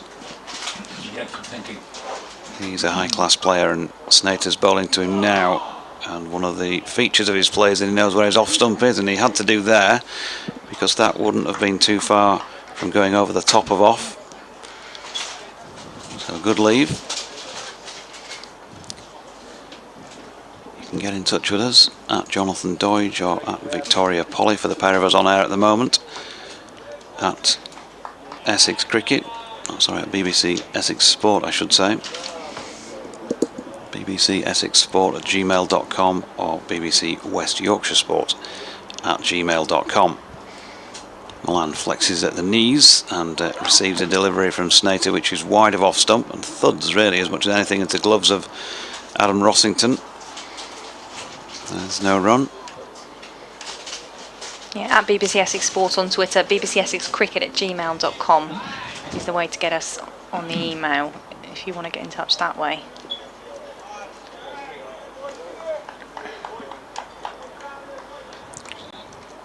Ripples of encouragement around the various outfielders for the bowler, who's coming in again and throws one up wide of off stump, but can't tempt Milan into playing at that one. End of the over then. That's 88 now bowled in this Yorkshire first innings. A reminder, Essex made 403 all out Yorkshire, with Milan on 23 and Brook on 31 at 265 for 5. What do you make then of that email we had from Jacob and Harry Brook's position in the batting lineup? Should he be pushing higher?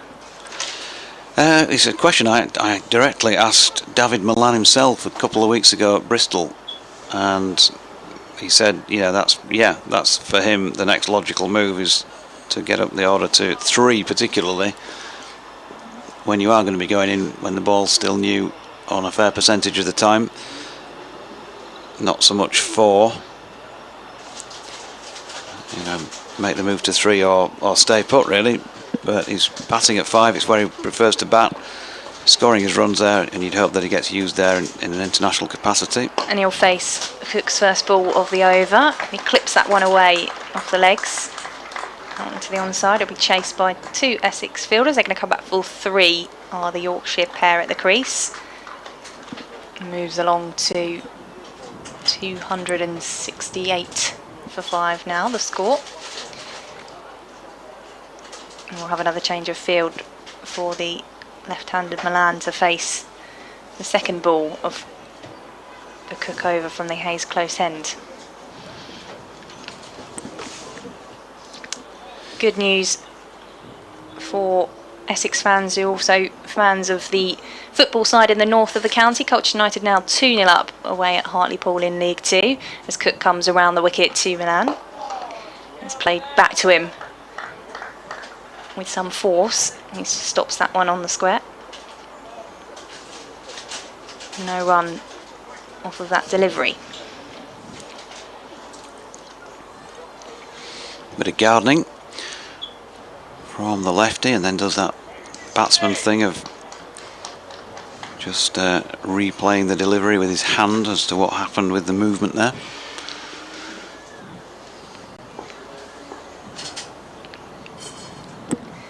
Third ball of the over from Sam Cook to Milan. This time he clips that away and is fielded by Brown, who's at square of the wicket. This is getting to the hub. Milan on 23 off his 51 deliveries so far.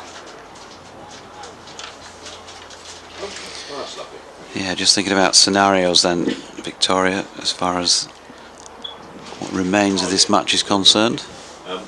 Well, like you say, this evening's session could be important as Cook comes into Milan again. He clips that away into the onside. It'll be chased by Brown and Critchley. Brown with the sliding stop, just the one run to Milan. Well, hard to believe that Yorkshire can win this match this evening, of course, because they're behind on the board, trailing by 134 at the moment. But if they lost wickets quickly, that'll move the game on again.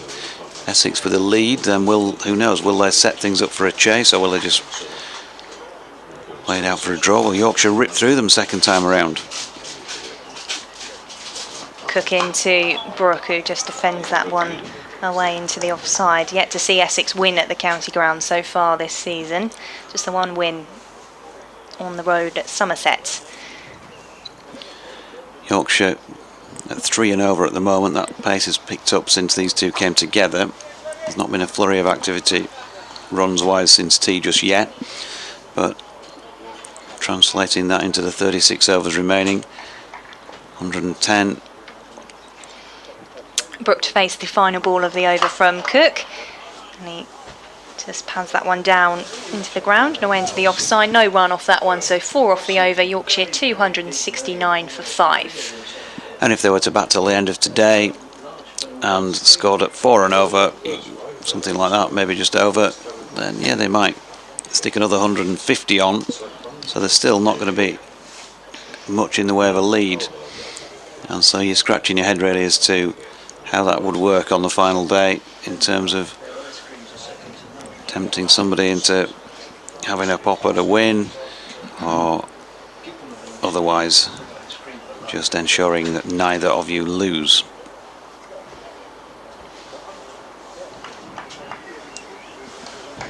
It's going to be Shane Snater, number 29 on his back. Red trim on the bottom of his Essex short sleeve cricket shirt. Milan just asking for somebody to be moved. There's somebody standing on the staircase out to the other end of the stand in which the press box is located. Didn't make much difference there. That was wide of off stump, and Milan happy to watch it go by. Feel a bit nervous to move at all. Yeah, don't move. It was quite a way down where he was signalling for the person to get out of his eye line.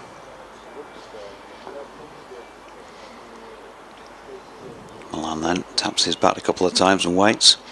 Snater in, just keeps him honest with a straight delivery just short of length.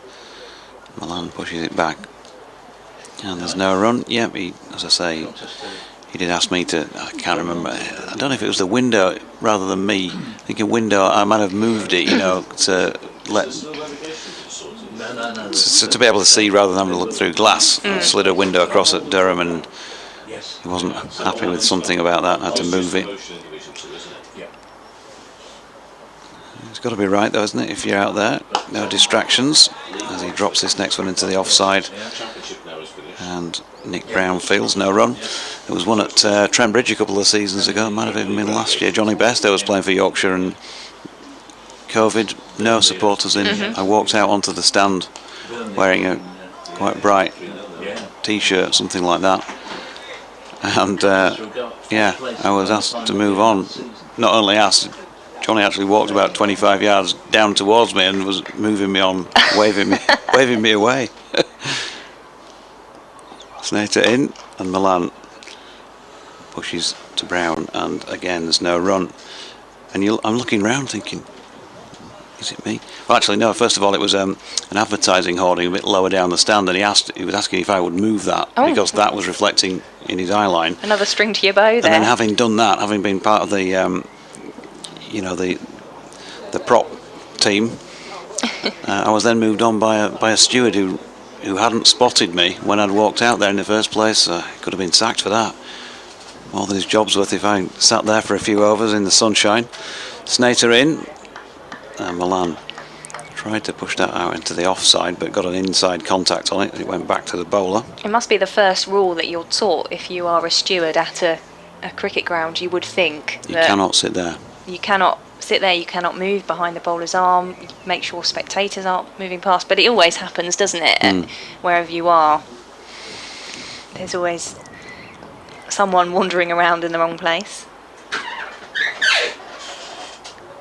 Yeah, here's Snater again into Milan, who gently pushes this back. Yeah, I think the 4 things you're taught on your stewarding course, the first one is, I'm afraid, your second one is, third one is, can I check your bag please, and the fourth one is, I'm going to need some ID. I think I got all 3 of them this morning as I made my way into the county ground. I tell you what, I think the stewards here have been great.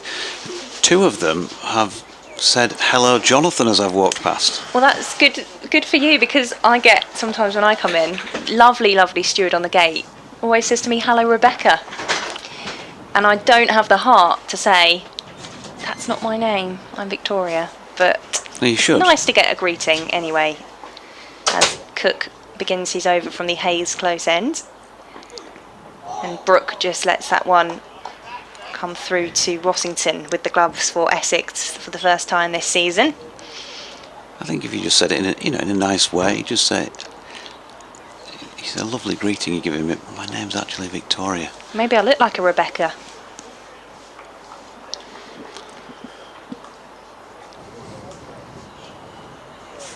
Tumbleweed moment there. What does a Rebecca look like? I'm going to be very careful with a response on that front. Cook into the right-handed Brook, and that one's off towards the boundary in the offside.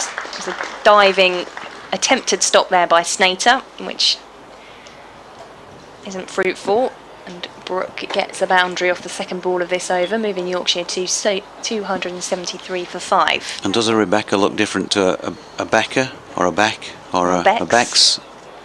Yeah. Murky waters here.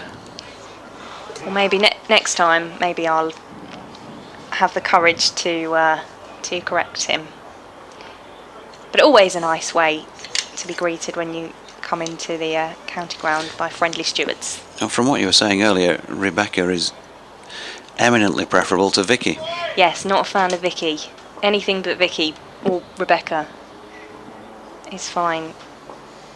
As Cook comes in to Brook once more, defended and dropping into the offside.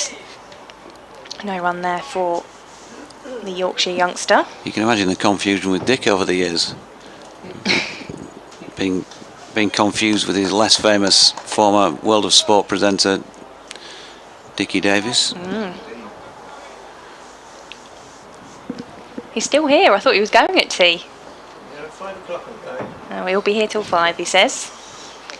And how much action will we see in that time as Cook comes into Brook once more? This time he clips it away into the onside. And he'll get a single for his troubles. It's fielded by Kushi. Off to see the mother-in-law. I think he's leaving in an armoured tank. Is that right, Dick? Yeah. He's still got half an hour to get the ice creams in.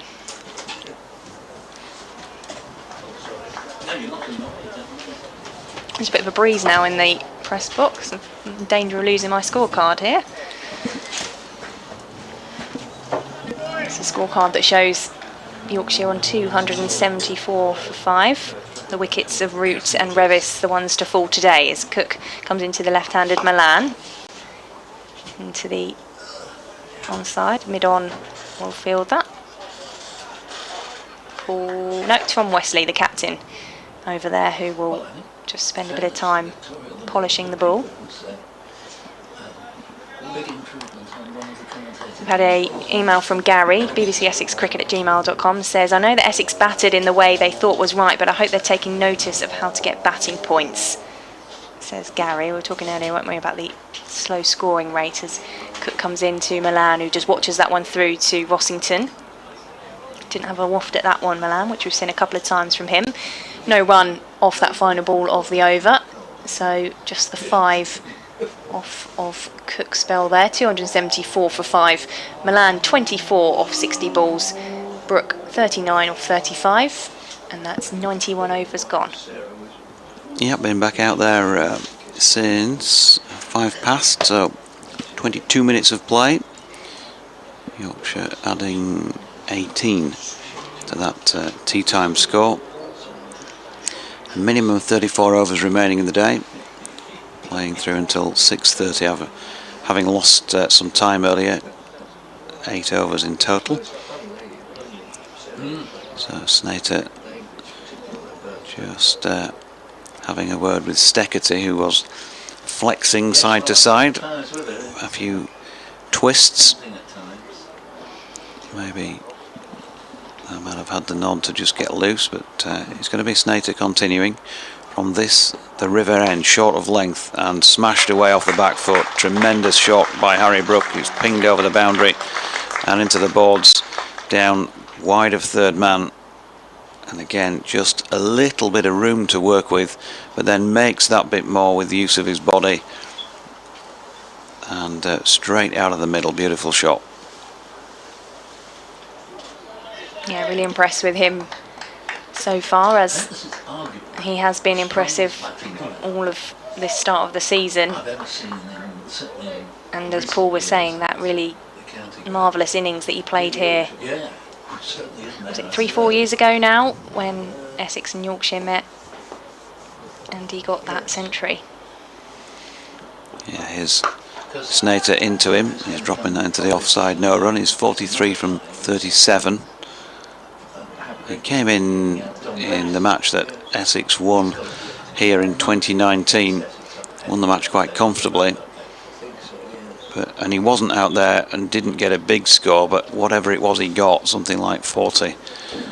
He looked like he was playing on a different pitch to the rest of the team, who really struggled. And he pinged the ball around a bit, but as was happening back in those days, probably played a shot too many. I think he might have got out something like last ball before tea, or first ball after it. Here he is stepping away.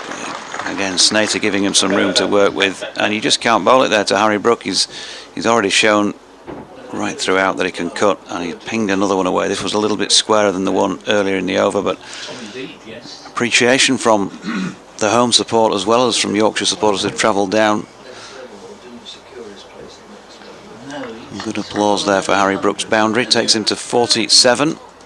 So often the way that someone gets picked for England starts well, and that leads him to believe that He's just going to recompose himself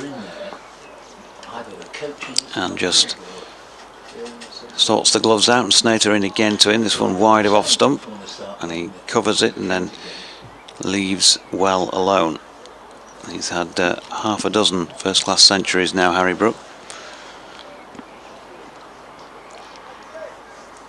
We might well see another one from him before the end of this over. Do well to get another century before the end of the over. I thought he said half century. Half a dozen centuries. Half a dozen. Oh, okay. But I'm happy to watch it if he gets one. Yeah, it'd be quite the innings, balls. Ben Stokes style. Here's Snater, just short of length, and Brook takes the bottom hand off it as he plays it back. He was on the walk into that shot, and it maybe kicked off the pitch a little bit more than he'd thought. It survives it. sun just gone in for the moment.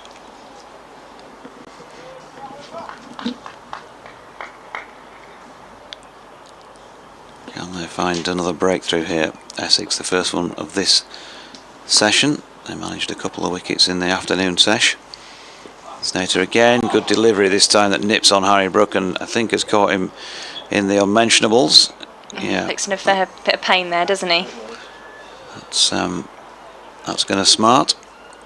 282 for 5 at the end of a productive over from Yorkshire's point of view because Harry Brook hit 2 fours. I think he'll walk that one off. Not sure he's going to walk it off, Victoria. He's having a bit of a stretch and a move around, but no, I wouldn't be able to talk from experience on that one, but looked a painful delivery as Mark Steckety prepares to come back on here. We haven't seen him since the morning session. Yeah, believe me. And a couple of the Essex lads are probably having a bit of a snigger with him, but he's having a chat with them while he's bent double. In the words of Eddie Waring, the poor lad.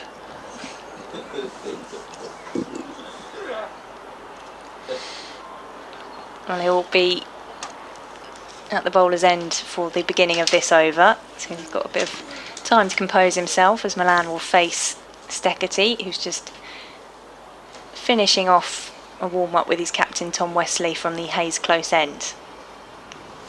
The Australian fast bowler coming around the wicket to Milan, who cuts that one away.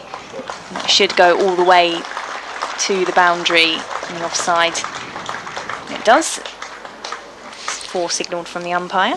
Yeah, they're fielding inside the ring and gets a little bit of room to work with again. David Milan gets his hands through it, just a sort of lofted square drive as much as anything. Looped up over the top of the infield. He'll strike him a bit better than that, but he'll probably still only get 4 for him, just like that shot.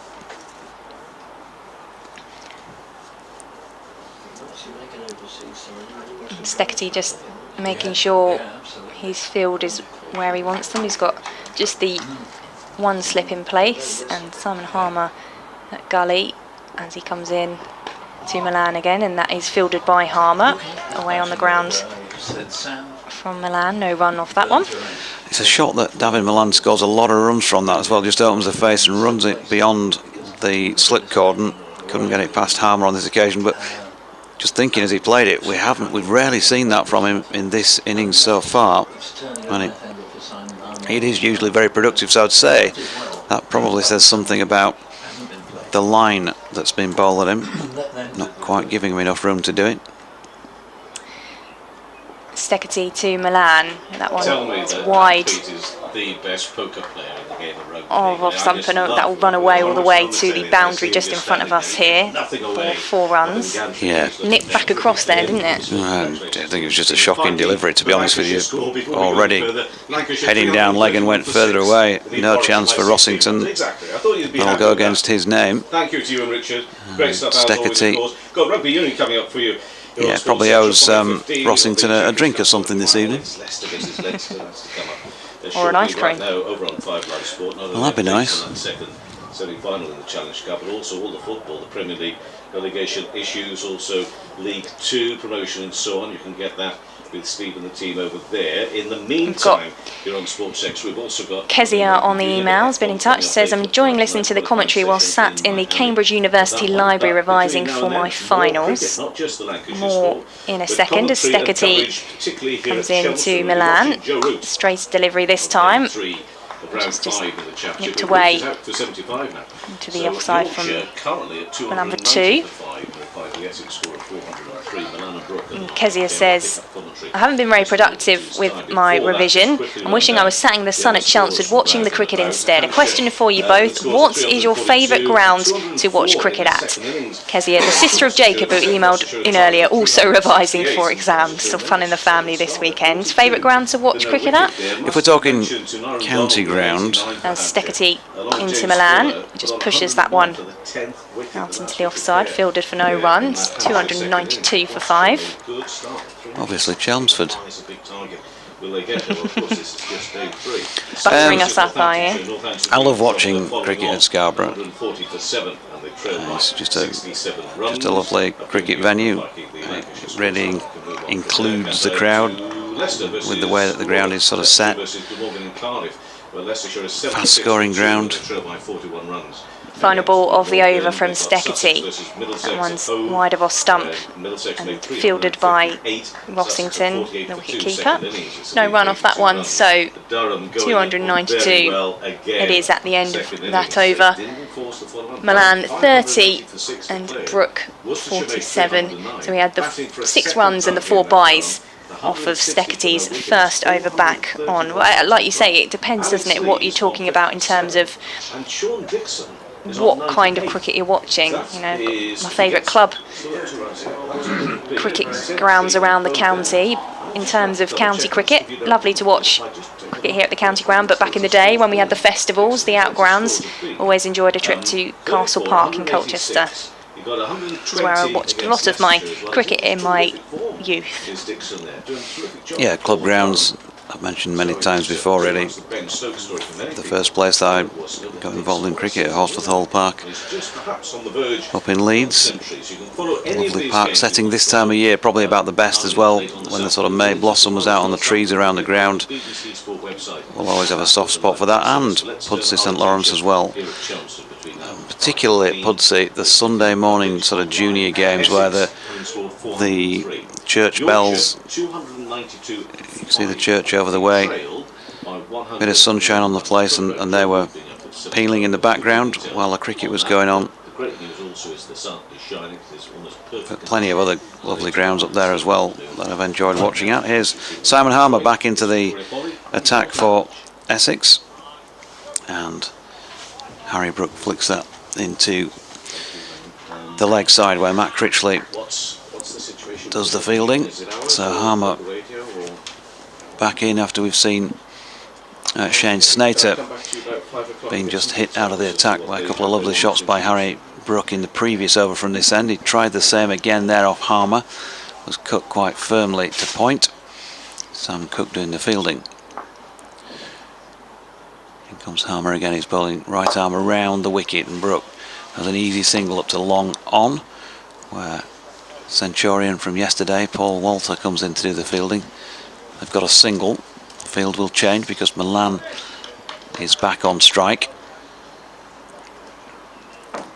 Alistair Cook at slip. Rossington behind the sticks. Nick Brown under the helmet is at short leg, and they've ringed this field now. 4 on the leg side including short leg, and 5 to the off. Here's Harmer then to Milan, who opens the face and pushes once again to Critchley. Sun shining here at the county ground in Chelmsford. We had some rain of course earlier on. They're playing through till 6:30 this evening.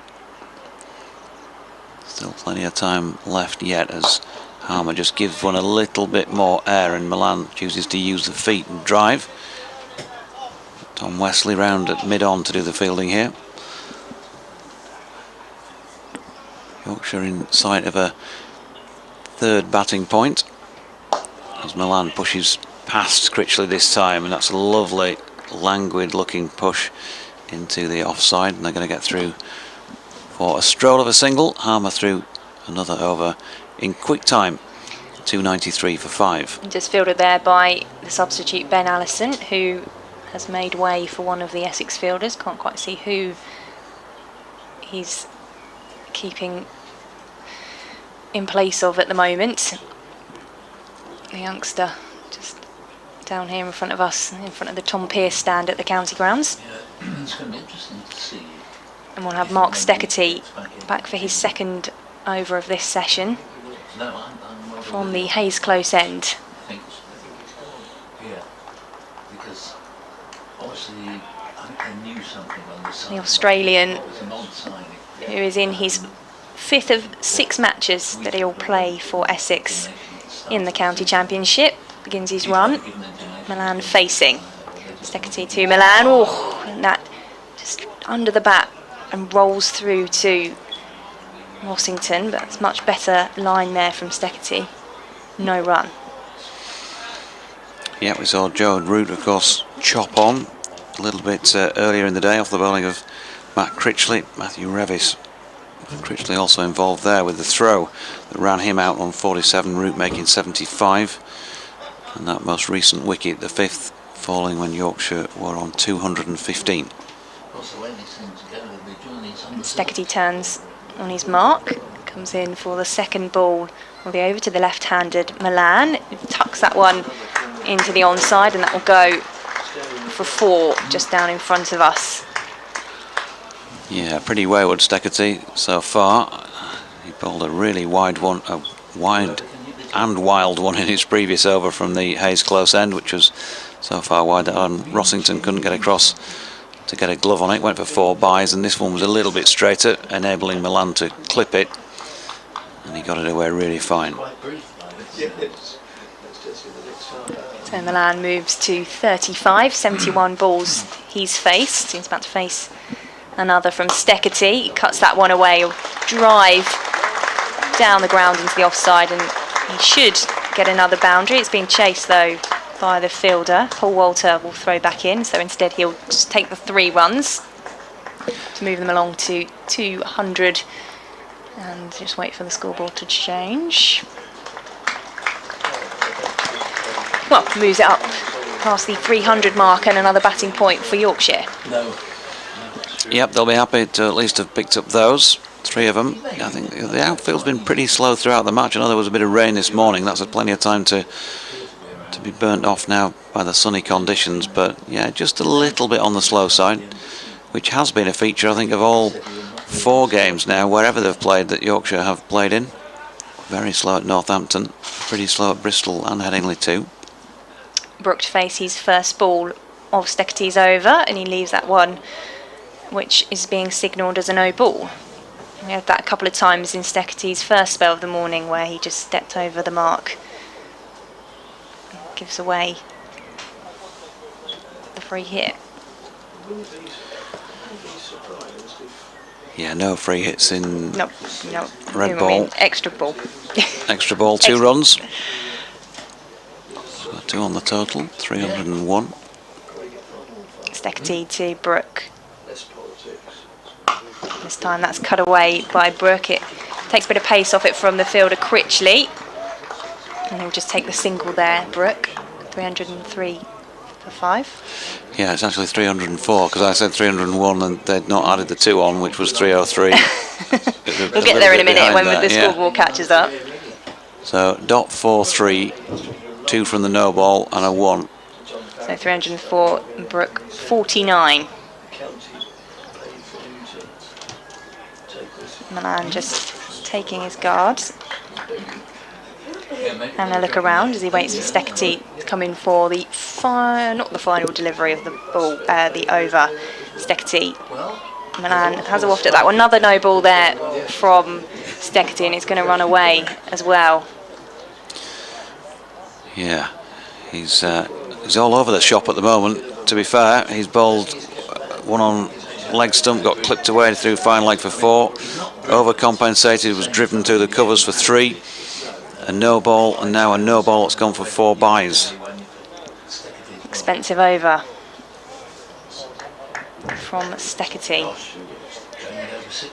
I wonder what the captain Tom Wesley might do next from the Hayes close end. Steckety to Milan. A fair delivery this time, and it will be tucked away by Milan for another boundary. 20 off the over, I make it. Very expensive.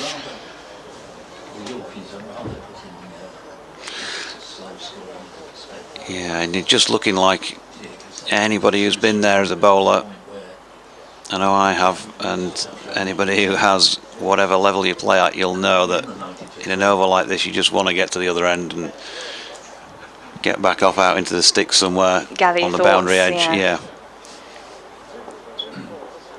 Steckety into Milan. He'll play this one back to Steckety for no run, who just dummies throwing the ball back to the stumps. And that says it all, really. He just threw the ball down and just dropped the ball on his foot as if shaping to kick it away. Frustration. Yeah. I don't think we'll be seeing much of him in the short term after that. 57 he's gone for now from 10 overs. So Yorkshire 310 for 5. Milan finishing that over at 38. Brook 49. Just getting a few pats on the back and words of encouragement. Everybody has them, don't they, in the bad days. And you ain't played sport for very long if you haven't. And we're just feeling that at the moment. Well, Steckety, but he's still out there gritting the teeth and getting on with it for the team. Harry Brook, he's going to be on strike. And he's going to be facing Simon Harmer, who's yet to take a wicket, and this will be his 30th over. He's gone for 90 so far. I don't think I was expecting to be saying that and those sort of figures on turning up here at Chelmsford. Such a massive feature for the home side, but things can change. Here he is again, and tell you what, he wasn't far off getting one there. There was appreciable turn in towards the right-hander Harry Brook, and he managed to get something in the way of it to stop it being out. A bit of encouragement there for Simon Harmer and his bowling as he looks for that wicket. Harmer in again, and Brook works that through the leg side, and that will be a half-century for a very good young player. A 15th half-century of his first-class career to go with 6 tons as well to his name. And what a scoring sequence he's put together so far this season. He has yet to score less than 56 not out. Just his 6th innings of the campaign. But he is absolutely red hot at the moment, Harry Brook. 48 balls as well. Nice contribution from him so far in this Yorkshire innings. As Milan pushes into the offside towards Critchley. And just again a lovely array of entertaining strokes, and he set his stall out, didn't he, off Simon Harmer, his first scoring shot. Harry Brook 6 over towards the pavilion through mid-wicket. Here's Harmer though bowling to Milan, who just plays one around the corner where Sam Cook does the fielding in his floppy hat. Backward of square leg. Still a slip and short leg here. Essex have mainly ring field and are trying to attack, trying to get these last 5 Yorkshire wickets. Milan pushes back up the pitch to Harmer, and there's no run.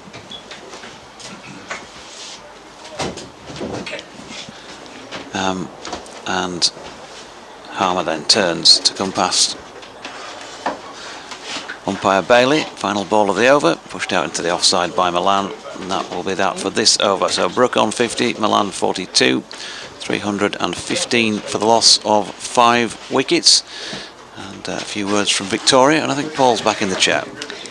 Thank you, Jonathan. You're listening to Essex against Yorkshire via BBC Essex, BBC Leeds and Yorkshire stations on the BBC Sport website and BBC 5 Sports Extra as well for this final session of the day. Slightly longer session because we did lose those overs earlier on when we had rain interruption just before midday. Yorkshire moving things along nicely now, 315 for 5, as we just have a recap of Harry Brook's half-century, which he achieved in that last over. And after that expensive over that we saw from Mark Steckety previously from the Hayes Close end, Paul Walter, the left arm, will return for Essex. Yeah, it's a problem for Essex, Victoria. The fact that Steckety is proving rather expensive. He did have a better show, Mark Steckety. I think it was in the previous game he actually managed to bowl a 2 and over for quite a while, but he's going 6 and over and giving away quite a few in extras. So Tom Wesley has a problem. He doesn't want to absolutely bowl Sam Cook into the ground, Paul Walter is coming back at the Hayes Close end. Would you like to take the Hayes Close end now, Paul? And I'll come Okay, back if to the that's River all right end? with you, yes, why not? Just to advise everybody that I shall be updating the BBC Essex sport programme in, well, any time really, depends when the football finishes. I don't think they're over yet, are they? No, but I think they're in stoppage time now up at Hartlepool as Walter comes in. First ball of a new spell, nicely chopped down by the supremely talented Harry Brook, and that produces a single and the score to 316 for 5. Partnership now worth 101, and Brook to 51, and enjoys himself on this ground. A wonderful 100 back in 2018, then wasn't really able to back that up until obviously doing well in white ball cricket last season, but it's really the start of this season where he's done so well, so eye-catchingly well, that you're left saying, well, bearing in mind the travails of England's batting, why don't you pick this guy and give him a chance while he's in red-hot form? And it's a good time as well for him to be in that red-hot form, with the first test of the summer just under a month away now. Yeah, absolutely. Won't be any easy series against New Zealand. They bowl very tightly. Here's Walter in. Bowls to Milan, who just drops the ball to mid-wicket. There'll be no run there. And score remaining, Yorkshire ticking along very, very nicely at 316 for 5. Essex made 403, but long before Yorkshire reached 300, I remember thinking to myself, I'll be amazed if Yorkshire don't have a first innings lead here, and quite possibly quite a big one. And that's not just being pessimistic from an Essex point of view. In their last 2 matches, the last 3 wickets have put on over 150, which shows you how they struggle. And Walter has just bowled a ball which Rossington has done well to prevent going for 4 byes, or wides actually, because it was way off the cut strip. It slipped out of Walter's hands, and in the end they run a run as well as one for the wide, so another 2 onto the board will take it to 318 for 5, and Essex looking rather untidy, I fear now, Victoria. Yeah, and they're really making Adam Rossington in his wicket-keeping debut for Essex work now, aren't they? He had those byes off of Steckety, and he was rolling around there to try and prevent that going for 4. I've never met Adam Rossington, but I can imagine what he's thinking out there as Walter's in and bowls, and that's a better delivery, but it's beautifully back cut by Harry Brook. Will just be a single because there is a man on the wide third-man boundary there, Shane Snater, so they just get 1, 319 for 5, and Brook along to 52. But yes, I can imagine Rossington thinking, nobody told me that the bowling would be like this, because it's been pretty wayward. I spoke to him on Around the Wicket on BBC Essex a couple of weeks ago after he made his debut, and he seems a nice, polite man. I'm sure he'd say it in nice terms to his teammates. As Walter's in bowls, and that's a much better delivery on middle and leg and played down to mid-on, and there is no run. The man on strike has 42, and he's played some very nice shots as well, but Harry Brook really does take the eye as a guy who's, you can almost see confidence oozing out of every pore. Yeah, it's difficult to see how Essex will be able to break this partnership with the way both of these batters are playing at the moment. Maybe a run-out's going to be the answer to the problem again, as it was for the first wicket that fell today, as Milan just plays this ball very casually off the hip down to Shane Snater, coming from the long leg boundary when the batsman is a left-hander, and Milan moves along to 43 with that single. The score to 320 for 5. Getting the best part of the day now here at the county ground with the sun shining.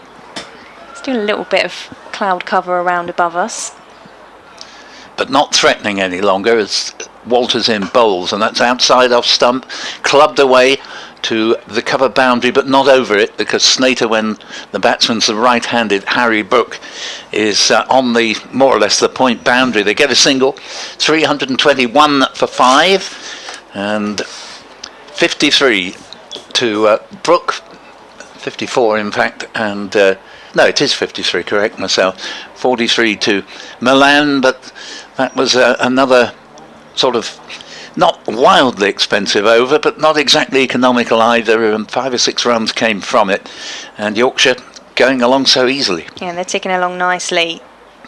are the Yorkshire pair, who have been at the crease together for over that 100-run partnership now after Yorkshire lost. Revis to that run out, as you say, followed fairly swiftly by Joe Root, who was bowled by Matt Critchley, who's also had a part to play in that run out. It'll be Harmer back on from the river end to the right-handed Brook, who just on the back foot defends that one, and Rossington will come into the crease to return it to Harmer. No run there off the first ball of the over. I think they're all finished in the football now. Colchester have beaten Hartlepool 2-0 on the road, so we'll have an update to do for that shortly as Harmer comes in and Brook takes a couple of steps down the wickets and smashes that one away for a boundary. 4 runs to his total and the total for Yorkshire.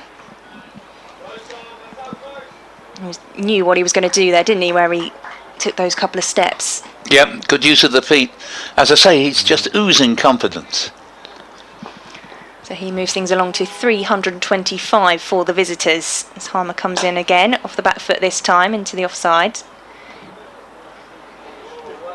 Yes, I think it's Yorkshire is so much on top at the moment. I must just remind myself of one of the all-time great Yorkshire-Essex duels, not in cricket but in football, when Colchester United beat mighty Leeds 3-2 in the FA Cup all the way back in '71. Proudest sporting day of my life. You should have mentioned that when Jonathan was on air. Yes, I should. You're right. I don't think he's in the box at the moment, so I'll bring it up next time he's back.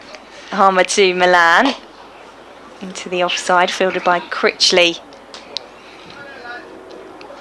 For no run. Yes, the Leeds United fan, he said that's still a sore subject if you bring up that famous FA Cup victory. Well, I'm glad I've offended someone. Harmer to Milan. This time it's cut away into the onside and will run away to the boundary for another 4 runs for Yorkshire.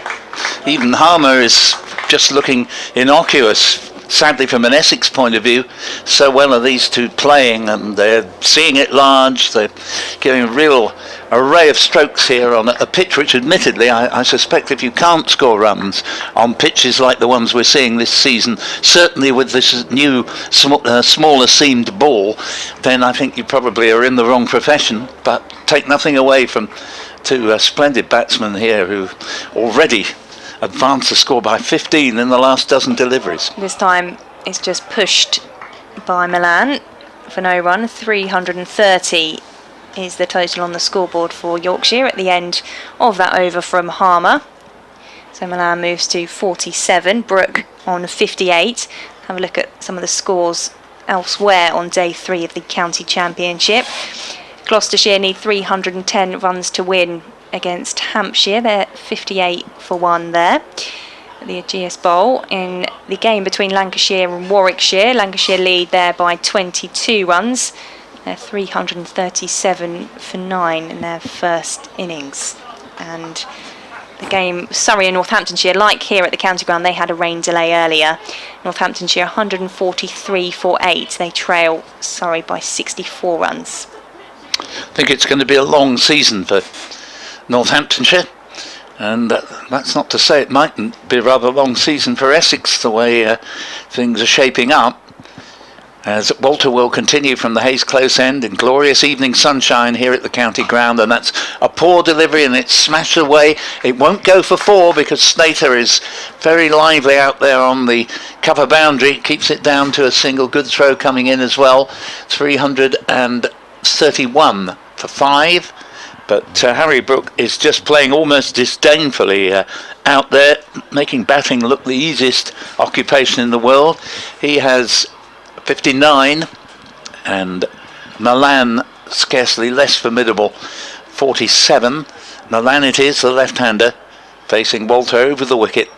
That's down leg side, and really the thing that sort of, I have to say, bugs me a little bit here, Victoria. I used to take schoolboy teams, and I was very lucky in that we had splendid bowling sides, but Essex at the moment can't bowl on the same side of the wicket, and this is not the way to bowl. You really ought to be able to say, well, I'm going to attack a line of off stump, or if you've set a field for the leg side, well, then bowl it in the appropriate position there. But at the moment, it's anybody's guess when the next ball's going to land as Walter is in and bowls, and that's a better ball because it was, first of all, it was pitched up, second, it was on that line just outside off stump where you feel he ought to be aiming.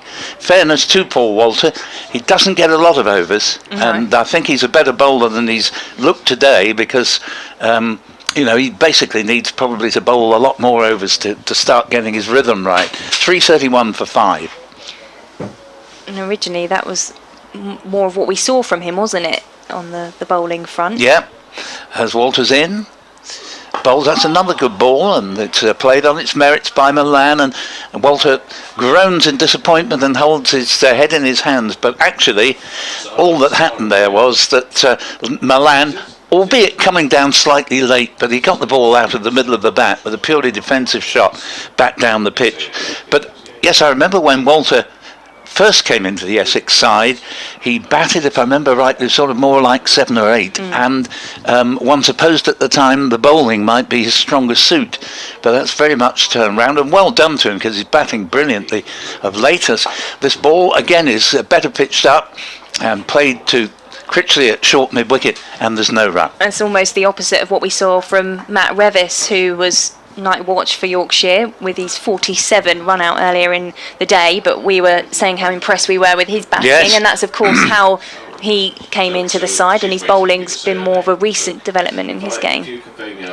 Yeah, it's interesting how it can turn around as Walter is on his way back in. A slip in the gully, bowls again, it's well pitched up, and he's so much more impressive when he does pitch the ball up, and this one is played on its merits by Milan down to Tom Wesley at mid-off, and the over ends. Good recovery in the last 4 deliveries of that over from Walter. 331 for 5. Yorkshire are now just 72 runs behind Essex's 403. The oh so impressive Harry Brook has 59, and David Milan pretty useful as well on 47.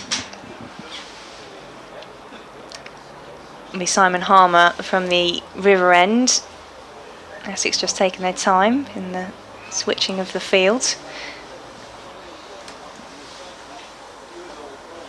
I'm going to see Paul Walter, who's just finished that over for Essex, come down and field long on. I think we're about to do a BBC Essex update, so I'll hand over to you, Paul, for the start of this over. Thank you very much, Victoria.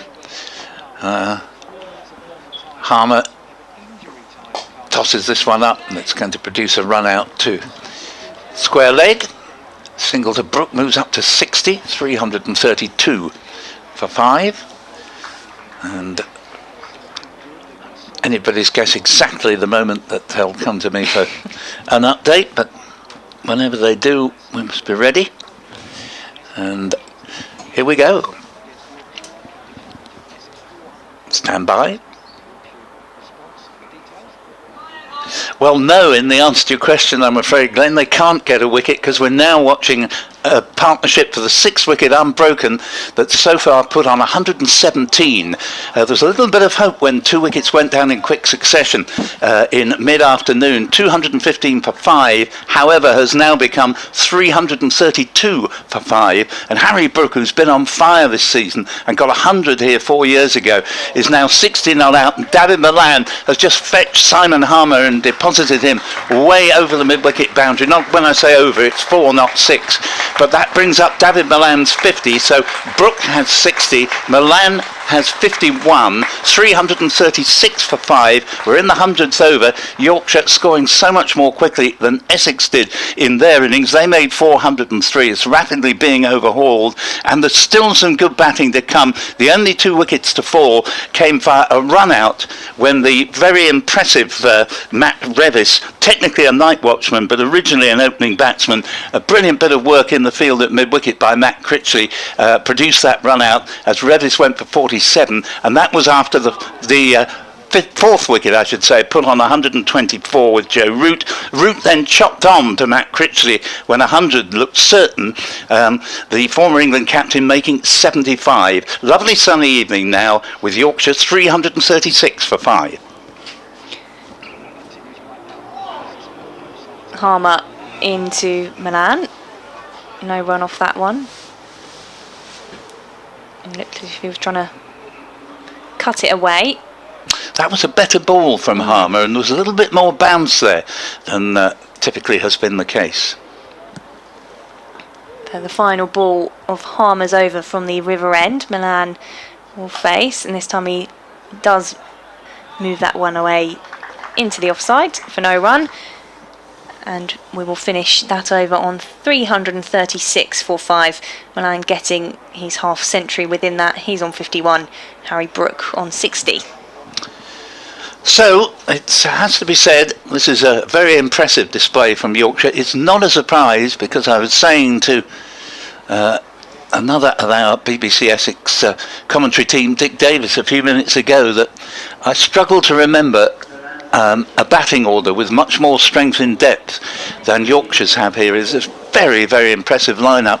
And before a ball was bowled in the match, I looked at the Yorkshire team and thought, crikey, there isn't even Johnny Bairstow out there, and yet Essex, on all the evidence of what we've seen this season, are going to have a hard job bowling Yorkshire out once, let alone twice.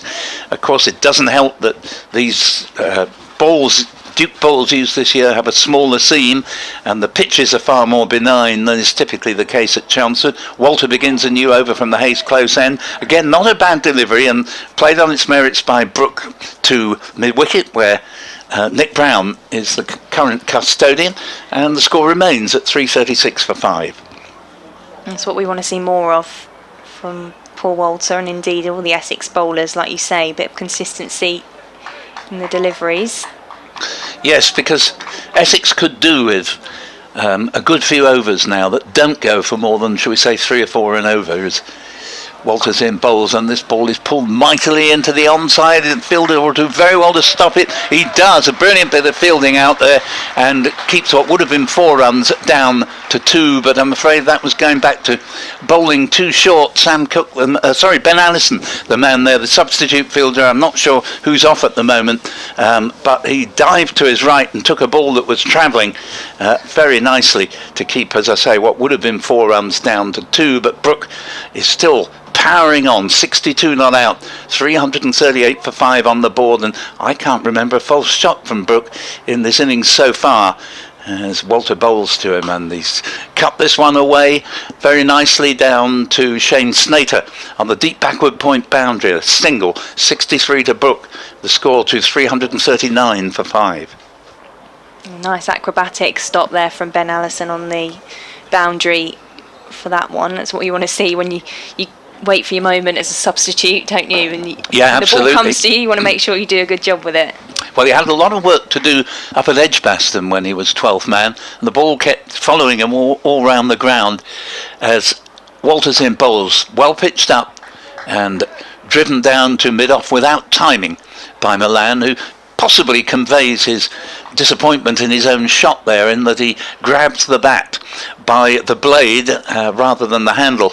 And I think he was thinking that he'd hit that for 4, but it was one of the better deliveries from Paul Walter. Comes in again and bowls, and this ball is not such a good delivery, and it's pulled away for 4. It was too short, it was on leg stump, and David Milan needed no second bidding, cracked it away to long leg. There is a man out there, but he's a little bit squarer, and no hope of stopping that. It was travelling, and 55 now to Milan, 343 for 5. Well, when you have got players like Milan and Brook who are well got their eye in now, if you give them anything in terms of a delivery, they are going to punish you with shots like that, aren't they? Absolutely. As Walter's in and bowls, and the ball is played into the offside, and there's no run there, but it ought to be possible, just by you know, even bowling in the nets and challenging yourself to saying every ball's got to land in a certain channel, you should be able to habituate yourself into at least keeping a consistent line and length. 343 for 5, no run off the last ball of the over, 63 to Harry Brook, 55 to David Milan, and the deficit now for Yorkshire is 60.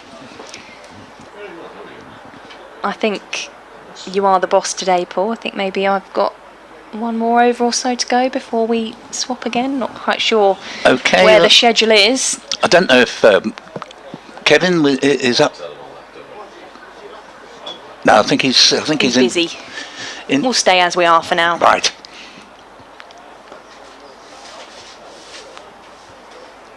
So Simon Harmer to continue from the river end. And it'll be Harry Brook to face the first ball of the over. Just defends that one away into the offsides. No run as it's passed back between the Essex fielders.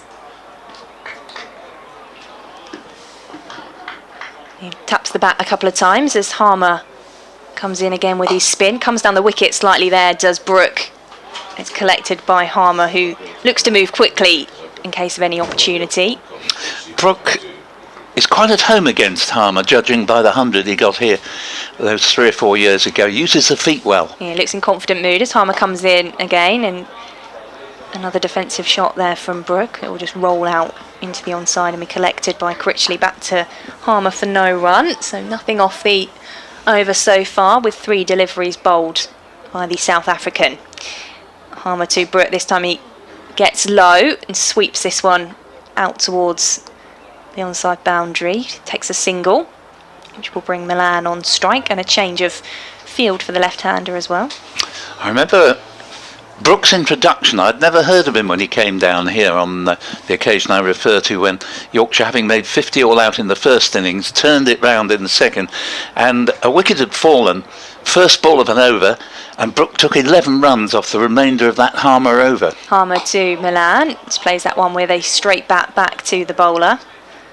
And it really took Essex aback, because Harmer at that time, he joined Essex the year before, bowled them to the championship, and it was unheard of for him to go for 11 and an over. Harmer to Milan, who comes forward this time, pushes that one out into the offside. No run, end of the over. Just the one off of that for Yorkshire, 344 for 5. And looks as if Sam Cook might be doing a couple of stretches on the ground. We might say return for him. Yes, or it's Snater. He's also lurking, as though he may have been given the office to come on to replace Paul Walter at the Hayes Close end. In fact, no, Snater had stripped off, in the cricketing use of that phrase. It's going to be Matt Critchley, as you say. A quick rip through the bowling figures. Cook, admirable as ever, 24 overs, 8 maidens, 2 for 53. Snater, 20 overs, 6 maidens, 1 for 55.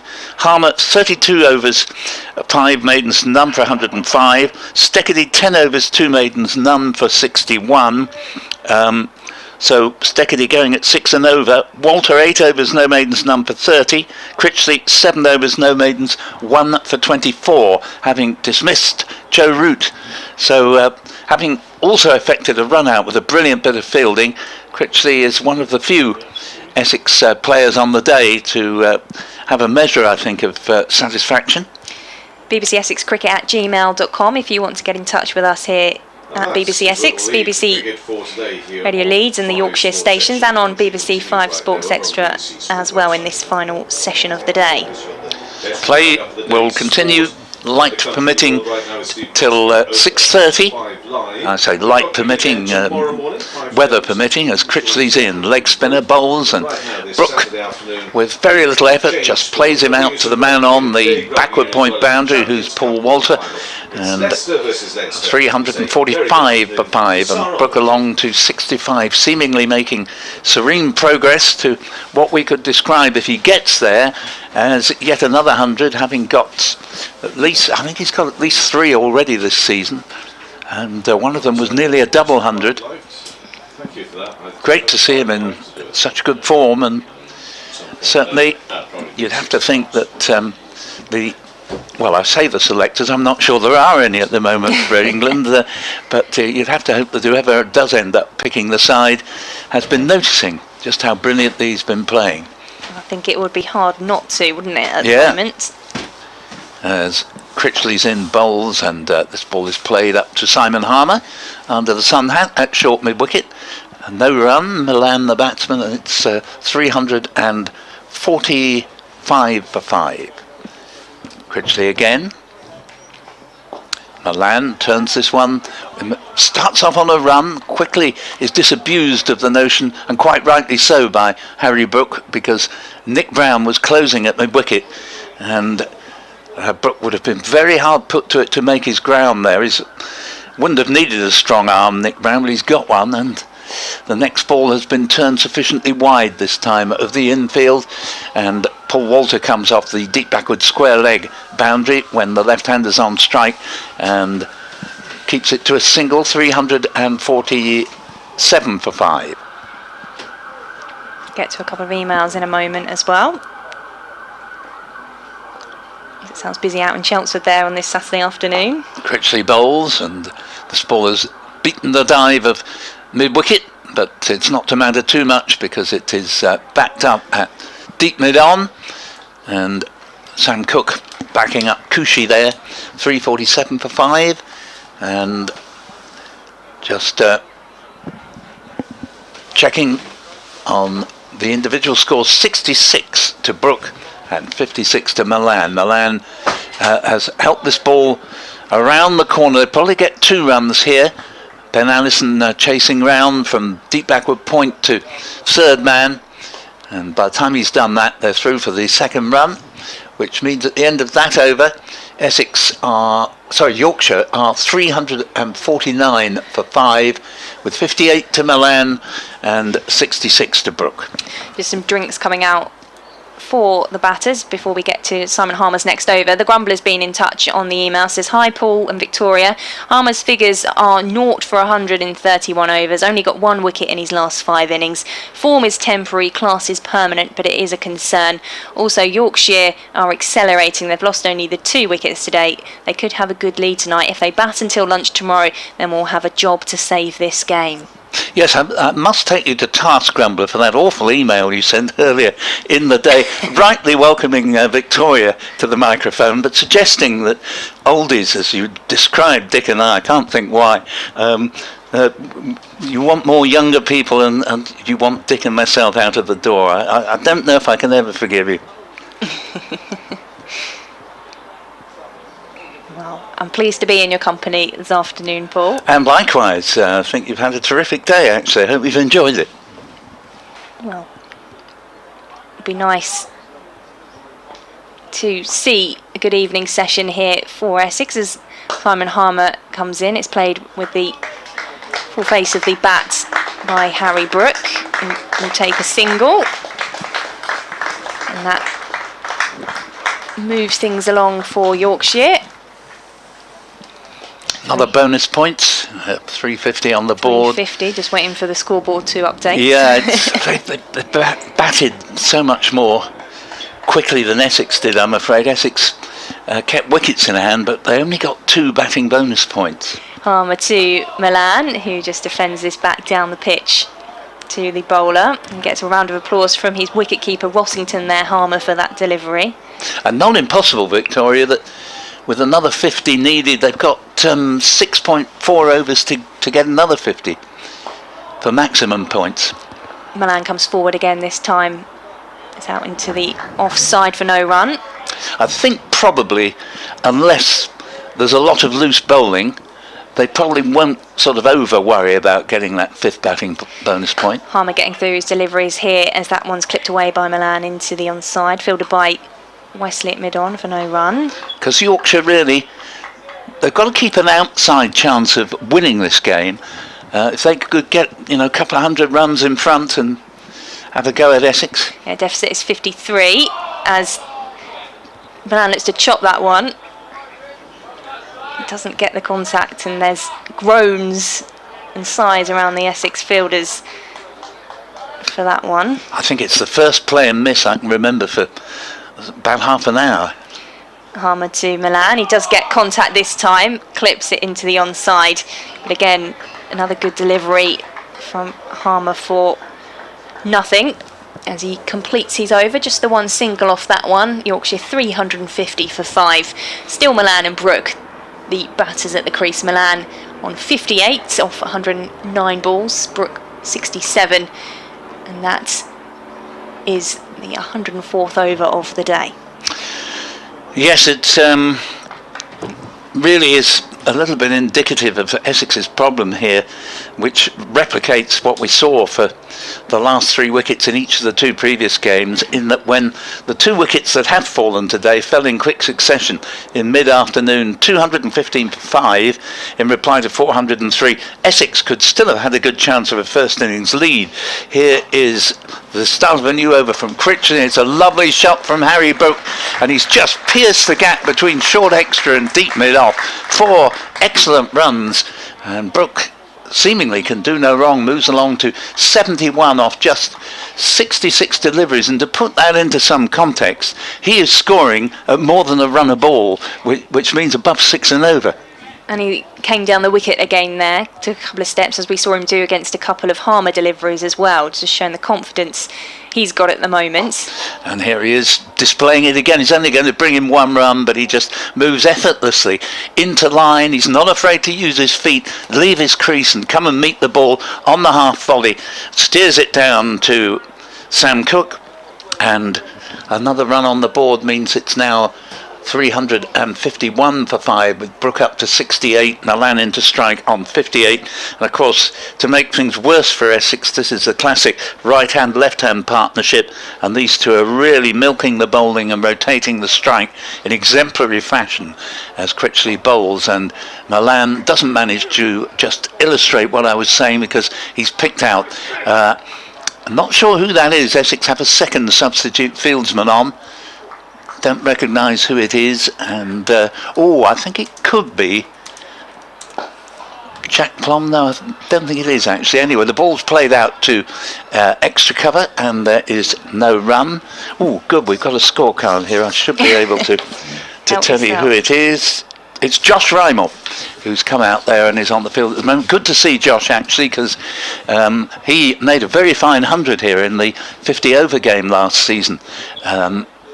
Really was a magnificent innings. As here, this ball is played down the ground, and that's 4 more, as Wesley, I felt, might have actually dived and stopped that, but he didn't. It's easy for me to talk from here, but it's 4 runs where I thought there might only have been a single, and Yorkshire continue to race along, 359 for 5, and the deficit is now under 50. Yeah, sort of Wesley looked as if he was going to make the stop, and then sort of watched it roll away straight down the pitch. Critchley bowls again, Milan defends. The end of another Critchley over, and 9 overs 1 for 38, bowled respectably, and has picked up the only wicket taken by a bowler today, the other one being a run out. Brook has 72, Milan 62, 359 for 5, and this partnership has completely taken the wind out of Essex, basically, Victoria. I mean, 215 for 5, as I say, they got the better part of 200 runs, Yorkshire, to catch Essex up. All of a sudden, it's not just that it's down to 44 now as we speak, but they're doing it so quickly.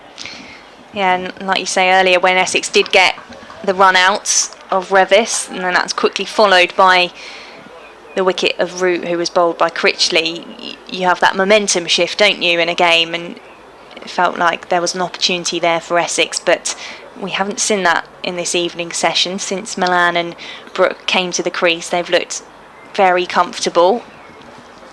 Very seldom have there been opportunities for Essex as Harmer comes in. That's clipped away into the onside by Brook for a single, fielded by Walter at deep mid-on. And we'll have another change of field for the left-handed Milan. Harmer back with his shades on, but the sun has just crept behind the clouds again, which don't look as grey as we had earlier on in the day, where we did have that rain delay, which is why we will go on longer into the evening on day 3 of Essex against Yorkshire. Harmer to Milan, and that just edges past short leg for no run along the grounds. which Harmer will come and collect. Gets through his overs quite quickly, does the South African international. Harmer to Milan, who takes a couple of steps down the wicket this time, and he'll get a single. It's fielded by Tom Wesley, the captain, in his customary position. Yorkshire move to 361 for 5. 3 balls gone in the 106th over of the Yorkshire innings. Brook back on strike for Harmer over the wickets. Off the back foot, we'll play that one down to deep middle on Paul Walter to field for Essex. It's the single on the board for the Yorkshire youngster. Still 19 overs to be bowled today after this one finishes, so this is going to be a long, hard session for Essex unless they can really get wickets. Harmer to Milan. He plays and misses that one. Rossington collects behind the stumps. Keep having to flip between having sunglasses on and sunglasses off with the changing of the sun here. 3 off this over so far. It's Harmer into Milan once again, who comes forward. And that one is behind into the offside for no run. So that was the final ball of the over there from Simon Harmer. 362 for 5 Yorkshire. Nick's been in touch on the email. Back to the debate earlier about the night watchman and batters, night watch batters, and says there's some people confused and irritated by the language, but he says, what do you make of it? He says cricket needs to grow as widely as possible and these perspectives would retain it within the existing parameters. Well, I think cricket's for all, isn't it? And therefore, if that's reflected in the way we use the terms, then everyone will feel welcome in the game, I think, is yes, I think the way to say that. my own attitude would be, as we see Critchley begin a new over from the Hayes Close end in bright evening sunshine, and Brook for once doesn't score a run. He's in no trouble as he steers it into the covers. My own attitude would be people should have the choice of the terminology they want to use. What I don't approve of is where suddenly everybody's meant to say exactly the same thing. A little bit of variety is good. As this ball is played into the offside, Simon Harmer fields. It's 362 for 5 on the board. I have to say I've thoroughly enjoyed watching Harry Brook bat here as Critchley's in bowls, and carefully played. A good over so far from Critchley. He's bowled 3 good deliveries at Brook. It's quite a feat to manage to bowl 3 from which he doesn't score even so much as a single, because he's looking for runs every ball, you can bet, as Critchley's in and bowls to him. And he's steered this one into the offside, and that's 4 on the bounce that haven't produced a run. And I think it's quite a while since we had 4 consecutive dot balls from any Essex bowler. Harmer fields at short extra, and Critchley, getting through his over at the rate of knots, is in again and bowls. And this one again is pushed out into the offside. Nice bit of fielding by Harmer at short extra, and goodness knows when the last maiden was, but this is another dot ball would make it 1. So what's Brook going to do here as Critchley comes in to complete the over? And yes, it is a maiden as this ball is defended up to Harmer, and that is a major achievement. And here we are, we're just going back in for the final update into the BBC Essex Sports programme. And I'm afraid it's not good news for Essex interests with the score at 362 for 5. It was 215 for 5, but we had an unbroken partnership for the 6th wicket of 147 made at, compared to the pace of the rest of the game, breakneck pace, with 63 to David Milan and 74 the brilliant Harry Brook, who's been batsman of the season for many of us this year. He's playing absolutely brilliantly again, playing with enormous confidence. Earlier there was a 124 run partnership, and that was only broken when Revis was run out. Brilliant bit of fielding by Matt Critchley, and then Joe Root, who looked set for 100, was bowled by Critchley for 75. So at the moment it's all Yorkshire. They're now only 41 behind. They are 362 for 5. And They quickly scamper a run to Milan as I speak there. He moves along to 64. It's 363 for 5. And I think shortly we will welcome Jonathan Doidge back to the microphone. Yeah, I'm going to make way in a moment. And while we play musical chairs here, we'll have Simon Harmer's second ball of the over, a single off that first one. He bowls to Brook, who cuts away into the offside. That one's going to run all the way through the covers to the boundary for 4.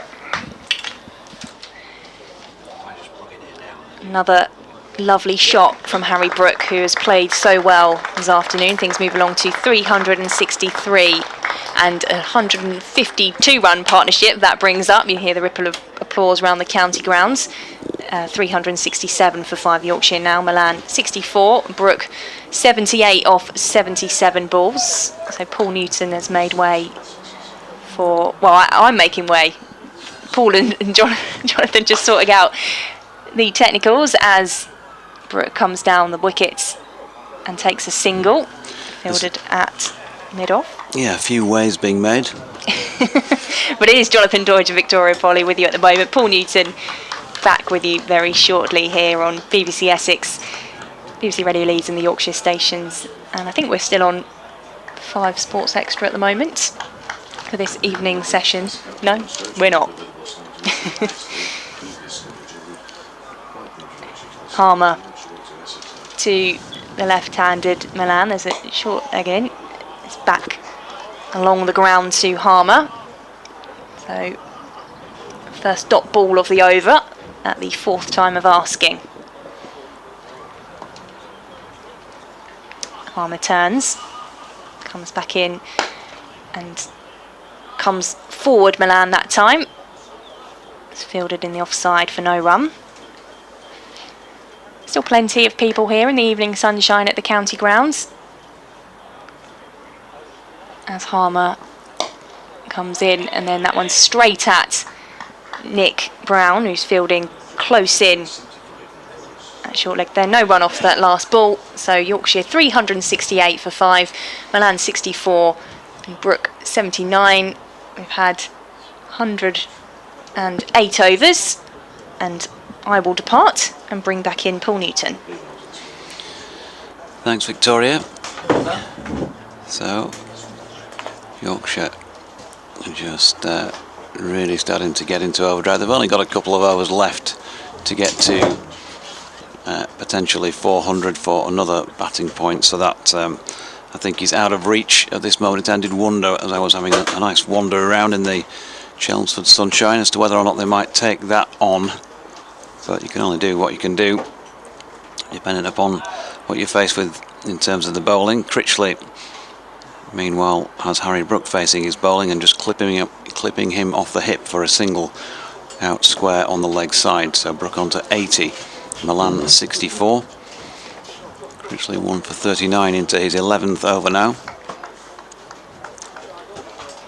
And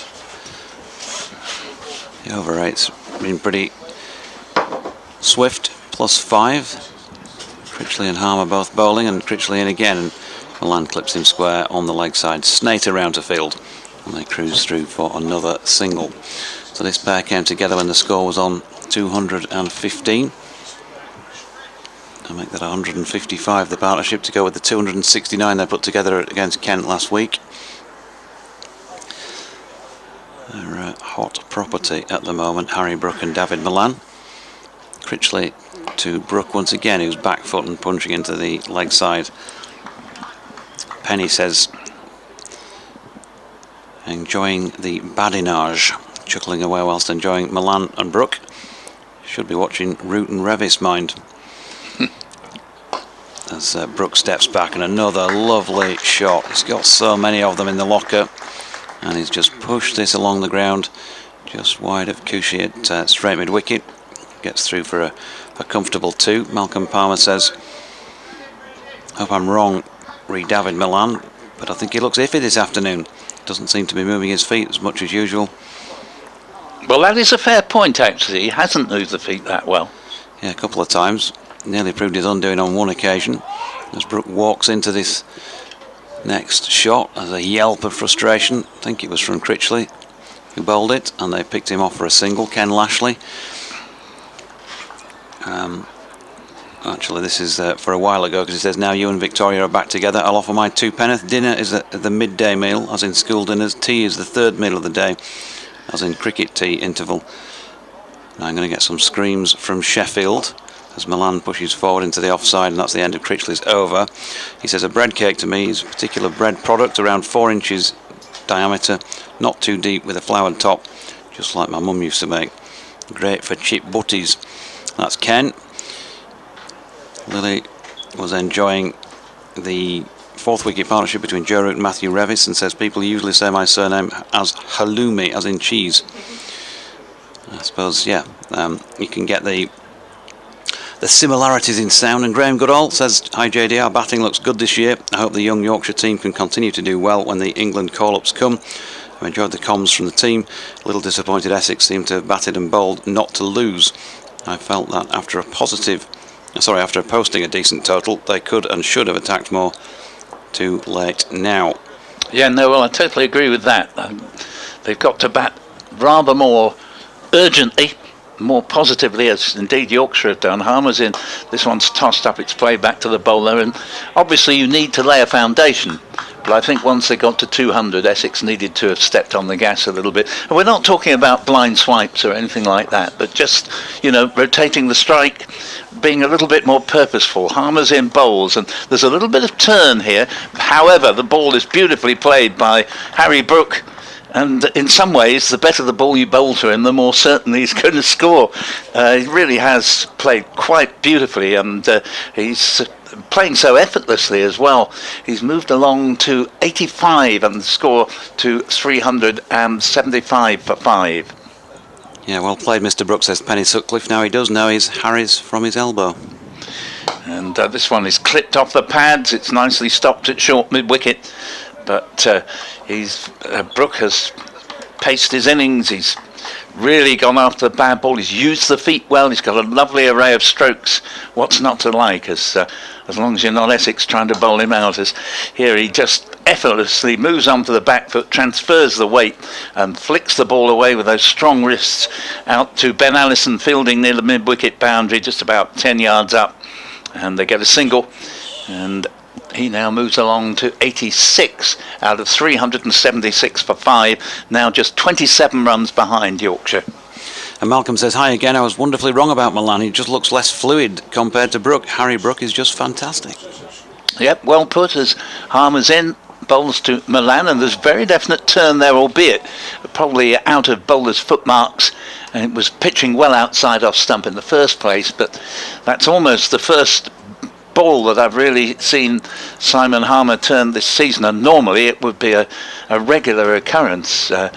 As Harmer's back in again, bowls, and that one turns quite sharply as well, and goes through to Adam Rossington, and there was also a bit more bounce there, so just a flicker of hope from an Essex point of view.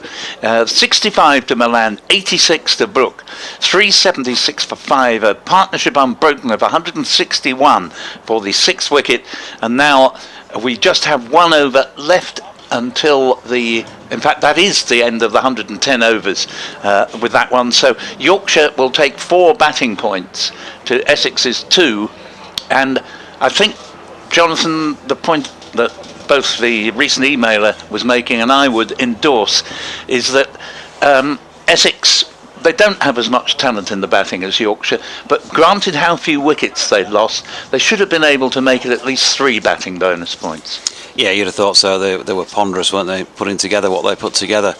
And who knows, it might be immaterial come the end of the season, might not be. It could be vital that they missed out on that one. You never know with these things until the season unfolds. But yeah, just for the sake of their own sanity out there as much as anything, and that of their spectators over the first couple of days, you'd have thought that it was easy enough to score runs, wasn't it? And Yorkshire bowled dry, they bowled tight, but it was an easy-paced pitch, and I think there were probably more runs and Absolutely. that they left quite a lot of deliveries that Yorkshire seemed to have played at. Yeah. On other days, you might be criticising Yorkshire for that and saying they've lost a few wickets that they didn't need to play at. But on this pitch, I think they've measured it pretty well of the Yorkshire batting lineup. I made a point up at Edgbaston that in a whole session I said to the Warwickshire guys I was commentating with, I don't think any Essex batsman has gone for any delivery outside off stump. They have continually left the ball. Well, okay, early in an innings, and it was fairly early, there is some justification in that, but I don't think you should spend a whole session, you should have sort of, it wasn't at the time as if they kept losing wickets. They should have started to say, well, the bowler is taking the mick out of me here. He's just knowing that he can bowl 6 inches outside off stump and I'm going to leave it. Because you do want to put some runs on the board, and you can't really hope to be on top in the game if you're not prepared at least to take some sort of a risk. So anyway, here they've had a drinks break. Quite a lengthy one actually, and we still have 15 overs remaining. Yeah, they just sort of ambled along, didn't they, and without any obvious cause at the heart of it, apart from all you can really read into it is that they batted so that they felt they were in there and scoring enough runs not to lose. The mighty Mariners says, afternoon all, just been to watch Grimsby, lost 3-1, still need a point for the playoffs. Andy Walker, really enjoying today's comms. Refreshing and interesting. Yorkshire digging in beautifully with some swashbuckling batting as well. Thank you, and thanks, Andy. And afternoon to you too, Gary Gaffer Williams. Hope you're well, pal. It's been a while. So Matt Critchley in and bowling his leggies to Harry Brook, who steps away and does what he does so beautifully, just cuts that out into the deep on the offside, strolls through for a single. All very routine for a man of his abilities. 87 offers many deliveries, and again an absolute pleasure to watch an artist at work as he's become. Milan just pushed back firmly this time by Critchley, who'd switched to bowling around the wicket. He had to work that one out for a moment. And here he comes again. And that's a roundabout off stump, and Milan with the spin in towards him just helps it on its way towards Harmer, who's in a catching position about 7 or 8 yards from the bat perhaps. At a straight mid wicket. Critchley in again, and there's an appeal for LBW here. Down on one knee, Matt Critchley, imploring Tim Robinson to raise the finger, but not a bit of it. No, we've got two what we might call batting umpires here, Tim Robinson and Rob Bailey. And they always reckon that batting umpires are a bit more reluctant to give anyone out. Here's Milan pushing another Critchley delivery to Harmer. Yeah, I've often wondered about that myself. Do bowling umpires give more? I think they do. I can think of one or two who, didn't need much persuading to raise the finger. Critchley to Milan, leg stump delivery, worked square on the leg side. Nick Brown round to pick up and fire back into the gloves of Rossington, and that's the end of Critchley's over. Milan 65, Brook 87, Yorkshire 377 for 5, trailing by 26 on first innings as we close in on the end of day 3. Yep, certainly been Yorkshire's day, because it was only a run out that led to the initial breakthrough after a 124-run partnership between Matt Revis, who batted quite splendidly for 47 and was then run out when he'd never looked like being out, and Joe Root, who made 75, and the two are out in fairly quick succession. Only 10 runs separated the two dismissals. But maybe Essex's mistake was to break the partnership in the first place, because these two have mercilessly punished them. And we now have a partnership unbroken of 162 between Brook on 87, who's been particularly impressive, and Milan, who's made 65, and now Essex's best bowler, by some long way, Sam Cook, has been brought back into the attack with figures of 24 overs, 8 maidens, 2 for 53, still going at barely more than 2 runs an over. He hasn't got through a lot of overs this season though, and he will certainly, I think, be particularly appreciative of the fact that Essex don't play in the next round of matches, and therefore he'll be able to have a nice rest as he comes in, bowls, and that ball's off the pad, I think, going down for 4.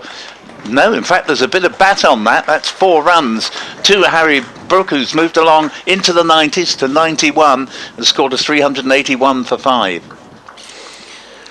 Yeah, Dennis says, terminology. Evening, ladies and gents. I've been listening to your comments about the so-called cricket enforced terminology. Let me just say, as I've previously said to Jonathan, that having been born and brought up in Bradford, the word batter had nothing to do with cricket and absolutely everything to do with Yorkshire pudding.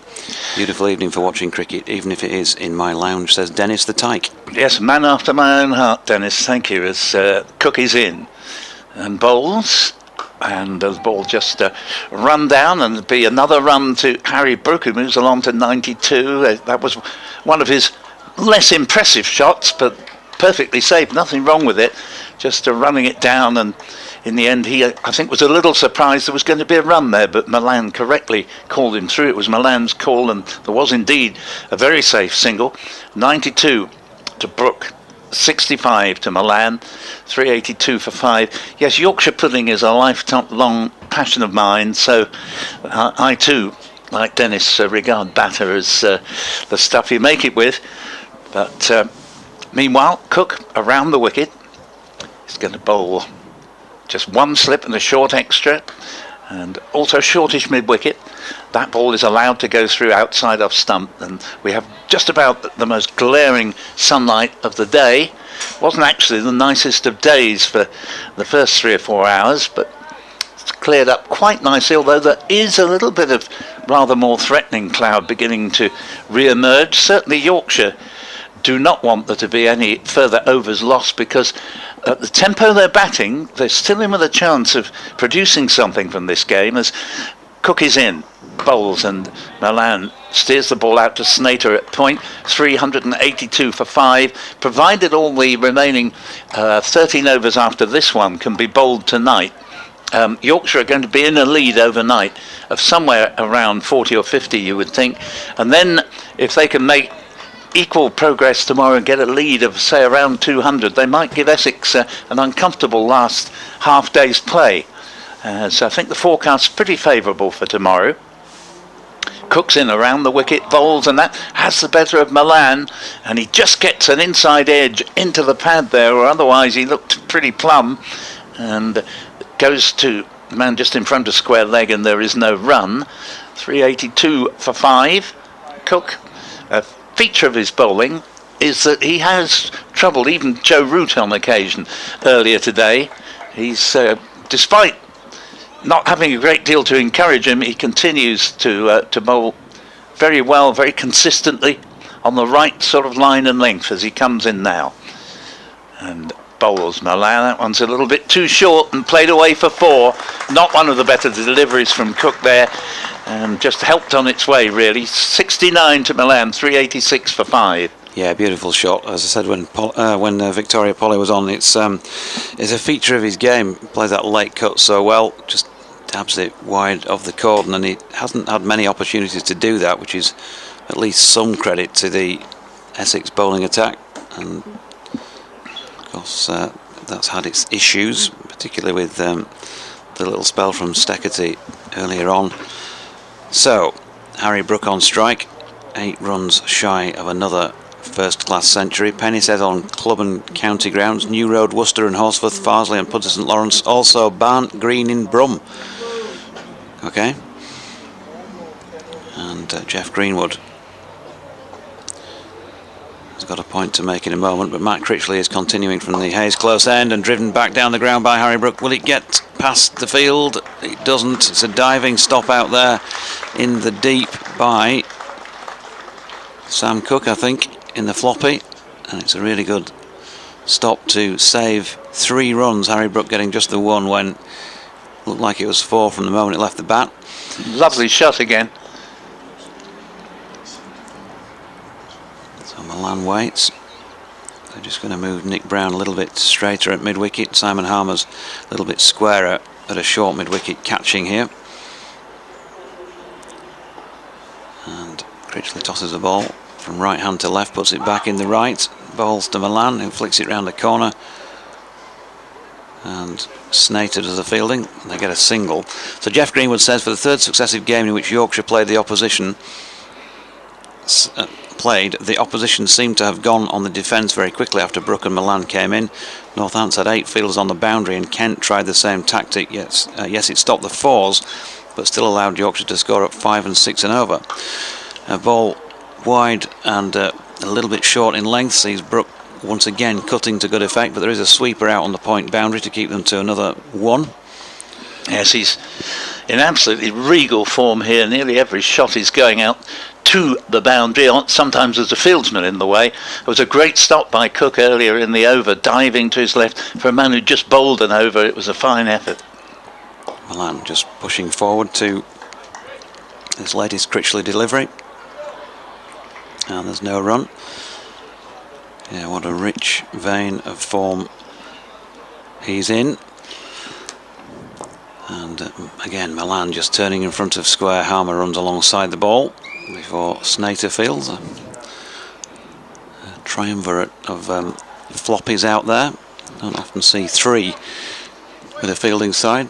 1 or 2 notable people around county cricket who always seem to wear them. Milan pushing pleasantly up to long on this time, and will pick up another single. 71 then to him. 390 for 5 at the end of the over. Harry Brook is a shot away from his 100. Yep, just needs a big one, a 6, and would do the trick for him. And it speaks volumes for him that most people coming to the ground today would have done so thinking, we'll watch Joe Root bat, and he batted very well, and got 3/4 of the way to 100. But there's no doubting the innings of the day has been that of Harry Brook. He's scored at an altogether different tempo to anybody else. I mean, as I look up now, Milan's played thoroughly well, 71 off 138 deliveries, virtually 3 runs and over tempo, 1 run every 2 balls. You look at Brook, he's made 94 off 91 deliveries, faster than a runner ball on a pitch where Essex batted like a funeral, basically. It just underlines what a terrific talent he has to be able to play this well, and without ever sort of lifting his head or playing sort of risky shots, without moving the feet in the right places. Foot movement's been splendid as Cook comes in, bowls, and this ball is played back just past the bowler to Wesley at mid-off for no run. 390 for 5, just 13 runs to knock off, and then all the runs they score will see Yorkshire go into a good lead here, you would think. We still have 11 overs and 5 balls left to be bowled tonight, though there is a little bit of threatening cloud beginning to reappear away to my right. It's not coming straight for us, and I think we're going to be all right. Cook turns at the top of his run up.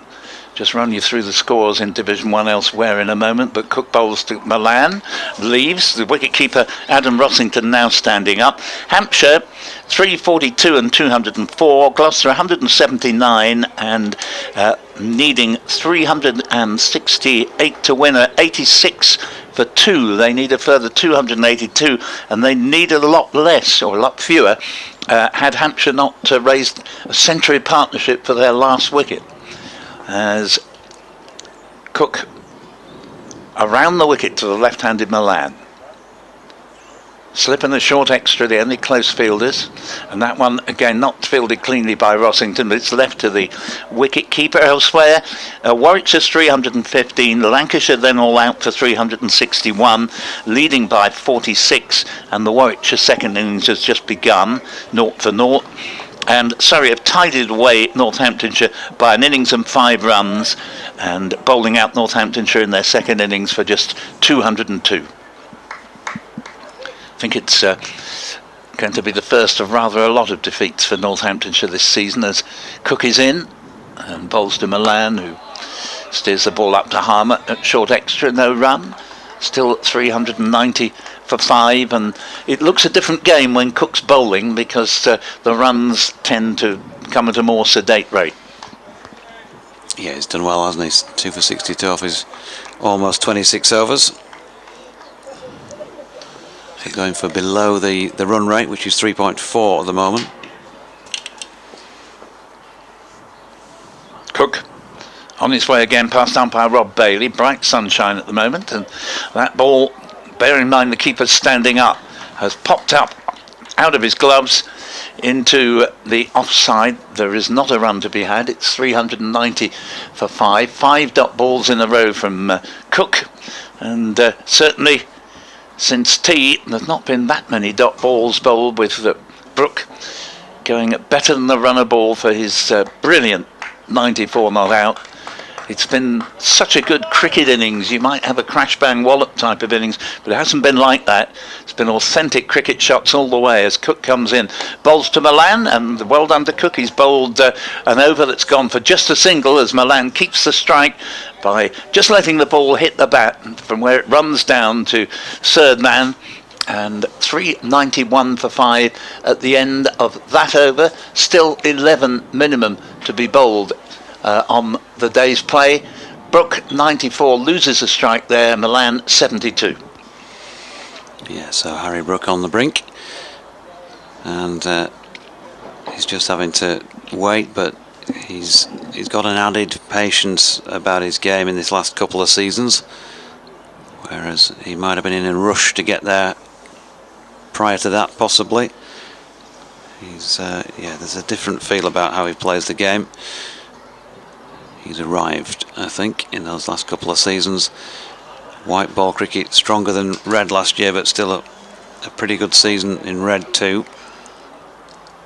And this year, well, we've not seen him in white ball cricket yet for obvious reasons, but he's made one heck of a start in this form of the game. But he's watching on from the non-striking end at the moment.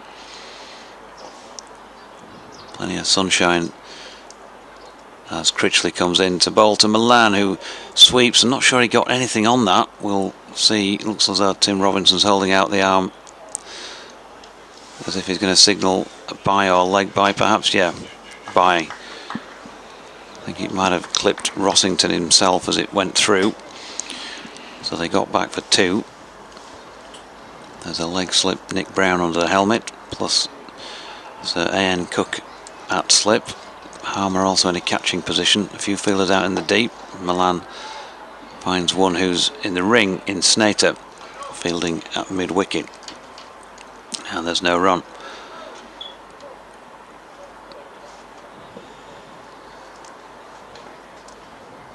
.393 for the loss of 5. Here he comes again. Another leg spin delivery out of the back of the hand there. And Milan just pushed it into the offside. Kushi doing the fielding.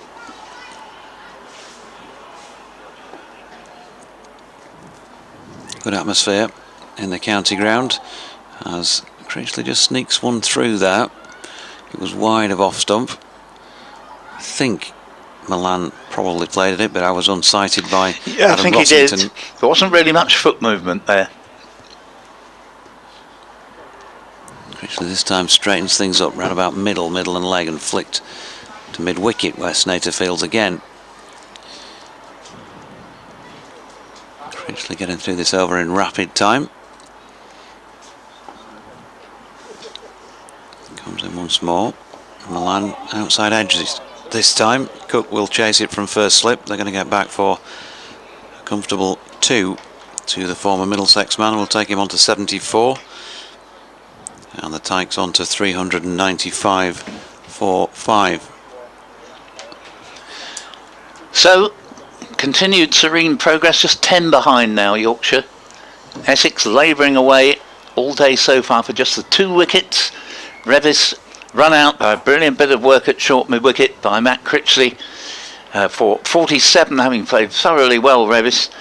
And Joe Root, not that long afterwards, out playing on to Critchley's leg spin for 75, bowled, and then that's merely unleashed this 6-wicket partnership of 180 unbroken between 74 to Milan and 94 to Harry Brook. If he does get to his 3 figures again this season, how many hundreds will that be for him so far? He's got a couple so far. Yep, so this will be his 3rd. One of them, I think, if I remember right, it was nearly a double 100. And yep, you take over. Just 1 stroke away then. And Cook into Brook, who lays his bat on that beautifully, runs it away down towards third man, and will pick up a couple, taking him on to 96. And this is where it really starts, because I don't think he'd any intention of trying to reach his 100 with a 6. But a boundary, he's hit plenty of them. Yep. 4 will do him very nicely here. It will, but I just thought I'd better, because the way yes, I know what you mean. he might have got a short ball that he pinged over mid-wicket for 6 and the moment was gone. So 397 for 5. Brook 1 stroke away. Crouches and waits, and in comes Cook. That's a good delivery as well from Sam Cook. He's already hit Harry Brook amidships earlier in his knock, and that can't have been so far away as well. Yes, Cook is the one Essex bowler who can go to bed and think, well, I put in a good honest shift there. He really has the trouble from an Essex point of view. This is the 4th time in 5 games that he will have bowled over 30 overs in an innings. He's a good bowler, isn't he? He is. And he proper craftsman. Just there's not a lot of assistance from the seam, so we believe, this season, but he's still managing to hit it a fair bit, and he's in again here, bowling to Brook, who plays that right under the eye line once again, late, and bangs it into the pitch. Rossington round to field, but yeah, he's not the same type of bowler as Steve Patterson, but he's certainly quite miserly and a handful. Not got the worst bouncer when he bangs it in as well. No, and he's always just moving the ball a little bit this way and that to make keep the batsman guessing. So Cook to Brook, who has a flick at one down the leg side. Good take by Rossington, who flicked off the bails as well. They've closed in around Harry Brook while he's on this score. The only man out in the distance is back on the boundary at around square leg, and that is a good question. I think it's Steckerty who's out there. Yes, it does mean that the boundaries are there if he can find the gaps. Again, Cook to Brook, driving into the offside, but no further than Tom Wesley, who's at mid-off. So they've removed the slip. They've got a sort of fly slip in place, really. Backward point. There's a cover fielding centrally. Extra cover is on the wicket end. Nick Brown, then Wesley. Walter at mid-on, and Harmer on that catching position straight mid-wicket, and Cook in, and Brook has a stifled appeal, very, very optimistic. Wraps him on the thigh pad, and he'll get through down this end, and that will conclude Sam Cook's over. So Milan 74, Brook still on 96, will keep the strike. Yorkshire 398 for 5. Sorry, old boy. Yes, please do, and this, I think, will present him with a, dare I say it, an easier chance, not disrespecting Matt Critchley at all, but you'd rather not be having to face Sam Cook when you just need a boundary to reach your 100. All of a sudden, he's actually faced more balls than he's got runs, 96 of 97, but a boundary in the first 3 deliveries of this over will take him to 100, and he'll go back to being better than the runner ball. So here's Critchley then to Brook, who goes back and plays this one into the ground. Rossington, busy behind the stumps, is out to do the fielding. Yeah, got a long on and a long off on the boundary here. Not the only 2 boundary fieldsmen, but they are new positions. Critchley again, Brook steps back and cuts. Can't get it past Snater at point. Walter was jogging around in the shadow of the pavilion to cover that, had it gone beyond. Still Harry Brook having to be patient. Critchley, and again this time he steps right back, very, very deep in his crease to get some bat on that, and plays it back to the bowler.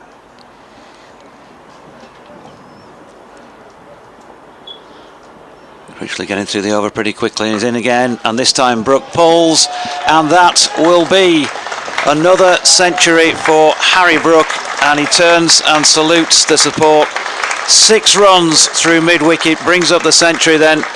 He moves him on to 102, and well, we've seen him develop over the last few years, but this season, Harry Brook, he's 23, and he really has come of age. 101 and 56 against Gloucestershire, 84 and 77 against Northants, 194 last week against Kent, and with that, Yorkshire bring up their 400 in the 117th over. But Harry Brook, it's been an innings of maturity, of some great stroke play, and he's brought it up in 101 deliveries and 151 minutes, including 2 sixes, his first scoring shot, and then the one to bring up his ton, and 11 floors. He just shapes up like he's going to be a magnificent player at whatever level he wants to play the game, Paul. Well, absolutely. Having said he wasn't going to try and hit 3 figures with a 6, that's exactly what he has done. And he picked the longest boundary. It's a big hit to get it over there for 6. A magnificent knock. Thoroughly enjoyed watching him, and I think everybody would have done. You know, when you play that well, you're not so bothered about personal preferences. You know, it's a privilege to see someone play so well. Critchley in, and Brook steps back and cracks that square on the offside. Last year he made less than 700 runs in the season, including a couple of tons. Let me just check on that. He said, quickly flicking down his last year's scorecard. 682 runs he made, including 2 tons. Northants second innings, Somerset first innings, 113, 118 respectively. This season he's now got 615 runs. Yeah. And we're only at the start of May. Fantastic. Yeah, let's hope he can keep it going. Just looking to see if Kevin's around, but he's slipped out of the box. He did suggest he might come back on at 6:05, but... is he... just asking Victoria if she'd like to come back in. Yeah, well, she's very welcome to. I was just wondering if... I'll tell you what, we'll let Victoria take my place, and if Kevin comes back, we'll ask you if you just step aside to give the great man a go to end the day. So I will make way for Victoria. Simon Harmer. He's coming on because Sam Cook is making way for him at this river end of the ground. And Harry Brook, the man of the moment, is going to be on strike. You can't believe, can you, that he's not going to get the call after the way he's set up his season. Harmer in and wide of Brook's off stump, and he watches it go by. Just a joy to watch Harry Brook. And if it wasn't a pleasure doing this job already, it certainly is when you get to see first-hand players of this ability and talent. And again, he's just milking the single out to long off there. Wesley doing the fielding. Another run. Gary Gaffer Williams says, tell your brother Matt I've still not forgiven him for not running to give me my 50 against PSL in 1986. Not that you bear a grudge, Jay Gaffer. Ferdinand Syme says, good to see Harry is settled. He was so nervous getting his first century of the season. Had to stand up while watching him get out in the 90s. Cliff Bat says, can't Halsey do his updates outside the box or talk quietly? Can't hear you. We maybe talk a bit louder then when he does. Milan just misses out on one there from Harmer. Fantastic century by Harry Brook. He's a great young player, says Lily. And Milan stepping into this latest Harmer delivery, drives it along the deck to Walter. Penny in Pudsey says, yes, never in doubt, gorgeous innings. Hi to Vicky, or should I say Victoria? And yes, you definitely should. Leicester. And Milan, now there's an appeal for caught here. Caught off something down the leg side, I think. Rossington coming around to pick it up. I was still looking down at that previous mail, I'm afraid, but anyway, it's not out, and apparently nowhere near from the reaction of Rob Bailey, who was not interested. Milan just pushing forward once again to Harmer, who has quickly fired through yet another over. Welcome back, Victoria. Thank you very much, Jonathan. Yeah, just watching the replay of that one, nothing on the bat for those appeals around Milan from the Essex fielders, who've been frustrated for much of this afternoon. But what an innings, as you say, from Harry Brook. Lovely to see yet another century from him. A couple of nervous moments in the lead up to that 100, but he got there in style with that 6, didn't he? So nice to see for him. Critchley from the Hayes close end for Essex to Brook, who just comes forward to defend that one, and it will be collected by Critchley, who moves into the offside to get it. No run. So Yorkshire lead by 3. 406 for 5 as Critchley comes in again, the spinner. That one's just pushed away along the ground into the onside by Brook, with number 88 on his back. Critchley getting through these overs quickly as we reach the end of the day, and that one's again pushed on the run from Brook out into the offside for no run. Harmer still with his floppy sun hat on, fielding that, because we have got the sun here at the county grounds in this early evening. It's early Saturday evening. Again, Critchley to Brook, just pushed back down the pitch and collected along the ground by Critchley. 4 deliveries bowled so far this over, no runs for the Yorkshire batters. Critchley to Brook, who turns that one away into the onside and be fielded by the man who coming in from the boundary. Ben Allison still out there as a substitute fielder as Yorkshire take the 1 run. 407 for 5. So a single off the penultimate ball of the over. And a change around in order for Milan to face. Milan, the left-hander, facing Critchley. Last ball of the over, comes down onto his knee to sweep that one away into the onside. And he'll take 2. Can't see there, but Paul Walter, we're just obstructed by the Tom Pearce stand, but Paul Walter does field that one. So it's 409 at the end of the over for Yorkshire. Milan moves on to 76. Brook 105. We've got 6 overs remaining for the day. Yep, where will the match be at the end of that? They've got that lead of 6. Neither here nor there, is it? There are 96 overs tomorrow and 6 today. So just over 100 to try and come up with something positive for either side in this. And you don't get the impression that either of them would want to give any ground in that respect, I don't think. So we're probably still heading for what's looked inevitable from way back in the match. But could still be some entertaining cricket to watch, result aside, as we've seen today. Harry Brook has been chief entertainer for Yorkshire, and he's just played another lovely shot along the carpet all the way up to Walter at long on off Harmer's first delivery. He's using his feet nicely again there, wasn't he, coming down the wicket, pushing it away. Harmer in to Milan. Nick Brown's been brought in a very silly mid-off.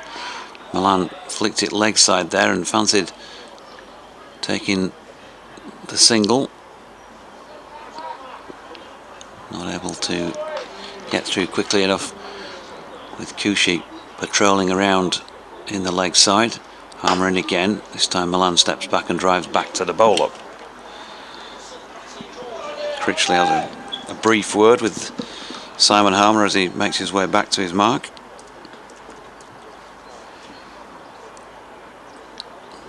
Walks in then, draws those arms together and then goes through his action, and Milan turns it backward of square this time.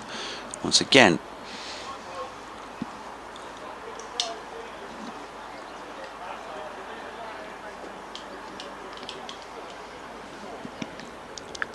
so In comes Hammer, floats one up this time wide of off stump. Can't tempt Milan into playing a false stroke there, just pushes it to Critchley. Nice and tight here from Harmer, just the one off the over so far. Not really troubling anyone so far. There he is again, Milan clipping him off the legs this time, and he gets it away in front of square, enabling them to get through for one more. 2 off the Simon Harmer over then. He's bowled 39 of them so far and remains wicketless. 5 maidens, he's gone for a century, 122. Yorkshire leading by 8 runs at 411 for 5 in their first innings, with a minimum of 5 overs remaining in the day.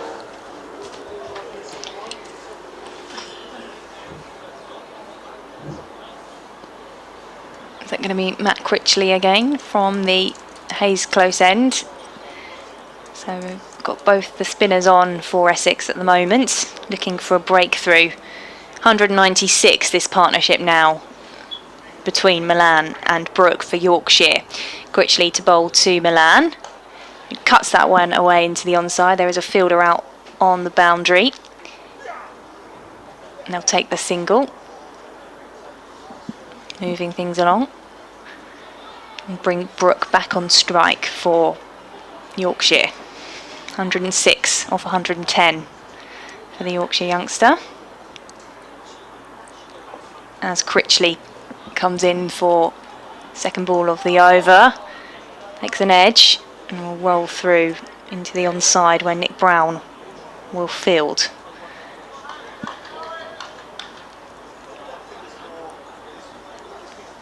A few oohs and ahs, but nothing really for anyone in Essex colours to shout about at the moment.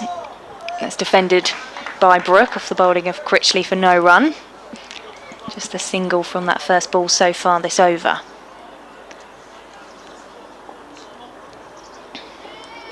Back for his short run up, Critchley. Brook will just come forward and push that one out into the offside for no run.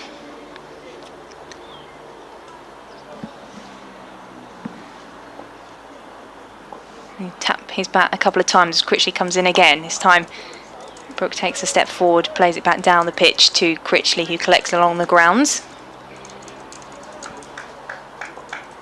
9 is the lead for the away side.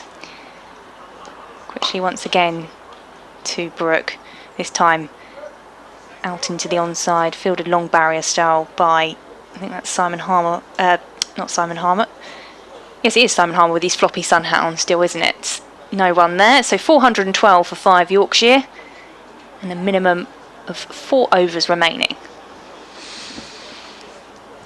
Yeah, lovely end to a day which had a bit of rain around in the early part thereof.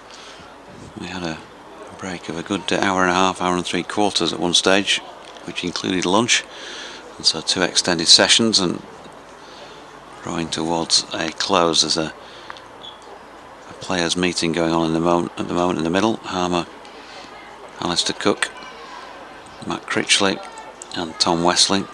David Milan is on strike. 78 to him from 162. He's been more measured, I suppose you'd say, about his play than Harry Brook, who's not far short of a run of ball for his 106, 115 deliveries. Watching on from the non-striking end though, Harmer comes round the wicket. Milan stepping into that and just tucking it away into the offside, but they stay put.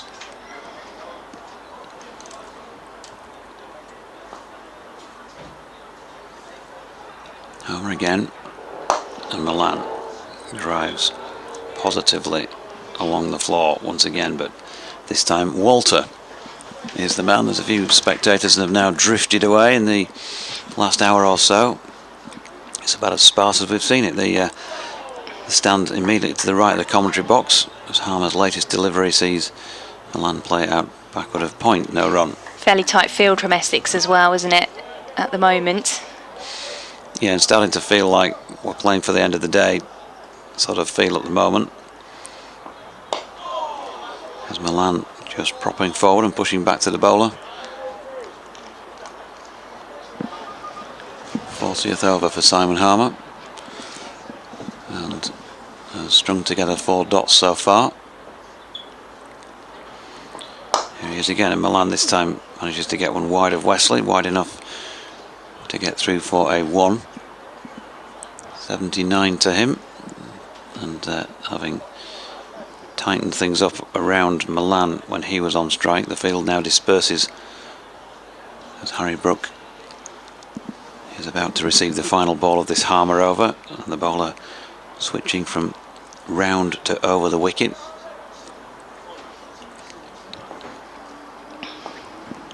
In comes the South African now. Brook steps back, cracks it away into the covers. Cushy's there. They're going to get through for a single off the last ball. 107 to Brook, 79 to Milan, 414 for 5 with 3 overs to go in the day.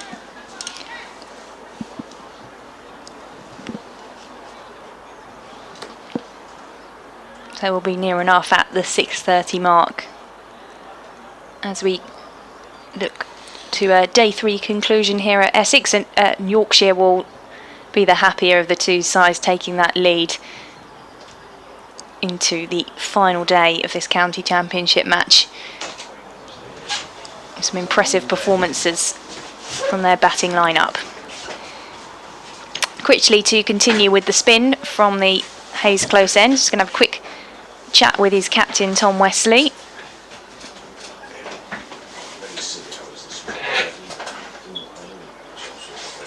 Who will shine the ball for him. And Critchley will be ready to bowl at Brook. In the 123rd over of this innings. Brook hits that one back down the pitch. Be fielded at mid-on for single, and that's the 200-run partnership between Harry Brook and David Milan. They'll receive an applause from the spectators who have stayed in the county ground in this evening sunshine and see Yorkshire 415 for 5 with a lead of 12.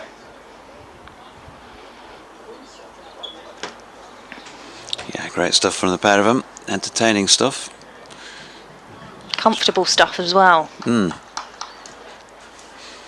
As Milan takes strike against Critchley. Milan will drive this one to mid-off and take a single. Fielded by Sam Cook. He'll throw it back into Rossington, the wicket-keeper. Moves things along to 416 for Yorkshire. The final few overs of the day here on BBC Essex, BBC Radio Leeds and the Yorkshire stations, wherever you're listening to us, as Critchley comes back into Brook, who dabs that one out for a single.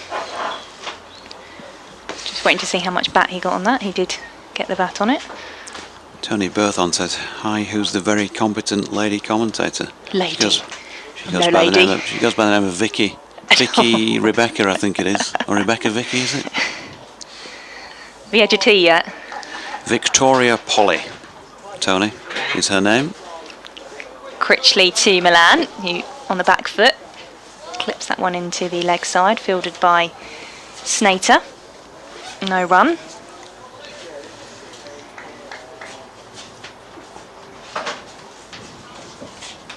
Thanks for your company, John. All right, Vic. Critchley to Milan. Drills that one away for a single. Long barrier in the field. On one side. Milan moves on to 81. 418 for 5. Have you got any more updates to do, Kev? Kev's back in the back of the box. Was it something I said? Final ball of Critchley's over. Brook to face. Off the edge into the offside. No run there for Yorkshire. So they'll finish the over as we were. 418. 4 off the over from Critchley. And we tick down to 2 overs, the minimum remaining for the day. Yeah, will we see history repeating itself? Last night, of course, Simon Harmer got through his what turned out to be the penultimate over of the day very quickly, which meant that Dimut Kurineratne had to face what should have been the final over, but it turned out to be just one ball as it was out, and then they walked off and completed that over this morning. Milan on strike is on 81. Will Yorkshire do a bit of gardening just to slow things down and make sure there are no more than 12 deliveries remaining in the day? We have a passing black-headed goal, and Milan gets a full bunger, I think it was, off Harmer. Direct hit as well from Wesley. There's a big appeal for run out on LBW, but it looked like it was always home, and vitally Rob Bailey not interested, so a single to Milan. bbcscricket@gmail.com. Graham's been in touch, says a new record 6th wicket partnership for Yorkshire versus Essex. The old record was 200 in 1902 at Bradford. D. Denton and G.H. Erst. In comes Harmer again, nicely cut by Harry Brook to point. So record breaking partnership for this wicket. No surprise, is it really? 269 they put on together last week, and they are proving a tough act to part. Brook again turning to leg this time, where Critchley does the fielding. And as Paul said, I don't think it really matters what your persuasion is.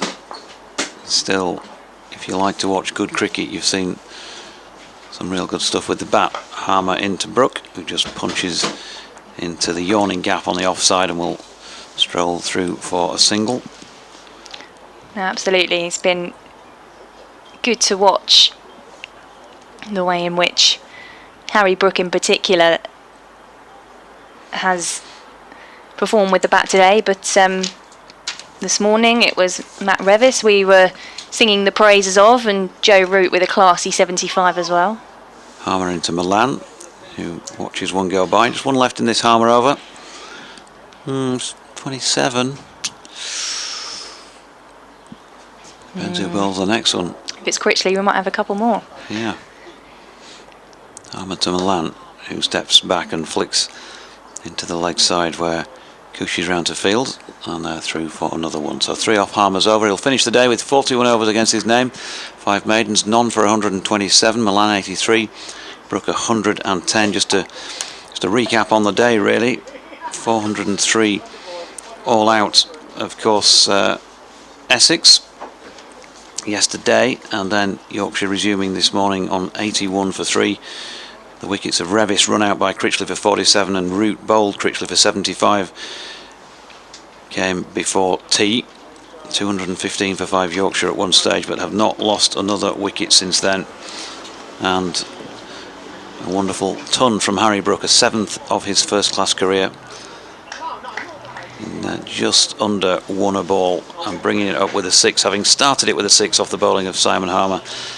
It's been super stuff to watch, ably supported this time by David Milan. It's that man Critchley to bowl to Milan, who just turns that one away into the leg side, who's got the run out and the wicket for Essex today. The only breakthroughs that they've seen on day 3 of this county championship match. So no run off that first ball of this over. And Milan just doing a bit of gardening, slowing things down as Critchley comes in for the second ball. Cut away this time by Milan into the leg side. That's going to run away all the way to the boundary.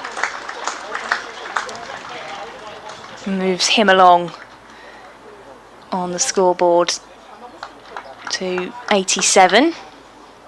Harry Brook at the other end, 110 not out. Sean in Rowdis' department S. Is Vic there? Vic's all right, just not Vicky. Digging him up now, Sean.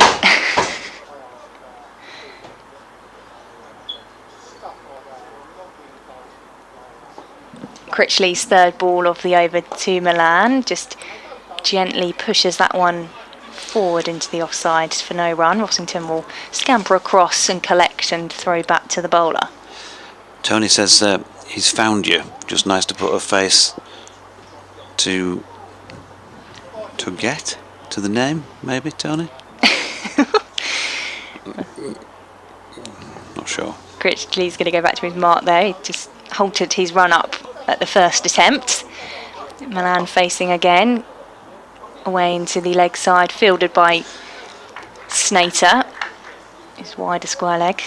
Dr. Chris Whitaker says, cracking day's action, lots of life in county cricket yet. Enjoyed the double act with Victoria Polly. Or is it Rebecca? Critchley to Milan once more. This is pushed away into the offside. Fielded by Ben Allison, still on as a substitute fielder for Essex. No run there, 425 for 5. For the penultimate ball, or the final ball of Critchley's over, I should say. Turn around the corner by Milan for no run. Picked up at short leg by Nick Brown, and that will be that for the day's play here at the county ground between Essex and Yorkshire. Yorkshire finish 425 for 5, a lead of 22. David Milan not out 87. Harry Brook 110. Their partnership 210 runs, which has lasted much of the afternoon and the evening session. Your thoughts, Jonathan? Very much Yorkshire's day? Yeah, I think you've got to say that, haven't you? After 3 down at the start of it, losing just the 2 wickets in the day and none for a long time. Just lovely, lovely stuff to watch from Harry Brook. You know, chanceless 110. How many times can you say that when players get to that sort of score? Yes, it's a good pitch, but it's just the way he goes about. And I think I used the word artist, and that's what he's becoming with the bat. I think we already know David Milan is that, but you know, you look at the scoreboard and he's very much supported Harry Brook today, when we've seen just last week at Headingley it was the other way around, Brook playing the supporting role as Milan peppered it all the way around the place. I'm not sure what we're going to get in terms of a result out of this other than a draw, but we're going to be here tomorrow to find out either way. Victoria, it's been lovely working with you for the first time, and we'll be back, won't we, the 3 of us? Paul behind nodding away, but I think we'll say from the county ground Essex today, many thanks for your company, folks. We'll be back to do it all again just before 11 o'clock tomorrow. See you then.